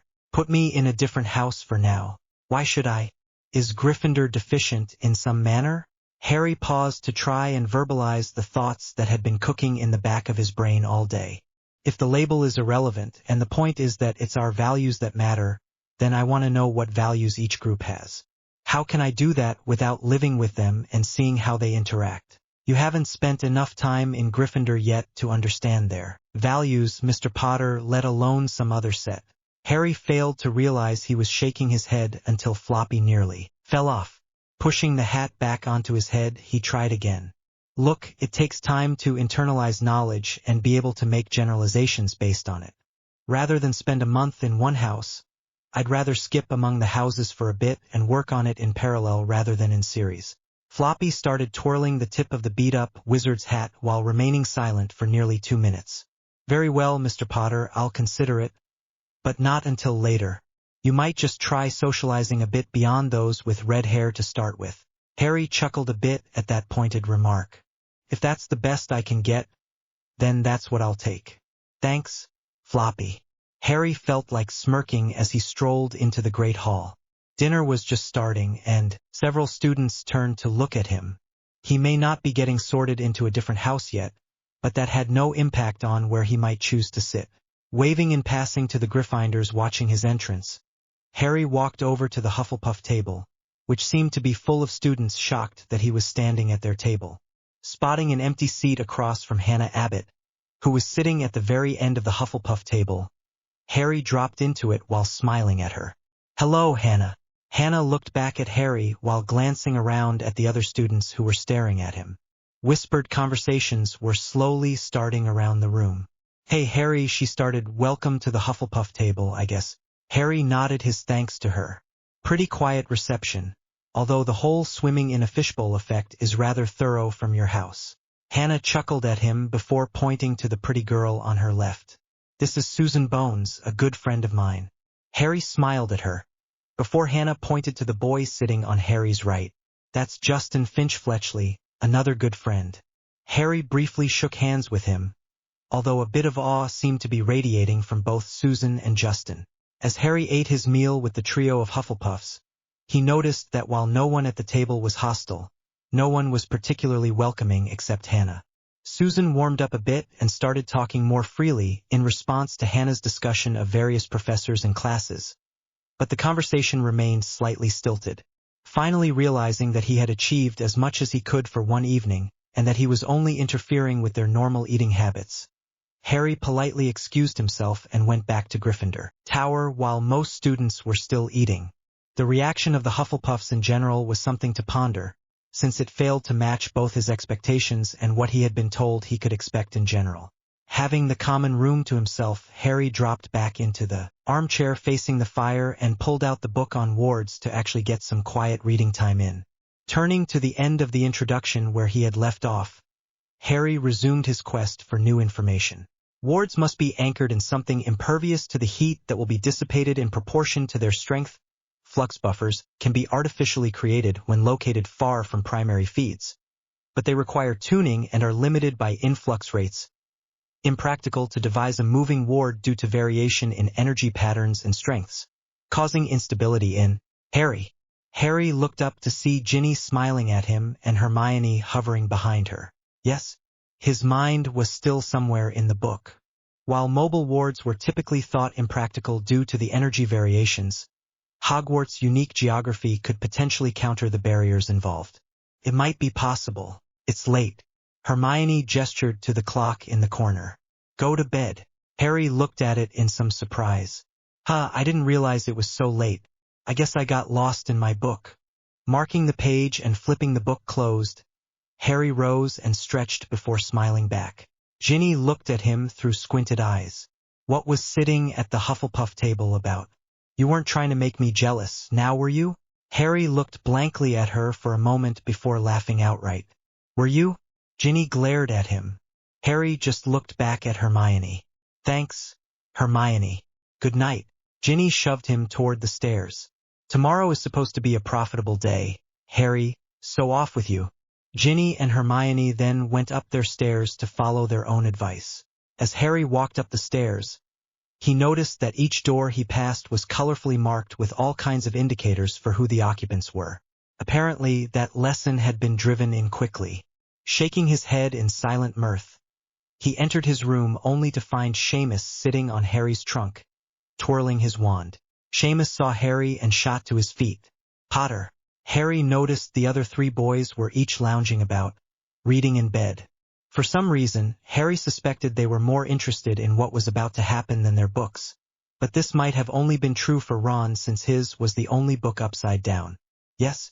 Seamus stared at Harry. "I want that film, Potter." Harry just smirked back. "Why? Don't you want to see how cute you two look together?" "No." The vehemence in Seamus' voice was a little surprising. "I've heard about your little war with the Weasleys. Those two wouldn't hesitate to put those pictures everywhere, so that means you do it too."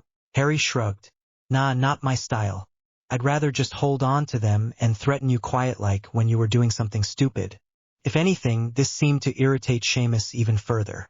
"Tell you what, 2 weeks from tonight, I'll pull out the pictures, and you can decide what to do with them. In the meantime, they stay locked up in my trunk once they get developed. Fair? Seamus growled and grumbled but finally relented since, after a full day of trying, he had failed to open the trunk the camera was in. Harry just smiled at him. Besides, think of it this way. Since you've already been pranked by me, even if a bit indirectly, then you're safe from what I'm going to do to everyone else. The worst is over for you. Seamus paled a bit at that before going over to his own bed. Meanwhile, the other boys were looking at Harry, their apprehension evident. As Harry finished his own preparations and lay back in bed getting comfortable, Floppy changed back into the nightcap with the frizzy ball at the end. I would caution you, Mr. Potter. Harry, still thinking of other things, perked up a bit. Oh, it only takes one small stone to cause an avalanche, Mr. Potter. One that cannot be stopped. Harry merely shrugged and went to sleep. A big thank you to my genius betas who have valiantly strived to make this story better, despite my crafty attempts to make it incomprehensible. So, immeasurable thanks to Creachery and Corbeck. Thanks to various people for contributing to the Brit picking, to Sovereign for a sanity check plus tweaks, and Sherilyn for her polishing touches before it gets uploaded. In the same direction, Part 1, Anger, Chapter 7. In the same direction, Harry woke up early, the gray pre-dawn light filtering through the window. A slight chill in the air let him know that he was definitely in an old castle somewhere up north and at a higher altitude than what he was used to in the outskirts of Brighton. While clouds dotted the sky, there was less of the oppressive gloom that had marked the previous day. It was a good morning to get up and fly around a bit, to explore the lay of the land around the castle. Digging into his trunk, Harry got dressed in his usual muggle jeans and t-shirt. He also grabbed a jumper just in case the wind became too much. With his attire settled, Harry pulled out his firebolt from the special case Sirius had made for him. It was designed to let him store the broom at a fraction of its size. When packed, the broom's case was about the size of a regular muggle notebook. Harry next pulled out his ophroscrinium, or as he liked to call it, his transporter from the deeper confines of the trunk. Lifting the lid, Harry was excited to find a bag full of small rings that filled most of the space, and a slightly mangled scroll on top of the pile. Pulling out both items, Harry returned his transporter and locked his trunk, dropping his firebolt and the bag of rings onto his bed. He opened the scroll to see what his outlandish mentors had come up with. 2. September 1995. Our dear scoundrel in training, here are the 500 rings you asked for. After some work, we found we can make them for around half a galleon each, as the metal is cheap but strong, a type of mild steel the muggles use. If we can manage to sell about 2,500 of them, we'll be making pure profit at that point. Let us know how well they work, and we can look into ways to market them. Took Edgar and me a while to make them work. As I told you, they won't hold up beyond a superficial look. The magical oath parchment you asked for is inside the bag with an impervious charm on it, so it should also be ready for your immediate use. As for your Snape prank, I let Padfoot work out how to do it and then helped him refine it a bit. We've put 2 variations on the prank, as well as the suppression charm you asked for. The first variation will affect paper rather than clothing, and the second variation will have a very similar effect on water. Having tested it, I think we need to put that in the journal, but only if you can pull it off properly. We expect to see the evidence, right? Master Gata has asked me to remind you that you need at least 2 hours a day with him for your martial arts practice and training. He is less than pleased that his promising student has been whisked away, and I fear for my safety if you don't show up by Tuesday afternoon. That man is mean, Edgar, and I would like to remind you that we still have a lot of magical theory to work on and you need to be around for that. While Edgar can see you there, it's probably best that I not visit you at Hogwarts with the laws currently being what they are. Padfoot is whining as I write this. You know your mutt misses you as well. At any rate, buck up, get the evidence. Plan to be back here daily no later than Tuesday, and don't forget, keep your head down.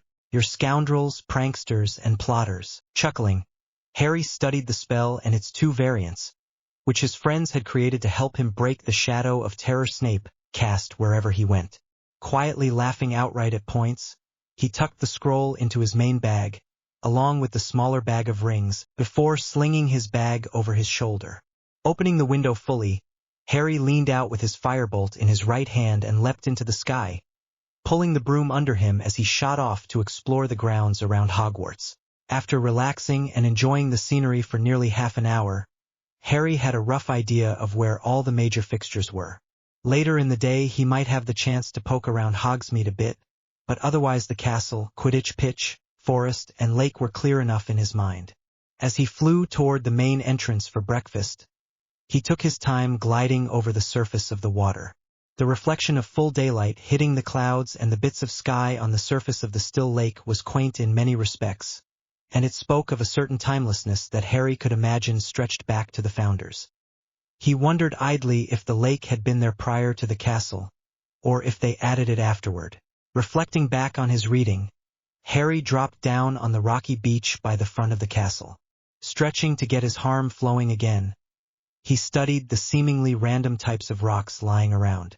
After a trip to Mexico, he had been amused that the stiff upper-lip British seemed to think that a group of very small rocks by a body of water constituted a beach in Brighton, whereas any place else it would be considered a poor place to relax. There were nicer beaches, like the so-called English Riviera, but the water was a bit on the frigid side. That said, the currents of the Atlantic and the channel around the Isles left few really desirable beaches. Maybe that was part of why so many people flocked to the soft beaches and the warm waters of the Mediterranean or the Americas for their holidays. Reaching down, Harry scooped up a handful of 2-inch diameter stones and found a small rock made up of mostly quartz, one of mostly granite, and a bunch of others for which he had no idea of their composition. Dropping all but one of the random ones, he pocketed it along with the granite and quartz for later study. Swinging back onto his broom, he flew back up to the Gryffindor Tower window and entered while the other boys were still having a lie-in on the brisk Sunday morning. Stowing his broom safely, Harry headed downstairs to the common room. He was a little surprised to see all 3 of his red-headed conspirators chatting quietly while waiting for him. "Up a little late this morning, Harry?" George asked him as Harry motioned them to the portrait hole. "Nah, went flying for a while. Wanted to see the area a bit, see where all the ways in and out are, that kind of thing." Fred perked up at this. "You didn't ask us to come along?" "Come now, Harry, you should know that we know all the secrets worth knowing around here." This outrageous statement was followed by a pronounced wink. "Know what I mean?" he asked. Harry arched one eyebrow as they headed down the main staircase toward the Great Hall. "Really? All the secrets?" Ginny chuckled quietly while Fred's eyebrows drew down. "Well, all the ones except about you.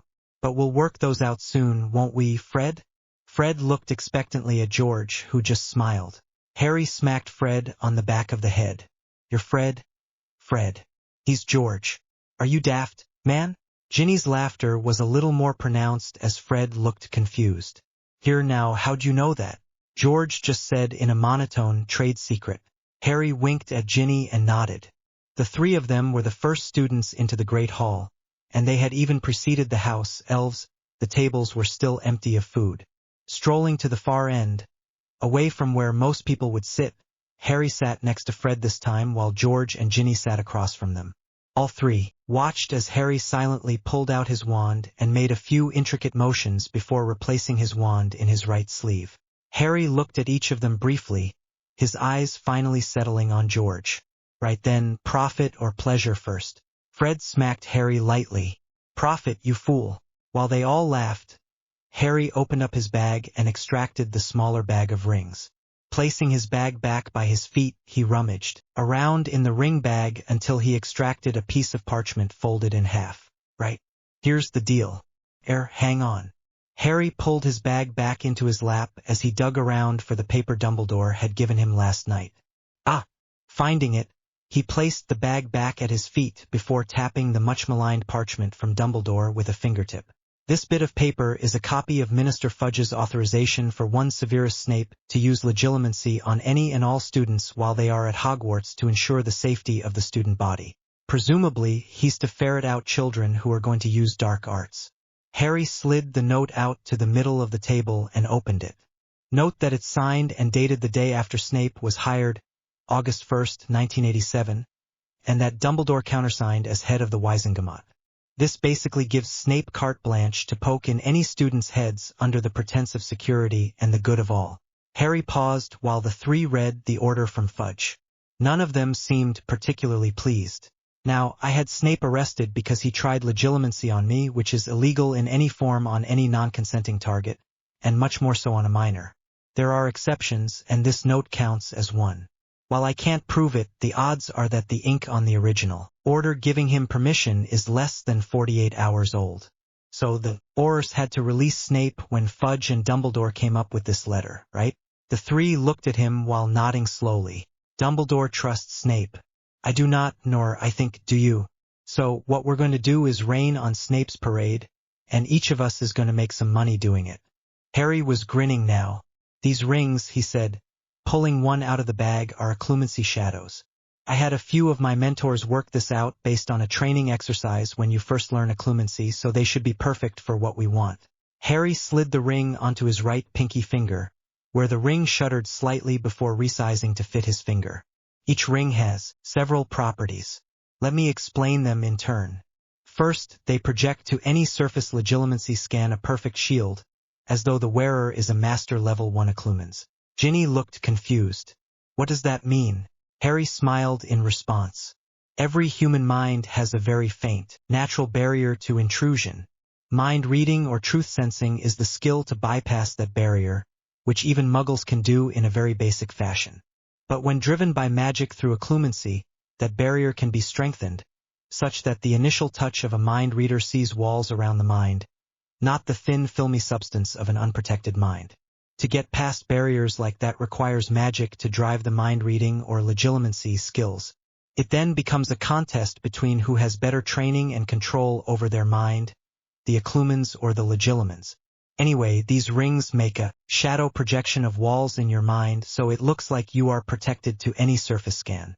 In reality, any actual attempt to read your mind will shatter the image, unless you really do know Occlumency.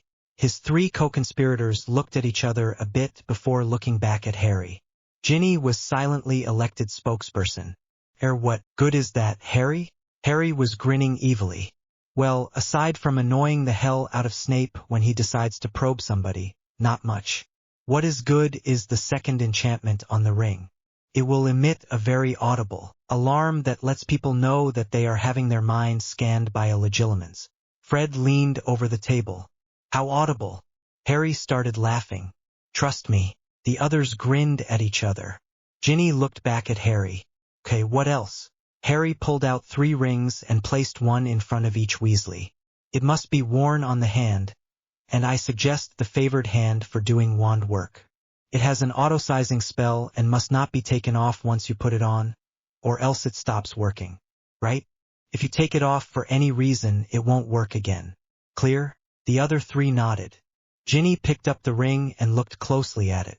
A mischievous glint in her eyes, she stared at Harry and said, "Isn't it a little early for you to be giving me a ring, Potter?" Harry looked puzzled for the briefest second before giving her a wide-eyed smile. "But Jin, aren't you my intended lady?" Ginny smirked as she slid the ring onto her finger, while Fred and George were just looking at each other and communing in some silent way. Harry elbowed Fred sharply to get his attention. "Prophet?" he asked. Fred nodded his head as George and Ginny leaned in. "So here's the final bit. Since my team came up with these beauties, you get to figure out how to sell them. I want 1 galleon for each of them. You 3 keep half the money you receive and then give me the rest. More important to me that every non-Slytherin student that is on the side of light has one than it is that you get full price. So let it be known that a payment plan with 0 interest is welcome to people who can't spare a galleon, and you only need 1 Canute to hand the ring out with the rest due by the end of the year. Fair?" The other 3 were nodding their heads vigorously, quickly realizing the mathematics of over 200 non-Slytherin students each spending a galleon for a ring. "Okay, this last bit is the hardest part. This other parchment here," Harry said, sliding out the crisp and clean sheet, "is a magical oath each person has to sign before getting their ring. I want you 3 to sign it now, but you can have your rings for free. It's a compulsion oath that you will. First, never willingly serve any Dark Lord. Second, never willingly, with deliberate intent, attempt to permanently harm or control another unless in defense of yourself or others. Third, You may defend any property not being used by a Dark Lord, or used as a place to harm or control others. And fourth, you agree to swear by signing your name to make the oath binding. Violators will get repercussions. That's the first oath. The second oath, which requires a signature in this other column, is relatively minor and says you will not discuss the rings without my permission to anyone not wearing one, and then only after making sure you are in a private area. The three of them looked slightly uncomfortable. What happens to oath breakers? George clearly kept his gaze on Harry's eyes as Harry responded. Break the minor oath and you get some nasty messages all across your body about not being trustworthy. It won't come off for a few years, I think. Break the major oath and you'll have problems practicing magic. Harry felt a little bad about being less than honest with them, but he wanted the signatures from the students. Ginny stared hard at Harry. What kind of problems? Harry looked at his hands for a moment, before placing his hands in his lap and slowly sliding his right wand into his hand. Looking at each briefly in the eyes, he prepared himself to obliviate them immediately if necessary. Total inability to cast magic. He reached out and tapped the top of the parchment, and the exact wording of the oath was revealed in the space between the short summary and the signature lines. The other three paled and became silent. It was nearly 2 minutes before Harry spoke again. That's why the word willingly is in the oath. If you're under mind control and unwilling, you're safe. Otherwise, I'm sorry, but I won't give anyone tools, no matter how frivolous, if they might choose to serve evil. The block on magic use can only be reversed by my involvement. I personally have to release you from the oath.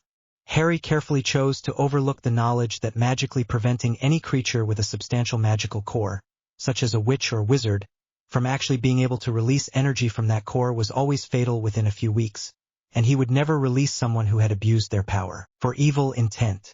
Harry kept a tight grip on his wand as he continued to watch them. The background noise in the hall was slowly picking up as other students trickled in, but no one had yet come close enough to trigger the proximity alarms. The three Weasleys were gazing intently at one another, a type of familial speech comprised of twitches, glances, and eyebrows going on between them. Finally, Ginny pulled the parchment in front of her and signed both columns, followed promptly by George and then Fred. Harry slid his right wand back into his sleeve holster. Exhaling slowly, George watched Harry put his hands back on the table. Harry, what would you have done if we refused? Harry's face became an expressionless mask. Do you really want to know? George swallowed loudly before nodding. Harry kept his face blank. Obliviate you, remove the rings, scan your minds for evil intentions and actions, and then possibly turn you over to the Aurors. I need partners I can trust, not traitors with a cheery demeanor.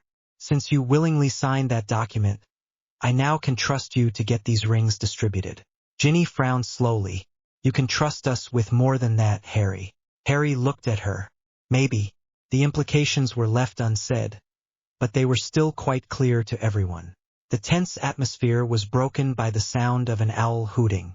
Confused, Ginny, Fred and George were astonished to hear the sound coming from the table itself. Perimeter charm has been breached, Harry explained and looked up to see Hermione, Ron, Neville, Dean, and Seamus approaching hearing distance of their conversation.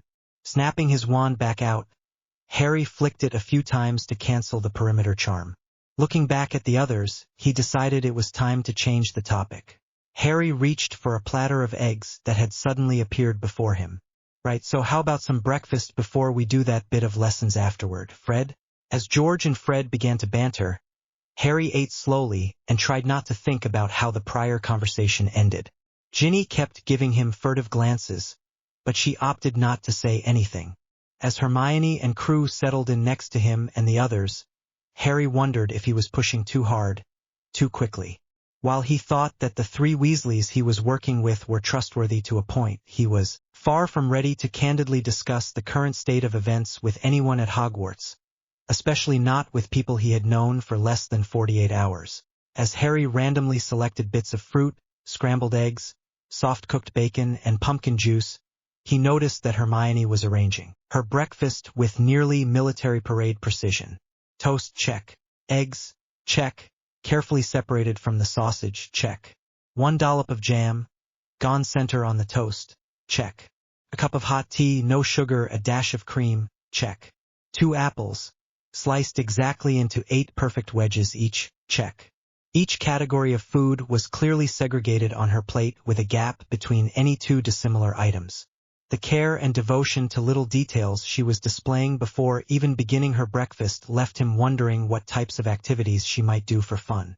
As though sensing someone watching her, she looked up at and met Harry's gaze. "Good morning, Harry. Will you be staying around for breakfast so we can talk? Or are you running off again?" Harry watched with mild fascination as she held the toast in her left hand, carefully teasing the jam, which looked rather like blackberry, into a perfectly uniform film that exactly covered the bread yet never made contact with the crust. Never taking his eyes off her toast, he jerked a thumb in the vague direction of the Weasley twins. I'm sticking around, business with the pranksters here. Is there something wrong with my toast, Harry?" Harry looked up at her, noting absently that most of the people around them were delightedly grinning at him. "Do you always eat the same thing in the same manner for breakfast?" "Except Monday mornings, yes. I found what I like, so I make sure that I eat just that." Hermione shrugged as though it was the most obvious thing in the world. Hermione, do you try new things when you're traveling?" Harry was almost sure the answer would be no. "Of course, Harry," Hermione said in a patient and faintly patronizing tone. "After all, you need to adopt local customs when in a strange place. Sometimes I even find things I like better than what I usually eat, which I always try to get the recipe for. Then I can have it on my schedule." Harry blinked a couple of times, while Ginny laughed outright. "Schedule? You have a schedule for your diet?" Hermione reached into her bag and pulled out a small planner. "Certainly. How else can you maintain a balanced diet if you don't keep track of what you're eating?" Everyone else seemed to be calmly accepting of Hermione's peculiar behavior, so Harry just gave up and resumed eating his own breakfast. Hermione, however, had other plans. "So, Harry, can we talk?" Harry nodded while chewing his bacon, waiting to see what she would come up with. Hermione smiled at him with a hint of excitement showing up on her face, as she delved into her bag again and pulled out a parchment with a long list of questions, as well as a quill and ink. "Right. First, I wanted to ask you about magic, then about some things on war mages I found in the library. Is that okay with you?" Harry glanced at Fred and George and noted they were mostly done with their breakfasts and were studiously trying not to laugh at Harry's predicament. Ginny was still eating, but would probably be done in another couple of minutes. Harry looked back at Hermione while shaking his head. "We've got some things we need to go over shortly, Hermione, so how about if we get through a few questions for now and try to take on the others during lunch, right?" Hermione seemed a little disappointed at Harry's unavailability, but she was covering it well. "First, you said that the only real question was whether the Chinese had invented Latin. Obviously they didn't. Our spells are based on Latin roots. Are you trying to say that the words are irrelevant?" Harry smiled at her long route to arrive at a simple question. "Not at all. To learn a spell, the words are very important, even critical. Without the words, you'll never get your magic to work right." Hermione stared at Harry for a long moment before scribbling down on her parchment. Harry leaned over to see her write down exactly what he said. Rolling his eyes at Fred and Ginny, Harry sat back and looked around as he awaited the next question. Dean and Seamus were talking to the 2 girls Harry had brushed off during the feast, Larvati and Pavender or some such. Based on the giggles alone, it was something he had no interest in anyway. "That doesn't make sense, Harry. If the words are important, then how can you make anything work by saying tweet, tweet?" Hermione was rubbing the side of her head with the back of the quill, staring at her breakfast as though the answer would appear among the orderly food collection. Harry sighed. "The next question, Hermione, is whether you want me to give you the answers or if you want to puzzle them out for yourself." Hermione continued staring at her plate before speaking slowly. "I want the answers, yes, but I'd rather understand the answers than have them handed to me. If you think I can't find the answer on my own, like about war mages, I want you to tell me. For the magic questions, if I can't figure them out, I'll ask you to give me the answers." Harry could tell this girl was a kindred spirit to Remis and perhaps some others he knew. "All right, Hermione, let's go back to your question. You asked about the words. Read what I said and look at it from the point of view of someone who doesn't know much about magic. After casually watching Hermione eat her eggs, Harry realized that she never mixed her food. She ate the entirety of one item at a time. While he was pondering which type of food she was likely to eat next, she sat up and looked triumphant. Ha! You said the words were important for learning the spell. You're implying that they aren't important once you know the spell. Harry smiled at her. That might be the tip of the iceberg. Let me know when you've got that bit figured out, yeah? Looking back at Ginny and seeing her plate was clean, he looked over at his co-conspirators and gestured out the door. They all got up and walked out of the great hall, ignoring the furtive glances that were cast their way and Hermione's glowing expression of new discovery. Fred and George took the lead, with Harry and Ginny falling in behind them as they tread a complex pattern of twists, turns, and staircases to end up outside of an old portrait on the 5th floor. George motioned them to stop while Fred tapped the portrait with his wand and whispered to the reclining centaur under the trees. The portrait slid aside quietly, revealing a staircase down into darkness. With everyone casting a quick lumos, they all entered and the portrait closed behind them. Fred turned around when they reached the bottom of the stairs. The passageway was wide enough for 4 people abreast if they were comfortable with each other, but otherwise it appeared to be fairly unused. This is an old way out of the castle that's blocked. The ceiling fell in 100 feet or so on down. It's a nice little place to hide away from others. Harry nodded and pulled out the extrasensory monitor he was carrying. After quickly conjuring a temporary table and 4 chairs, Harry placed the monitor in the middle of the table. Right, we've got several things to get through. I'm going to teach you how to bind one of these to a willing person, unbind it, activate its recording, and stop its recording. Later, if you guys want to learn, I'll show you how to watch their playback and do a few other basic things with them. Harry spent an hour coaching the Weasleys before they went their separate ways to plan private mischief. Strolling back into the Great Hall at lunchtime, Harry was amused to see a single seat open among his new Gryffindor acquaintances. The vacancy was between Ginny and George and directly across from Hermione, who had her blasted roll of parchment out along with quill and ink, slightly resigned to his fate of 2,000 questions. Over lunch, Harry dropped into the seat and decided it was time to up the ante a bit. Thanks, Ginny love, for saving me a seat next to you. I wasn't sure if I'd have to ask someone to move or not. Smiling blandly at Ginny, he was amused to see the glint of fire back in her eyes as she smirked. Oh, Harry, I've missed you. Here, let me help you with your lunch. Ginny proceeded to put together a sandwich identical to the one he had made the previous day but been unable to enjoy. Was that right, love? Harry had to admire her skills and was sure she would be a mean poker player. Close enough, Gin. After pouring himself a goblet of pumpkin juice, he was unsurprised when Ginny nicked it from him. Let me know if I need more in my goblet, right? He asked her, taking her goblet and pouring his own drink. He looked over at Hermione to see a faint smirk on her face. Oh, don't look at me like that, Hermione. Wasn't that Ron you went into the cupboard with on the 7th floor? Hermione's face went milk white as all the Weasleys except Ron let out a whoop of glee. Ickle Ronnikins! How long has this been going on? Fred demanded. Harry just smiled smugly at Hermione. How did you know? She demanded of Harry. We're always careful not to be seen. Realizing her mistake too late, she blushed dark red and tucked her head into her arms, groaning. Fred and George looked like Christmas had come early. Harry only patted Hermione on the top of her head and gave his patented answer. Trade secret, Hermione. Sorry. Ginny looked pointedly at her brother. And who was it that was telling everyone last year you were just friends? How long has this been going on? Ron and Hermione were both red-faced and refusing to talk, but Harry was amused at their discomfort. Harry watched as the siblings gave each other grief for a few minutes before everyone settled back to eat their respective lunches. Ginny leaned over and whispered to Harry, "Thanks. You have no idea how long we've been trying to catch them in the act." Harry chuckled in response, watching Hermione absently while he ate the fruit he picked off the serving plates. Reaching down to grab his sandwich, he was flustered to realize it was missing. Ginny, however, had a self-satisfied look as she openly savored the sandwich she had made for him. Too slow, Harry. Too slow, she gloated. Hermione, clearing her throat, interrupted his plans for the next move against the unpredictable redhead. Harry glanced back at Hermione as she pointedly asked him, "You said we could talk over lunch, right?" Resigned, Harry just nodded as he assembled his new sandwich.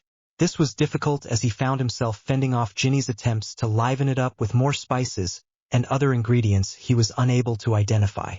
Finally giving it up as a bad job, he leaned back and let Ginny go wild. "Go ahead," he said in resignation. In hindsight, he supposed either girl could have interpreted it the way she wanted. But the identical looks of glee on Ginny and Hermione's faces made him wonder just how much time they spent together. "So we've established that the words are only important for learning the spell. Once you've learnt the spell, the words are less relevant. You suggested it was the tip of the iceberg, meaning there's a mountain under the simple statement you gave me. So the next question I want to ask you is, what do the words actually do when you're learning a spell?" Harry sighed as Hermione once again took the long way to ask an easy question. "What are words?" Ron groaned. "Not this again, please." He looked like someone had harmed his favorite pet. Hermione hit Ron softly on the back of the head. "Just because you never appreciated the argument on whether there can be any thought without communication, Ron, doesn't mean others have the same limits." Harry laughed. "What?" she demanded. "You asked me what the words do when you're learning a spell, but you already know the answer." Harry gently pointed out. Ido. Harry nodded. "You just said it." Ginny elbowed him in the ribs, and he looked down to see a sandwich with all kinds of things he was unsure of sticking out of it. Taking a hesitant bite, he was pleasantly surprised to find it tasted quite good. Except for the olives. Putting the sandwich back down to pick off the olives, Harry thanked Ginny with a quiet murmur before going back to eating while Hermione kept staring at Harry. "I did?" she finally asked. Harry nodded patiently. Ginny leaned over and whispered, "Did she just say that there can be no thought without communication?" Harry nodded again. "That's what the words do." Harry smiled at her. "But what thought?" Harry grinned evilly while eyeing her slowly from head to toe. "Which words?" He whispered back at her. "Sensational? Voluptuous? My fallen angel?" Ginny flushed slightly before hitting him on the shoulder. "Pervert. What thoughts do the words trigger when learning spells?" Harry shrugged absently while he finished off his sandwich. Hermione was now dividing her glare between both Harry and Ginny, although Ginny seemed just as impervious as Harry. Ginny leaned back over to Harry to continue their whispered conversation. "Is that why some spells make you feel funny? Like sad? Or happy? Or a little bit sick inside?" Harry paused, wondering at the implications of that statement. Making a mental note to revisit this conversation tonight in his sensory monitor's playback, Harry nodded again at Ginny. "That's part of it. You'd have to be pretty sensitive to pick that bit up, though." Ginny lapsed into thoughtful silence while drinking her juice. Hermione, however, reached her breaking point. "Ginny figured it out, didn't she?" Ginny smiled sweetly back at Hermione, while Harry kept a half-smile plastered on his face. Hermione just scowled at them. "Fine then. Let's talk about war mages since you're not helping me along at the moment." Harry grabbed another apple and waited for Hermione to start again. "I read that there are 4 distinct categories to the war mage: student, apprentice, mage, and mentor. You're an apprentice since you wear both emblems but not the silver chain of full status, right?" Harry nodded. That was a fairly basic question with an obvious answer. It also said that no apprentice can be without a mentor. "So who is your mentor?" Harry froze for a second. Who was my mentor? He's gone now. His name was Nicholas. Harry felt that the full name would just cause undue attention to again focus on him. Hermione deflated slightly. "I'm sorry to hear that. What will happen now?" Harry shrugged again. "They'll assign a new mentor in the October convocation of the ICW." Hermione leaned forward, looking a bit more excited. "I wasn't clear on how it is that war mages are outside the direct control of the ministry but still fall under the ICW." Ron leaned in abruptly. "You mean the International Confederation of Wizards?" Both Hermione and Harry nodded before Harry answered the brown-haired girl's question. The short answer is that back in 1594, the ICW put forward to the ministry of each nation participating in the ICW that they should accept the Treatise on International Law and Rule, which created the War Mage title and made all War Mages beholden to the law and courts of the ICW exclusively. Eventually everyone was signatory to it, and that was 1596. Hermione frowned for a moment. So you can't be arrested? Harry shook his head. No, that's not true. If I commit a crime by local laws, regardless of what those laws may be, and I am not under mission orders, I can be arrested. The local authorities, however, cannot try me, interrogate me, or subject me to any conditions other than those usually warranted by a simple arrest. I must be turned over to the ICW for all evaluations, and if necessary, punishments. It's rather like the Muggles and their military jurisdiction principle. Hermione nodded thoughtfully. That makes it clearer. Why don't the books just cite the military system of justice? Harry smiled back at her. How many purebloods would understand the reference? Most books are written by or for purebloods. Hermione rolled her eyes. They could all benefit from a few years of living with the Muggles. Parchment and quills are quaint and fun at first, but after that, they're just tedious. Harry laughed before asking, half-harm or Muggle-born? Muggle-born.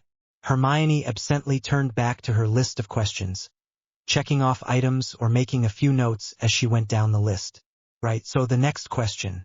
I can find several famous war mages and even mention of battles and wars they were involved with, but nothing actually talks about what you do or how you train. What can you tell us? Harry put his head in his hands for a minute to collect his thoughts. Glancing around at all the people deliberately trying to listen in to the conversation, he had little choice on what he could reveal. Look, I'll tell you a bit, but there are a lot of things I'm not allowed to tell you. I've got things I need to do too, so this will be the last question for now. You can ask more later, right? Hermione nodded eagerly. The fundamental basis for being a war mage or a war magus, whichever you prefer to call it, is a deep understanding of right and wrong, with a commitment to always serve the side of the right and to defend innocent people from the wrong. That sounds pretty simple, but it took me over 3 years of discussions and debates to make it out of the student stage, which is considered the point where a minimum grasp of right and wrong has been attained. I became an apprentice about 6 months ago, and that required a full oath to the War Mage Creed. That in turn entitles me to the same protections that full war mages enjoy. During this phase of my training, I will continue striving to understand right and wrong, which is different from notions of light and dark. I'll also begin to train in the style and skills, magically speaking, of the war mage. So far, I've had little training that wasn't centered on my mental attitude and philosophies. Hermione, along with most of the others, looked bewildered. You don't understand the point of the philosophy, do you? Harry sighed when they all shook their heads. What's the number 1 rule of fighting? No one answered. To not get into a fight. They continued to stare at him like he was spouting Sanskrit proverbs at them. The number 2 rule is to apply as much force as the situation calls for in as fast a manner as possible. The longer the fight goes on, the more chance of losing. Tickling an opponent with a knife is a bad idea. Respond with the force needed but not more and end the fight quickly. But above all else, avoid the fight if at all possible. Why should you avoid the fight? Harry waited, but no one answered. Simple. Do you want to die? Getting into a fight is placing your life on the line. You may not think so, but it's true. When you're standing up for others, you're also placing their lives on the line. That's not something you should risk lightly. Then there is timing and location. This may be the wrong time or the wrong place, where you are inherently at a disadvantage. And until you can understand when it is and when it is not the right time to take that risk, you're just a liability in any real fight. Harry watched them carefully, but he suspected none of them really understood the point yet, or if they would anytime soon. Right, I'm done for now, Hermione. Harry stood up and, picking up his bag from the floor, announced he was off to study and would see them later in the day. Leaning over toward George, Harry whispered, I'll see you outside that passage at tea time. Standing up straight, Harry winked at Ginny before saying, See you later. Love. Great sandwich. As Creaturey observed, you're the worst kind. You're high maintenance, but you think you're low maintenance. When Harry met Hermione, A big thank you to my genius betas who have valiantly strived to make this story better, despite my crafty attempts to make it incomprehensible. So, immeasurable thanks to Corbeck and Creatree. Thanks to random people for their aid with Brit picking, to Sovereign for a sanity check plus tweaks, and Sherilyn for her polishing touches before it gets uploaded. Until Opposed, Part 1, Anger, Chapter 8. Until Opposed. Arriving outside the come and go room, Harry again summoned his private training room. Walking inside, he cast perimeter charms on the outside of the door so that he could work without fear of intrusion. He placed his 3 rocks from the lake shore on the desk along with the book on wards. Turning back to the book's discussion of buffers and moving wards, Harry studied the diagrams and theories before picking up the first rock, a mostly opaque collection of white quartz. Harry carefully began the complicated ritual of casting the most basic spell-draining ward. He directed the ward at the area around the rock, with the rock as the anchor. Even though it was a straightforward spell, Harry still felt a little drained after setting the ward. Wiping his brow absently with the back of his sleeve, he studied the rock closely and could see a faintly glowing aura around the tips of the quartz protrusions. Harry backed away from the desk before casting a basic low-energy hex at the rock. Ricta Sempra, he incanted while carefully controlling his magic. The glowing energy signature impacted on a flickering golden shield, which had suddenly appeared about 2 feet in front of the rock and then dissipated. Harry walked over and felt the rock, noticing its slight warmth. For his second test, Harry opted for a more powerful curse. Incendio, he called out. The energy impact caused the golden shield to flare brightly before collapsing and flickering. The shield had weakened the curse but was unable to block it, so the curse left a scorch mark on the wall. Harry sank to the floor and consulted the book. Seeing that his observations matched the book's assumptions, he decided to add motion into the experiment. Tossing the rock in a gentle arc, he cast the tickling hex at it again. This time, the shield flared brightly but only weakened the curse. It failed to absorb it entirely. After consulting the book's instructions on adding buffers to strengthen wards, Harry went through the ritual to embed a buffer and link it to the magical field. He was surprised at how tired it left him. He was breathing heavily and sweating freely. He wondered why the book failed to mention how much effort it took to place wards. Then again, the book had come from Dumbledore's private library, so he surmised that the intended readership knew better than to randomly experiment with setting wards. Harry stood up to once again cast a tickling hex at the rock and watched the shield flare to absorb the entire curse. The burning hex, he was pleased to note, was likewise completely absorbed, but he was a little worried at how warm the rock felt. Stepping away from the rock, Harry concentrated on his magic and called out, Reducto. The heat he felt from the drain on his core let him know just how substantial that curse was. Watching with morbid curiosity instead of ducking for cover, Harry saw the curse hit the shield, causing the rock to split into roughly 4 small pieces with a muffled crack. The curse smashed into the far wall where it left a deep pocket in the stones. Sighing, Harry pulled out the small piece of granite to restart his experiments. Certain it was going to be a long afternoon before he met George for tea, he cast a delay alarm on the door to alert him 10 minutes before tea time and then returned to his efforts. The sudden screeching of the door made Harry realize that it was time to meet George and, quite possibly, Fred. Having destroyed both the quartz and granite rocks, he found that the unknown rock would take a buffer and weak ward. This simple rock also seemed to work whether it was stationary or mobile. Unfortunately, it was also somewhat erratic regardless of the amount of motion, which was not what he had hoped for. Tonight he would have to write Remis about his experiments and see if he or Edgar could come up with any ideas. Putting the rock in his left pocket, he packed away his failures and the ward book before heading down to the secret passageway the twins had shown him that morning. George was already nonchalantly loitering at the entrance by the time Harry showed up. They both entered the dark passage and lit their wands to make their way through it. Harry conjured a comfortable recliner based on a model he had seen in a shop, with a footrest that popped out, before turning his attention to George, who had just managed to conjure a straight-backed wooden chair. Harry dropped into his plush recliner, waiting for George to either stop pacing or start speaking. It was clear that, for a bloke that came across as mostly happy-go-lucky, George was working himself up for something major.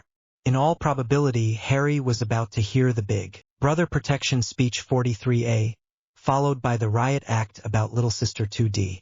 Of course, both speeches would be a waste of time, but Harry would try to get George as completely worked up as possible before pointing out the reality of the situation. George finally stopped pacing and sat down on the rather stiff and uncomfortable desk chair, much like the ones filling Hogwarts classrooms. Look, Harry, we need to talk about some difficult things. Fred and I have gone back and forth over how to do this, and this is the best we could come up with. We want you to hear what we have to say, but more importantly, we want you to listen to what I'm trying to tell you. Don't take it personally, right? I want you to sit there and be quiet until we finish. Harry shook his head for a moment, trying to work out if George was going to give him a talk about Ginny. Is this some kind of weird approach on the overprotective big brother talk? You're wasting your time. I'm not interested in going out with your sister. George sighed and looked at the ceiling. Harry, we don't care one way or the other about that. We will talk about that this afternoon, but Ginny is a big girl. She can see who she wants. If her boyfriend makes the colossal mistake of stepping over the line, her 6 big brothers will take care of whatever she leaves behind. Right? Now, be quiet and let us tell you what you need to know. Harry shrugged and settled back in his chair. Clearly, things were not going along expected lines. George continued staring at the ceiling as he began slowly talking. All right, consider this. If you want to marry a woman who is English, a witch, and within a few years of your age, then chances are that she is here at Hogwarts right now. Why do you think so many of us get married within a couple of years of leaving school? We all go out a lot while we're here, but we know that if we don't find our potential mate at school, then we're out of luck for a witch. A lot of us want someone who's also magical to share our lives with, otherwise all kinds of problems can come up with the dynamics of a family. If you don't find your potential partner here, there's very little choice unless you're going to marry a muggle or you don't plan on sticking around in England. See? Harry, more confused than ever about the sudden turn in conversation, decided to just shrug non-committally. George now turned his gaze directly at Harry. Now, because of the war with Voldemort, the number of young witches and wizards in our age bracket is unusually low. It used to be double that of the present population. But think about the numbers. There are about 40 students here in the school right now in your year. If we were living in ideal conditions, that number would probably be around 80 students maximum. If we add those who attend the smaller schools or remain homeschooled, that makes a staggering 120 people your age, give or take. Harry watched as George stood up to pace again. Given the fact that only about half of that number are female, and that most of them are here at Hogwarts, there is a very high probability that the person you'll eventually marry is somewhere in this building right now. Harry nodded. I rather fail to see where this conversation is headed. George held up a hand. Bear with me, Harry. I promise there is a point to all this. He sat down again and continued his discourse. Okay, in case you didn't know, most wizards and witches live to be maybe 100 years old, and some of the really powerful ones may make it to 150 years or more, but that's very rare. So you're looking at a combined magical population of witches and wizards of at best 12,000 people in all of England. That means under good conditions, about 1 out of every 5,000 people is magical. George stopped talking and started playing with the trim on his robes. Harry waited patiently as George gathered his thoughts. You're a celebrity of sorts, but only in the wizarding world, Harry. The reason everyone knows your name is because there are so few of us, just that 12,000 or so. What you did changed everything for all of us. Every magical being was affected in one way or another, good or bad. George shifted around for a moment, trying to get more comfortable. I want you to think for a moment about what it's like growing up in a magical family, Harry. I know you didn't get the chance to, but think about it, especially from the point of view of girls around your age, Harry. This is going to be hard for you to understand. George frowned at Harry for a moment. By now, Harry was completely confused. George had him baffled. What was he going on about? Let's only consider girls that are within a few years of your own age, right? These girls were born during the incredibly stressful end of the war with Voldemort, or during the euphoric period right after his downfall. Times were still hard at that point, but the world seemed a lot brighter because you suddenly brought hope back for all of us, Harry. You became a hero to many wizarding families. didn't matter that you were too young to even realize what you had done. It isn't about reality, Harry. It's about the fact that one little boy brought down the monster that so many others before him had tried but failed to destroy. That the little boy lost his parents made his situation even more tragic and romantic. You were a true, honest, proven knight in shining armor, and, as such, you starred in bedtime stories in many wizarding homes. Before you came along, the only heroes girls could fantasize about were blokes who had been gone for centuries, or were so old that they might as well be gone also, like Dumbledore. Harry gave an appreciative snicker at George's last comment. And then suddenly, here you were, the boy who lived, the perfect person to dream about and sigh over. Poor little orphaned Harry Potter who triumphed over the evil villain. George wiped away an imaginary tear. You became every young, and maybe not so young, witch's fantasy. The gallant knight who would sweep them off their feet and carry them off into the sunset. That one was a popular story, but, some of the fantasies we've heard about you. Well, never mind. George flushed as he appeared to recall some of the more disturbing stories about Harry that he had listened to when he was younger. Harry, in turn, felt his cheeks burn. His imagination of what those dreams about him might have implied sufficiently embarrassing. George cleared his throat uncomfortably. Okay, now you're this hero, this knight in shining armor, come to save everyone, and at the same time you're sent off to live with your Muggle relatives. The air of mystery becomes even more palpable. No one knows what's going on with you despite your being the wizard of the hour. For years, the only information we could obtain about famous Harry Potter came from what the papers would print about you, and they were mostly rumors about where you were, what you looked like, unsubstantiated sightings, that sort of rubbish.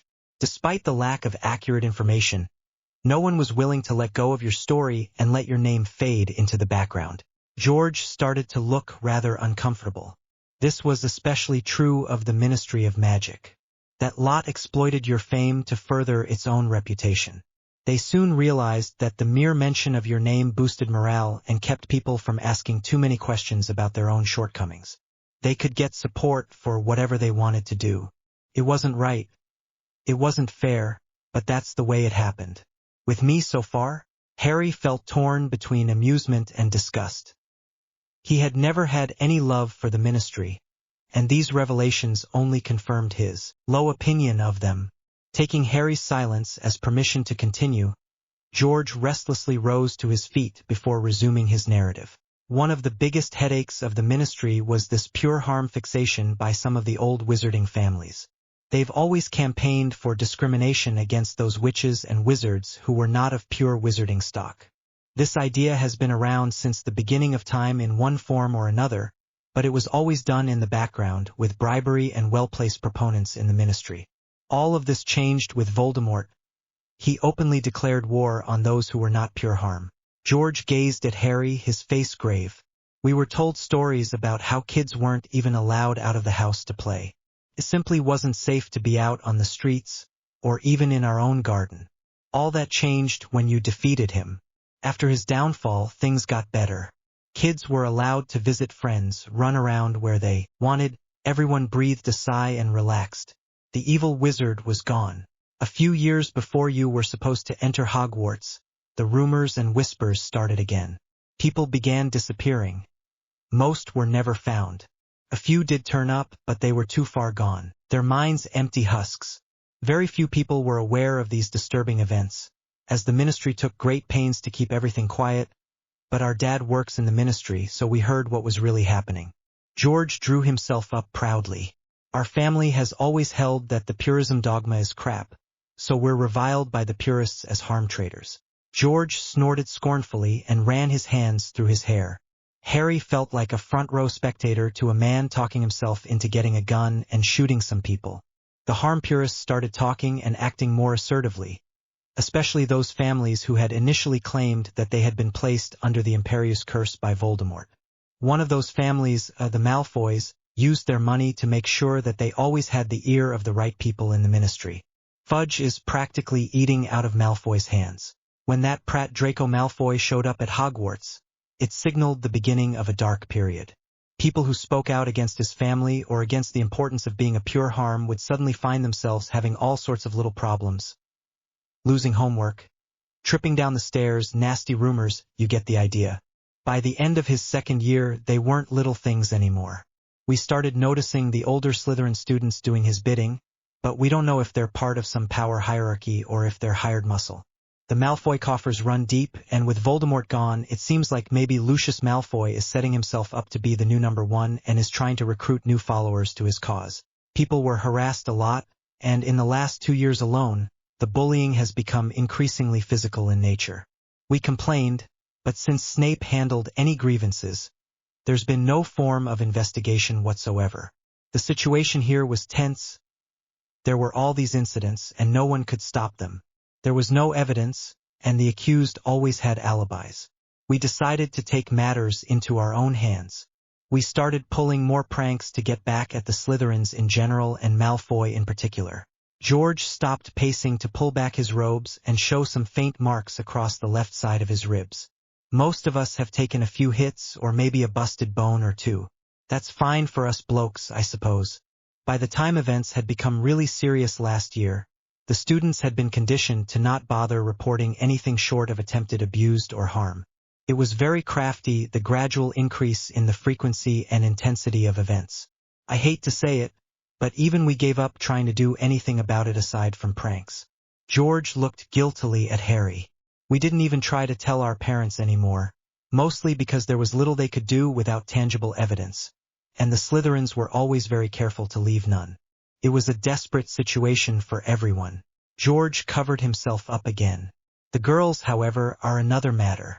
They were also threatened and harassed, but a lot of them, some of the boys too, held out hope that when you, Harry Potter, their knight in shining armor, finally made your appearance, you would save them and Hogwarts would once again be a place that was fun and exciting. When you never appeared, well, all kinds of rumors were flying around, some positive, many negative, quite a few suggesting you were going dark yourself. George shrugged. Reality sunk in. After a while, all they really wanted was someone to help them hide, help them go unnoticed, and to try to survive. Their hero never arrived to save them.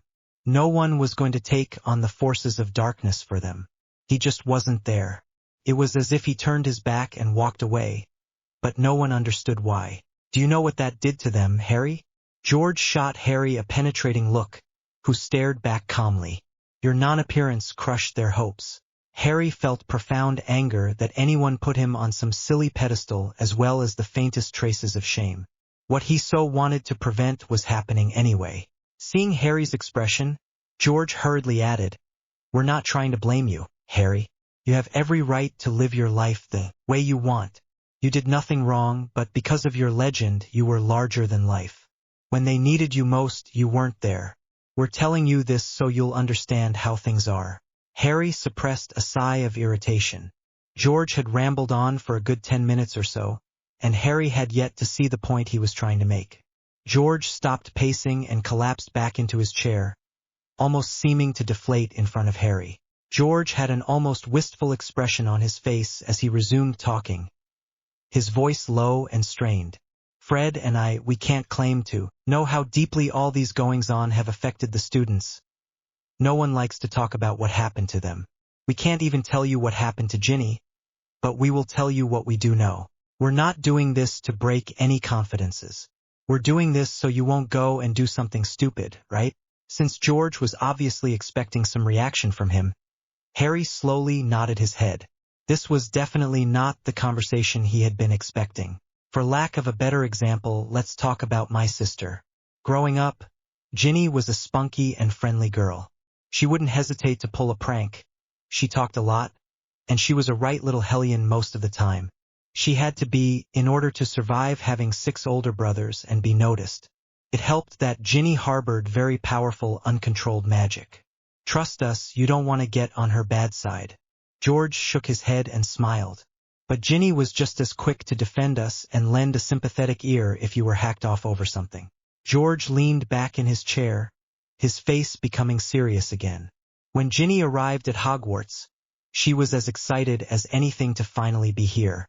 Unfortunately, over the first 3 years, we watched her slowly change from the Ginny we knew and loved to a shadow of her former lively self. She hardly participated in anything beyond Quidditch after a while, no matter how hard we tried. She kept insisting that everything was all right. We didn't know what to do. George held his head in his hands now, and though his voice was a little muffled, it was still clear how unpleasant his memories were. And then something happened about halfway through last year. She skipped dinner one night. When she showed up for breakfast the next day, she begged us to let her go home. We suspect that she had a nasty confrontation with Malfoy and his goons, but we couldn't get her to talk. We were able to calm her down after a while, but it took the rest of the weekend for us to realize that something really bad must have happened for her to be so adamant about going home. There wasn't any real physical evidence of anything, but emotionally, she was a complete mess. She wasn't doing very well in her classes. She avoided talking to anyone, and she steered clear of the Slytherins. We made sure at least one of us or someone she trusted was with her at all times because we noticed that those tossers seemed determined on stalking her. It got a little rough when she wasn't looking, but we kept her as safe as we could. She was like that for about a month or so, and then some of the old ginnies seemed to resurface. She became obsessed with learning how to fight back, both magically and the Muggle way. She was always asking us and the Muggle-born kids to teach her stuff. We didn't really know more than what they taught us in class, but we tried anyway. George shrugged. We made an effort to keep her spirits up, encouraging her interest in defending herself. She pestered us nonstop to show her more hexes and curses, and she devoured defense texts. We reckon she realized no one was going to save her, so she had better learn to save herself. We tried to keep her spirits up, but she knew that we hadn't been there when it counted and that it would happen again. Our old Ginny never really came back, Harry, but we're learning to live with this new Ginny. Mum was in a right state this past summer, not knowing how to handle her own daughter. George leaned back in his chair. Harry had no idea how to react to this information, but he could tell George had more to drive home. So now we come to today. We want you to think really hard about what's happened since you showed up on that train, Harry. You came in, the lost night, shrouded in mystery, and literally took on 3 of the worst Slytherins. You overpowered them, got them chucked out, and had them arrested just like that. George snapped his fingers for emphasis. Then, for an encore, you challenged the head of Slytherin House, the slimy git, and took him down as well. You've taken on the bad guys, you've won the first round, and, according to our Quidditch girls, you're a right handsome bloke. What do you think is going on in everyone's mind right now? All those people who had given up hope, all those girls who fantasized about you. What do you suppose they're making of this entire ruckus you've managed to stir up in just 2 days?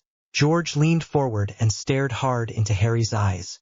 It may not even matter to you, Harry, and it sure as hell isn't fair, but because of who you are, whatever you do, be it as trivial as breathing loudly, all your actions have repercussions. You need to realize just how much the people out there need you, whether you like it or not. So, whether you're here to stay or just passing through, try not to act without thinking first, yeah?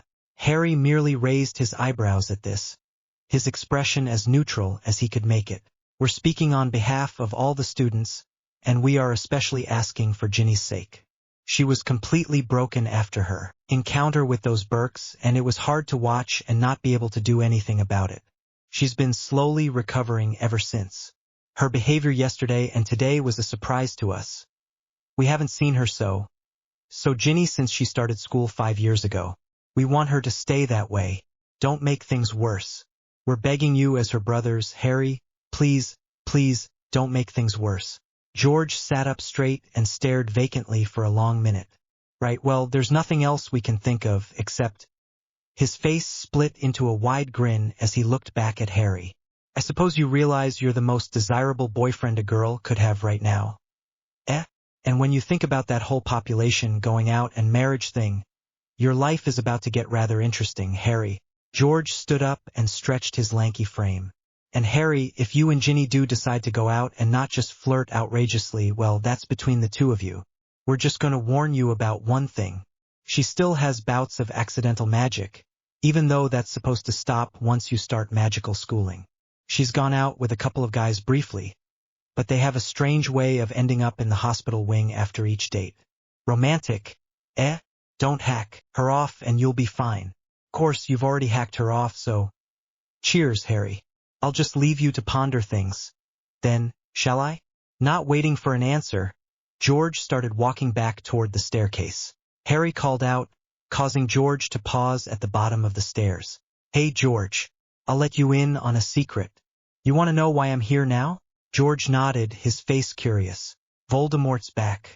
Thanks for the pep talk, by the way." Harry rose from his recliner and walked over to George, who was staring at him in utter disbelief. Harry clapped him on the shoulder and continued up the stairs. "I'll just leave you to ponder things. Then, shall I?" Harry said, mimicking George's earlier flippant tone. He smirked briefly before strolling out into the hallway, leaving a shocked-looking George staring after him in mild horror. As Harry walked down the hallway, he decided that some fresh air would do him a world of good. In some ways, George's information had been expected and even known, but he had to admit that he had been disturbed by some of the revelations. Harry was troubled by the realization that even though he had tried his best not to let innocent people like Ginny Weasley become victims of the ongoing battle with Voldemort, they had suffered and were still suffering from the consequences of the war. He might not be the direct cause of the events in question, but the timeline George had presented matched too closely with his activities to be called a coincidence. As he exited the castle, a voice spoke in his ear. "Well, Mr. Potter, what do you think about that?" Harry was less than surprised that Floppy suddenly decided to start talking again. The Hat would always poke and prod him after he learned something new, which, given his track record, typically meant something unpleasant. "I think George is right, Floppy. They made me a hero, and then they fault me for not living up to their expectations. It's not particularly fair. I didn't ask for it, and I find the entire situation hypocritical." Floppy was silent until Harry reached the edge of the lake and started walking around it. "Perhaps, Mr. Potter, the only person to not think of you that way is you." Harry wanted to tear the Hat off and give it a good dunking in the lake, but he doubted it would appreciate the frustration he was feeling even if he did so. "I don't care what others think, Floppy. I don't particularly need any of these people. I just don't want them to be fodder for that evil Snape's plans." The Hat fell silent. Harry continued his walk around the lake, knowing the Hat was waiting for just the right moment to land a harm-verbal blow, and then it would go back to ignoring him. Realizing he had no desire to eat with the other students, Harry decided to head into the kitchen for a private dinner. As he crossed the path up to main entrance, Floppy abruptly stirred. "Regardless of what you may think, Mr. Potter, you need these people." Despite Harry's deliberate insults, barbs, and loaded statements, Floppy refused to say anything more on the topic of George's monologue. Studying the remains of his dinner, Harry felt uncomfortable both with his attempts to bully Floppy into talking and the unease that had been settling over him since George gave him a level of insight that he wished he never had earned. The elves' sudden scurrying about and loud chatter made him look up. He saw Dumbledore walk into the kitchen, his blue eyes twinkling as he caught sight of Harry. "Ah, Harry, I was told you might be here. Dinner is over and most of the students have returned to their common rooms. Shall we proceed to our meeting?" Conceding that today was doomed to be a string of mild setbacks and partial successes, Harry thanked the elves for dinner and followed the headmaster back to his office. After securing the room, Dumbledore looked at Harry for a long moment before starting the conversation. "While I am disappointed, Harry, that young Mr. Malfoy and his friends have been expelled and we must resign ourselves to their choices, I am learning to be thankful that they are no longer here. I have spent some time going over the reports from Madame Pomfrey, and I am disturbed by what I have found. As you have repeatedly suggested, I have many questions for Severus when he arrives tonight. In the meantime, there are repercussions happening based on your actions." Dumbledore reached into his desk and pulled out a long golden chain with a heavily embossed pendant in a mixture of red and green. Dumbledore put it on, the engraving of Merlin's staff on one side clearly visible. Recognizing the pendant as the symbol of office of the head of the ICW, Harry rose to his feet to hear what official news was going to be conveyed. Dumbledore adjusted the pendant around his neck and began speaking. "As Supreme Mugwump for the International Confederation of Wizards, I hereby notify you, Mr. Potter, that the War Mage Committee is meeting 1 week from today. You are to apparate to Geneva at 2 o'clock in the afternoon local time in order to discuss recent events. Moreover, Mr. Potter, as you are not yet a full War Mage, a temporary mentor, Cyril Finer, has been assigned to you, and he will be here tomorrow evening to discuss your training. Normally this would have waited until the October convocation, but given events over the summer and this past Friday, the committee felt this was the prudent interim measure. You have permission to continue as per your current instructions unless told otherwise by myself after a vote of the ICW body, or if you receive a signed document from the committee, or if your mentor Cyril gives you new instructions. Do you understand these directions? Harry was surprised that no efforts were being made to curtail his level of privileges.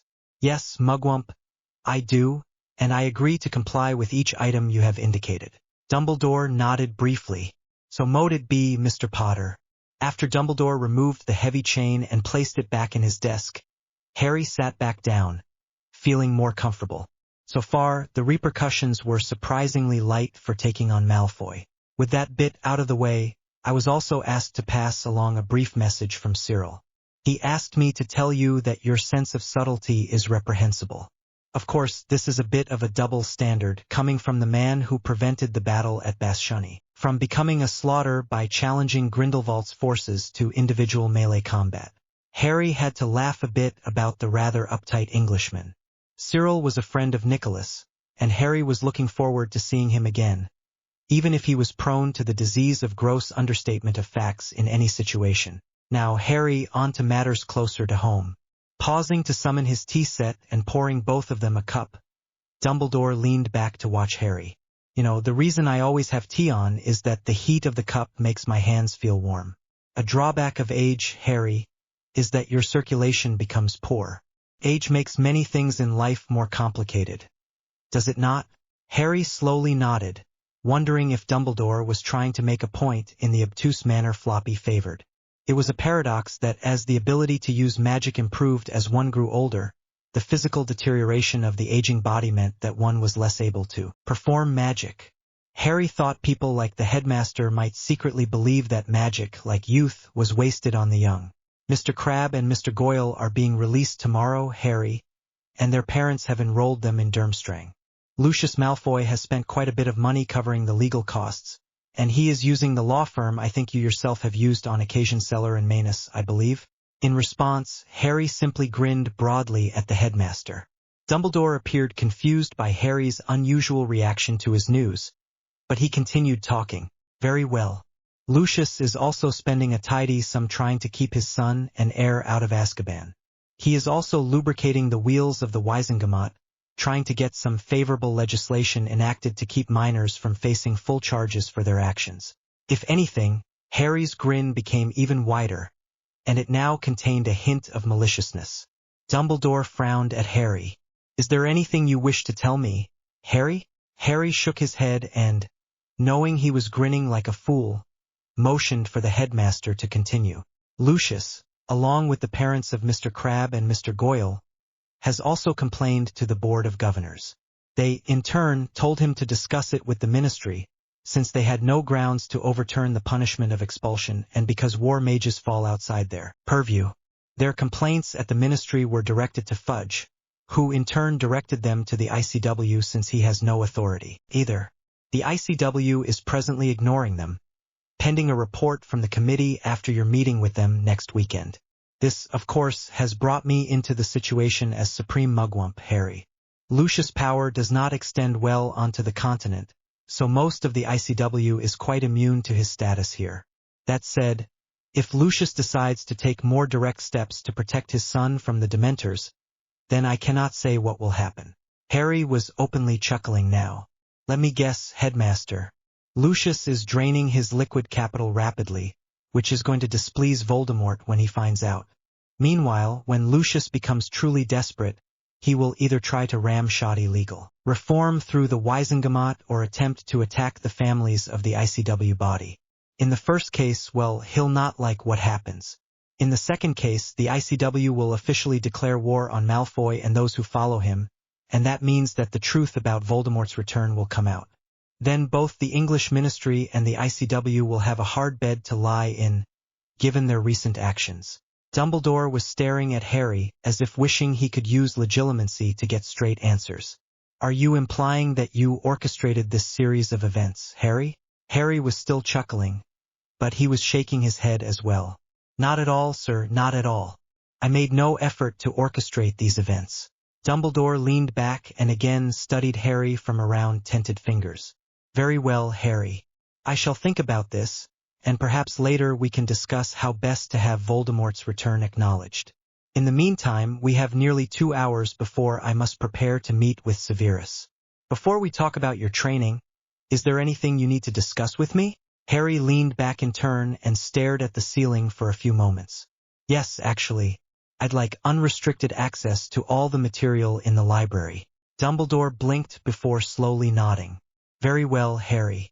I can see the rationale, but I ask you to be careful, as some of the material in those books is not to be taken lightly. Drawing out a parchment, Dumbledore wrote a short note to authorize Harry's free access. Harry accepted the note with a nod and slid it into his bag. Let us then discuss your training. You mentioned previously that you have other tutors you need to see. Can you provide days and times? Pretty much every weekday, from about 4 p.m. until nearly 8 p.m., Headmaster. I will be leaving for those lessons via secure portkey that will be set to work just outside the Hogwarts gates. Dumbledore pulled out a parchment that had a timetable on it and wrote in the training times Harry had indicated. And we shall have our meetings from 8 p.m. until curfew. Is that acceptable? At Harry's nod, Dumbledore added the designated days and times and handed him the parchment. This is your schedule, Harry. You will receive it officially tomorrow morning during breakfast, but 4. Now let me explain a few things. Your schedule is in 2 patterns, the Monday, Wednesday, Friday group, and the Tuesday through Thursday group. With the first grouping, your first period is Herbology Theory with Mr. Longbottom. He's the most advanced student in your year and should be ideal for it. Following that is a double period of Practical Herbology, to be held in the greenhouses. Next will be Care of Magical Creatures tutoring with Miss Weasley, as she has the best marks in your year and a bit of a natural touch, I suspect. Following this will be lunch, then a single period of Care of Magical Creatures Practical. After this, you'll sit through a single lesson of Defense Against the Dark Arts. While I doubt you will learn anything new, I think it would be good for you to see how the class is taught here, what your peers know, and to get to know Professor Moody. You'll have your afternoon free after 3 p.m., as you are overqualified for other subjects. The second grouping will start with a double lesson in Charms, followed by a double lesson in Transfiguration. You will have lunch, followed by a single lesson tutoring period in Potions, taught by Miss Granger. I have also arranged for Mr. Longbottom, Mr. Weasley, and Miss Weasley to join you for this, as they also could use the extra study. After this tutoring, you will have a double Potions lesson. You will again be free after 4 p.m. Do you have any questions, Harry? Harry looked up. Have the students agreed to tutor me, sir? Dumbledore smiled in response. I asked them during dinner, Mr. Potter. They were happy to offer their help, and Miss Weasley was most taken with the idea. I believe she said something to the effect of, I'll teach him how to properly take care of magical beings. Seems a rather vague statement, does it not? Harry started laughing at the image of Ginny saying that with the mischievous glint in her eye. As you say, sir, as you say. This schedule seems fine to me. Mentally, he was preparing to read as much about the care of magical creatures as he could, since this was a perfect opportunity for Ginny to get her desired payback. Harry handed the schedule back to the headmaster, who placed it into one of the 4 piles of student schedules on his desk. Very good, Harry. Now, with what time remains to us, I wish to Dumbledore was cut off as his door suddenly burst open. Severus Snape strode into the room, and Harry was almost certain that sparks shot from cloven feet with each step he took, and that smoke exuded from his ears. Headmaster, I have... Potter. Snape spat out as he caught sight of Harry. The brat who thought he was better than a professor. I'm so looking forward to our time together, Potter. Snape stopped in front of Harry, his hand reaching for his wand. Harry shot to his feet with a wand in his right hand, his back to the solid wall. Fawkes began trilling a soothing melody, but Snape only glared harder at Harry. Dumbledore quickly rose to his feet. Severus, you were not to return until after curfew. Explain yourself, he said in a thunderous voice. Snape sneered at Harry before looking back at the headmaster. Moody was called to investigate a major disturbance near his home, and he sent me here to ask for your aid. Very well. Dumbledore shot Snape a warning glance, and the potion's master slowly lowered his wand, still looking balefully at Harry. "Harry, if you would please return to your house for the evening, Severus and I must deal with this." Pulling out an old teacup, Dumbledore tapped it with his wand and said, "Portus." After both Dumbledore and Snape had disappeared, Harry put his wand back in his sleeve and turned to leave. Storming out of the headmaster's office, Harry fought hard to control his anger at Snape's insinuations. Harry needed to study the Hogwarts bylaws before classes began, or he knew Snape would bury him in trivial infractions of the rules. How Dumbledore could be so accepting of the traitorous man's actions went beyond the pale in Harry's opinion. And, diffindo, conjunctivitis, stupefy, reducto, bright flashes of spell magic shot toward Harry and impacted on a flickering golden shield, which crumpled almost immediately but clearly weakened the onslaught of curses as Harry was violently thrown into the cramped area between the gargoyle and the wall. His left pocket exploded with a dull whump as he went flying through the air, little bits of rock digging into his thigh and scattering across the hall along with pieces of his clothing. His head pounding painfully, Harry felt the onslaught of strange sensations. He intensely disliked the closed-in feeling of the cramped nook he had fallen into, and his mind was screaming at him that he was under attack. Harry watched detachedly as the sorting hat slowly fell in the middle of the hall, its tip twirling in slow motion. "Get him!" one boy's voice called out. "Get him!" Dudley shouted as Harry was trapped under the rubbish bins behind the school. Harry felt the panic of knowing he was unable to move and was about to receive a vicious beating. "He's not getting away," a different boy's voice called out. "He's not getting away," Piers Polkiss shouted back, the tall but scrawny 6-year-old swinging a thick stick and smashing it across the back of Harry's leg. The muffled crack of the stick breaking, accompanied by the wave of pain, terrified Harry. With an inarticulate cry of rage, Harry shot to his feet, his left hand flicking down as a wand slid into his grip, his right hand reaching to his left hip and grasping the hilt of a katana that had no sheath. As he pulled the hilt out, the blade grew from nothingness into a quicksilver flash of lethal steel. "Incendio!" one of the girls shouted with her arm extended, the fire of hate in her eyes. Harry saw the curse from the girl fly toward his head as he dove and rolled out of the way. "Diffindo!" the first boy tried to curse him again. Harry could see the faces of the other children through his tears, all the boys egging each other on to kick him or hit him. Harry regained his feet, his left hand flicking his wand to make a shimmering shield appear and deflect the cutting curse even as his right hand swept the katana across from right to left in a classic Shokisa slice. The girl with hate in her eyes screamed in agony as she suddenly saw her arm below the elbow lying on the floor, her wand still clutched in the now useless hand. Spinning slightly, Harry put the girl between him and the other attackers as the next round of curses flew and he shoved her hard in the back. "Reducto!" screamed one of the boys. "Reducto!" the other girl echoed. "Incarcerus!" roared the other boy. Harry propelled the wandless girl forward with enough force for her to absorb all three curses. Her body wrapped up tightly in ropes, she fell under the dual reductor curses. Harry shot to one side and made a circular stabbing motion with his wand while sharply calling out, "Foro!" directing the spell at the other girl. As the spell hit her, the girl stared dumbly at her stomach. It looked like someone had punched a hole all the way through her. Staring blankly at Harry, she sank to her feet, never realizing that she had collapsed on top of an old hat, which was giving off a faint blue glow. His cries of pain were ignored as they kicked him repeatedly, until he finally crawled behind a bin, and they gave up trying to drag him out. Harry charged toward the second boy, who immediately started to backpedal, desperately trying to throw another reductor curse at Harry. The first boy, clearly starting to panic, shouted, "Sectum Sempra." Ash frantically moved away from Harry. Harry had no idea what the first boy's spell would do, so he dropped to the floor in a smooth roll, causing both of the curses to completely miss him. Harry rolled back to his feet with his katana held low, and he non-verbally summoned the second boy.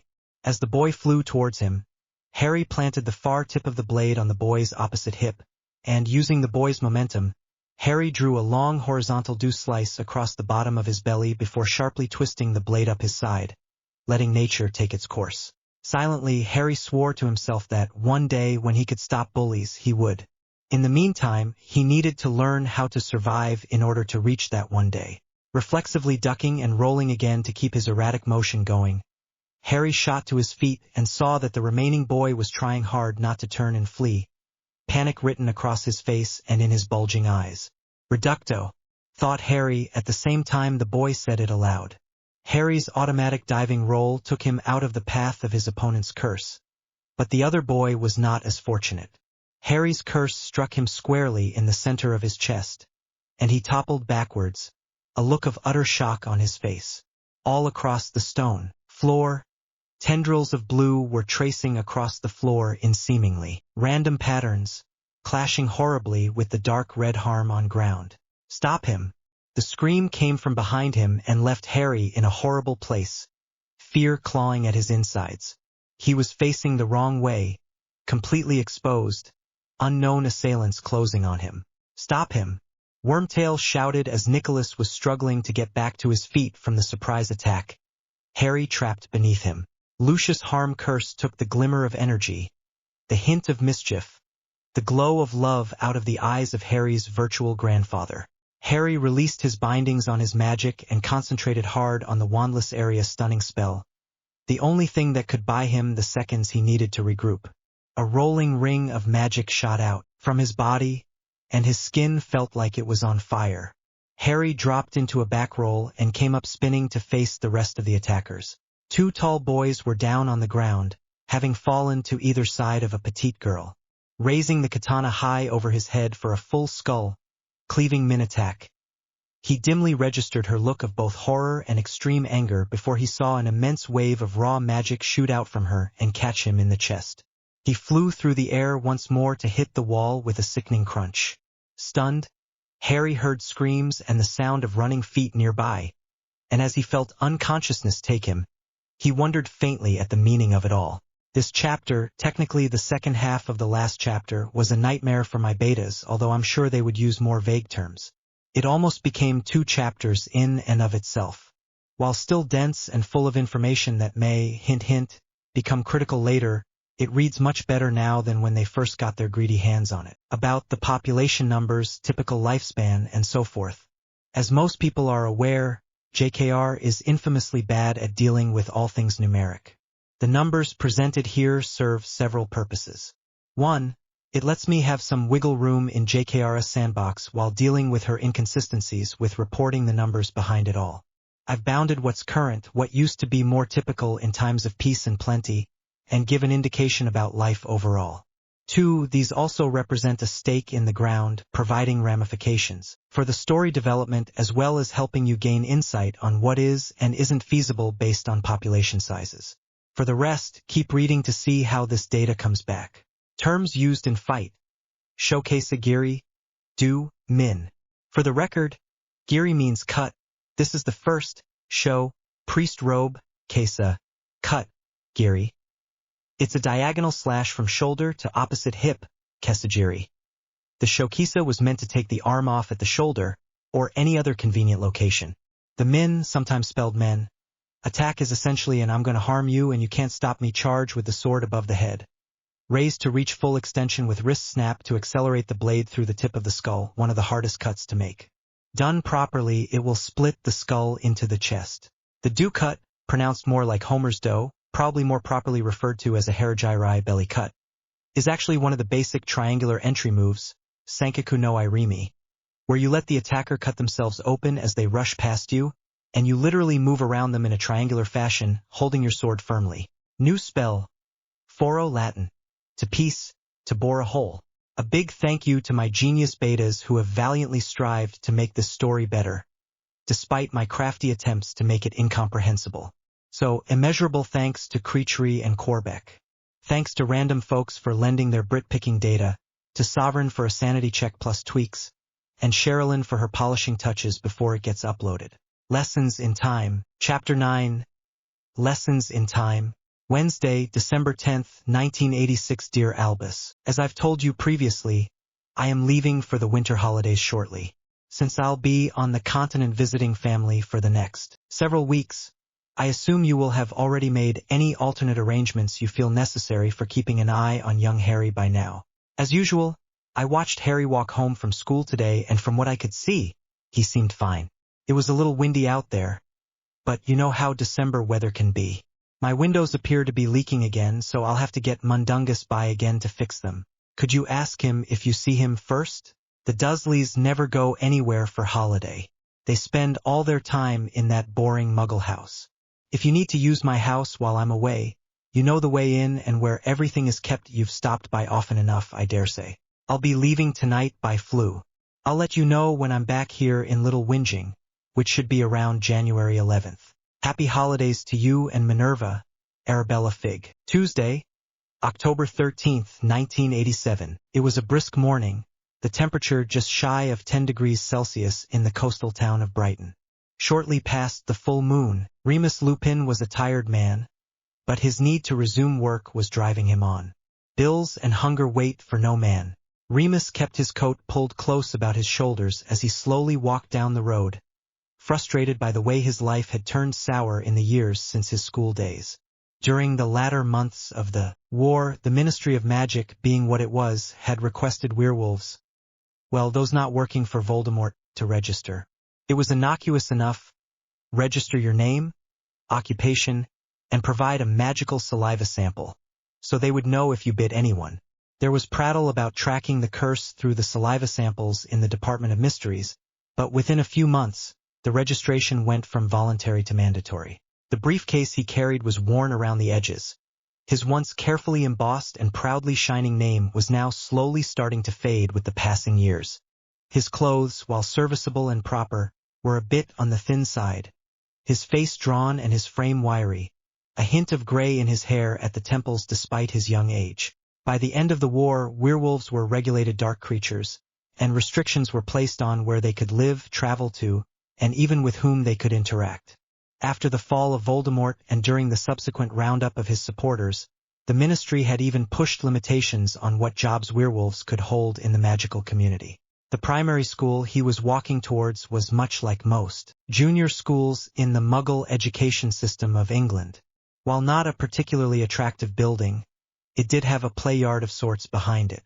The Year 3 class he was supply teaching for, since the normal instructor was out sick, would be a refreshing change of pace.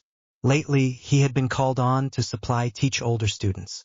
With the imminent passing of the Education Reform Act, the determination to do well on the draft national assessment tests was driving many of the instructors for upper years somewhat loony. Schools were starting to emphasize test scores in their impending free market competition to garner the best students. This school was on the northwestern edge of the town, where the population was less dense.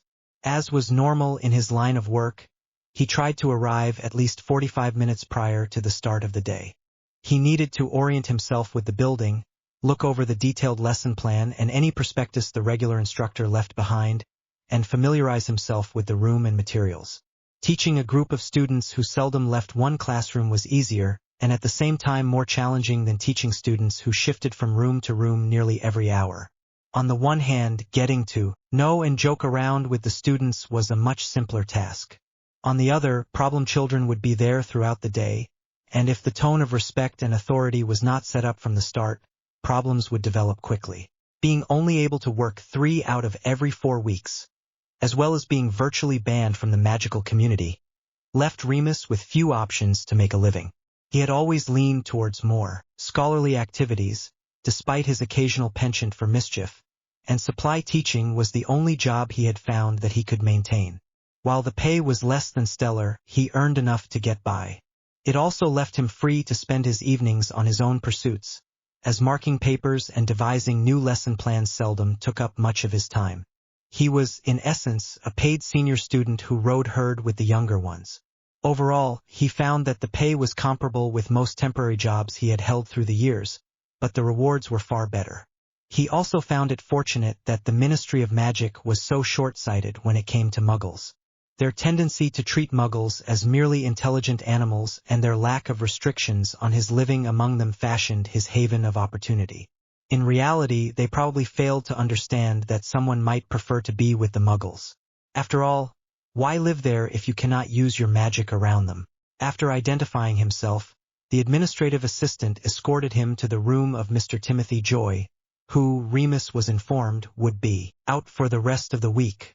Could Remis possibly fill in for Mr. Joy all week? Remis had been more than happy to accept the offer. Supply teaching at the school was an easy commute from his flat in Brixton, which was less than an hour away by the rail. The administrative assistant shook his hand and left Remis to go over the lesson plan and materials he would need for the day. For a werewolf, Brixton was an interesting place to live, with a lot of diversity and enough hints of danger to keep you on your toes in the southern London suburb. Tensions did not run as high since the riots a few years back, but events could still spin out of control quickly.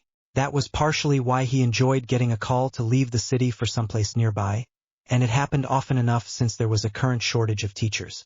Brighton was a little further afield than normal, but it would be a pleasant diversion for the week. Completing his preparations, Remis took some time to enjoy the sight of children running around outside his window and lost himself in thought. Despite the fact that the ministry's efforts had left him without hope of a job in the magical community, Remis had still retained ties with other wizards, especially with his closest friend, Sirius Black. Remis was crushed when Sirius was unmasked as the traitor responsible for the deaths of Remis' other primary ties in the wizarding world and duly sentenced and shipped to Azkaban. Suddenly bereft of his closest friends, Remis had withdrawn fully from the magical world and only made intermittent contact, primarily through Albus Dumbledore. Remis' complete excommunication from the magical world had been precipitated by a drunken rage on January 15, 1987, coincidentally the night of the full moon. The day before, he had received the shocking information that Harry Potter, the only son of his best friend James and his wife Lily, was missing and presumed gone since no trace of him could be found. Remis had been torn apart by guilt when he found out that the boy had suffered from years of large-scale abuse at the hands of his Muggle relatives. Had been little consolation to know that the Dursleys had been arrested and imprisoned for their crimes over a month prior to Harry's disappearance. Remis felt that he had personally betrayed the memory of James, and especially that of Lily, the only woman with whom he ever felt genuinely comfortable. He had loved Lily like the sister he was denied when his family could no longer accept his condition. Harry Potter. Harry James Potter. An innocent, happy boy almost murdered, rescued, abused, and finally, lost. The Muggles had a freak accident, and the records of what happened to Harry were nowhere to be found. Lost in a fire. The only person who knew where Harry went was gone, and no magical creature, neither owl nor phoenix, could find him. Scrying attempts only resulted in mist-filled and cloudy crystal. It was as if Harry had never existed, which meant only one thing. The child Remis had secretly wished he had been allowed to raise, the child the ministry prevented him from even seeing, was gone. All the bottled-up fury at the way life had treated him exploded out of Remis at the loss of Harry James Potter. Drunk out of his mind on fire whiskey and without the benefit of Wolfsbane potion, Remis had sought out Dumbledore in Hogsmeade that Sunday evening, raging at the man's negligence and lack of compassion. The confrontation between the half-crazed werewolf and the most powerful wizard alive was nothing short of fantastic, the outcome of which was that Remis had been cast out, and the Hog's Head pub had needed to be rebuilt, using considerable magic almost from the ground up. As for Dumbledore himself, the effort had left him limping for the next couple of days, and there was an impressive scar across his back for the rest of his life. In retrospect, Remis was glad that Albus had not only tossed him from the pub, but that the fight had also drained his strength before his transformation. It left him to wander the forbidden forest freely, howling his misery at the sky and anything unfortunate enough to cross his path. When Monday morning rolled around, Remis had clearly remembered Albus' warning from the prior evening to not return. Thus, Remis collected his few remaining possessions in the magical world and struck out for Muggle London, determined to never return to the people who had taken away everything and everyone he ever valued or loved. It would be hard, but he would find a way to make life work for him again. Somehow, somewhere. Fire whiskey could dull the pain for a short period of time but never erase the loss. Shaking himself from his reverie, Remis settled down and waited for the students to arrive and seat themselves, keeping one eye on the clock. Younger students of the first primary schools had seldom yet developed the hardened attitude towards replacement teachers that older students seemed uniformly endowed with. With these younger classes, Remis would actually be able to enjoy teaching again, instead of being a glorified minder trying to keep the students under some modicum of control. As the bell rang to signify the start of the school day, Remis stood up and cleared his throat briefly to garner everyone's attention. "Good morning, everyone. Your usual lecturer, Mr. Joy, is out, apparently for the rest of the week, due to an illness. His doctor has placed him on bed rest. I will be filling in for him for the remainder of this week. My name is Remis Lupin." Glancing around the classroom, he saw the usual mixture of students paying attention, students not quite awake, and students roughhousing a bit. "Mr. Joy left me detailed lesson plans and agendas, and yes, your reports are still due tomorrow. No extensions will be allowed." Chuckling at the groan that ran through the room, Remis was certain that at least one or two students had yet to start the project which had been apparently assigned weeks ago. "Now, let me take the roll and try to learn who you all are before we start off with the mathematics quiz I've been asked to administer." When another groan rose from the students, Remis had to roll his eyes. That was a hint, by the way. For those of you who have suddenly discovered that they have forgotten to do something important like homework or revision, the time I spend taking the roll should be enough for you to brush up on anything you might feel needs your attention. Pulling out the enrollment sheet, Remis began reading off the names and making a tick next to those students present. "Ansley, Mark David?" He continued down the list, not paying too much attention to what the students were doing as long as they were quiet. He called out names as well as he could. The immigrant influx always made pronouncing some names rather difficult. He was just over halfway down the list when, "Potter Harry James?" It was right after he read the name that he heard bells ringing in the back of his head. He jerked his eyes up to see a pale young boy, with messy black hair and green eyes that seemed too bright, raise his hand. Remis felt his throat go dry and his heart race. This boy must be the child of Lily and James. Completely unaware that his face had become deathly pale, Remis stared at Harry long enough to make the boy shift uncomfortably in his seat. Realizing that the entire class was now also looking curiously at the two of them, Remis shook his head to regain his composure. He glanced at Harry. "I apologize, Mr. Potter. You remind me of someone I once knew." His voice was nearly normal. Nearly. Looking back to the enrollment sheet, Remis kept his eyes averted from Harry as much as he could. By the time the lunch hour had arrived, Remis was mentally and emotionally exhausted. He felt as if he was making Herculean efforts to avoid looking at Harry beyond what was strictly required, and clearly Harry was picking up on his discomfort.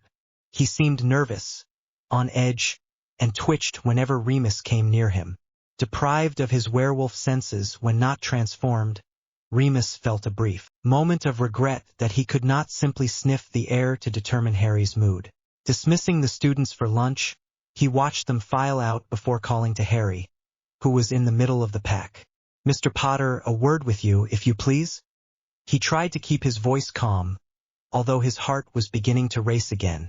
Harry slowly shuffled to stand in front of the teacher's desk, his gaze trained on the table rather than at Remis. Coughing momentarily to get his throat working again, Remis thought the best approach would be to apologize. Then he could find out if this really was the Harry James Potter he thought it must be. "Harry, I'm sorry for making you uncomfortable earlier. I would like to explain, if I may. It might be a little awkward." Remis was finding it difficult to control his voice, his fear and excitement warring with each other for dominance. Harry risked a brief glance at Remis before nodding slightly. "Harry, many years ago I was close friends with two people who share your name, James Potter and Lily Potter. Unfortunately, they died nearly 8 years ago." Seeing no reaction from Harry, Remis began to doubt that this was the child of James and Lily, but he needed to be certain. They had a son, Harry Potter, whom I had thought was lost forever. When I read your name and saw how much you look like James, it shocked me.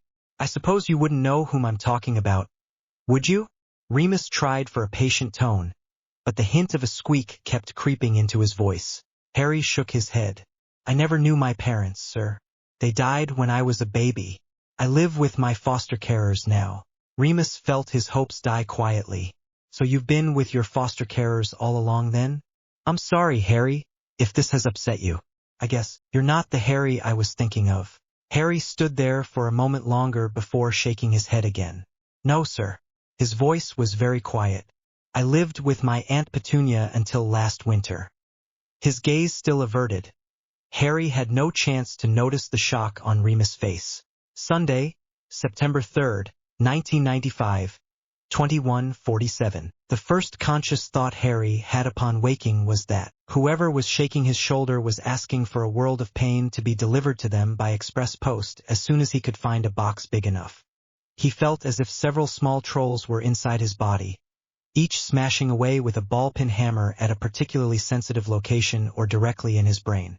The second conscious thought Harry had upon waking was that despite the pain and the irritating shaking, he was wearing perhaps the singularly most unpleasant outfit he had ever encountered.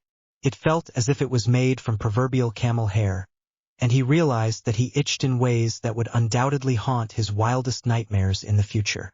The third conscious thought Harry had upon waking was that if he failed to open his eyes and threaten bodily harm upon whoever was shaking him, he might not survive to harm them later. The pain they were inducing with their shaking was making him reevaluate just how small the trolls and their hammers were. What? He croaked without opening his eyes, certain that actually seeing any light would only make the throbbing in his head worse, if that were possible. Mr. Potter, a brusque female voice was saying far too loudly for comfort, you must take this potion. It will reduce the pain so we can try to treat you. Somehow the idea of being treated seemed wholly inappropriate. Buried or cremated seemed more palatable options at the moment. Vaguely curious as to what his cause of death would actually be, he gathered his strength to find out a little more. "'Srong with me?" With a huff, the woman gave up shaking him, much to Harry's immense relief. "What isn't?" would be the better question. "You've got more broken bones and burns and holes about you than one of Hagrid's pet's toys. You're in for an unpleasant evening, I believe. Will you drink this now?" Deciding that whatever was being offered was less likely to induce more pain than what he was already enjoying, he just opened his mouth and let her pour the concoction down.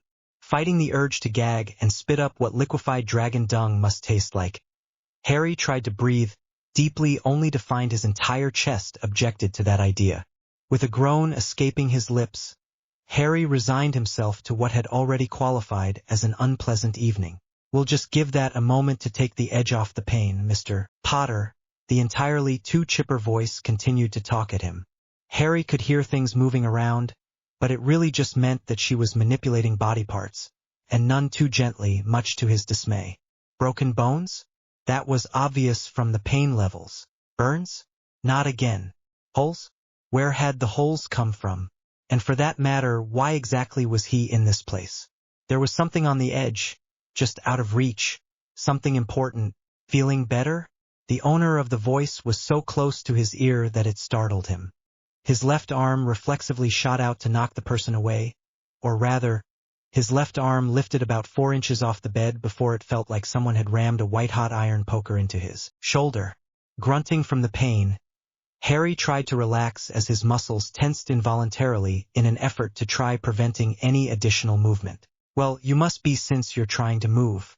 Do try to hold still, Mr. Potter." Harry was beginning to truly hate that voice, certain that as soon as he was able, he would make sure that the owner of the voice would learn to be quiet, dignified, and to use very few words. "Ram-I?" His voice seemed to be working, if a bit on the harsh side, but the effort of making himself heard more clearly set his lungs on fire. "St. Mungo's, Mr. Potter." I'm Healer Andrews. Whatever the chipper voice was doing, the sounds of things coming closer to his bed let him know his rest time was almost over. "You came in with 8 other bodies from some battle. The others are being looked over presently. Headmaster Dumbledore and your school nurse came along with a few others, and the bodies, of course. I haven't seen them since I finished school, 3 years ago now. This is a right mess. I'll tell you, 9 bodies, harm everywhere. Battle?" Harry tried to ask quietly. The hand was back on his shoulder, shaking him slightly. "Open your eyes, Mr. Potter. I need to check you." Resigned to the situation, Harry opened his eyes and felt unpleasant sensations run through him, his stomach roiling from the overwhelming sensory inputs. A bright light was flashed into each of Harry's eyes. The fuzzy figure that owned the voice muttered quietly to herself. Right, that's definite head trauma. Both clavicles compound fractured, most ribs hairline fractured, both legs compound and right arm compound.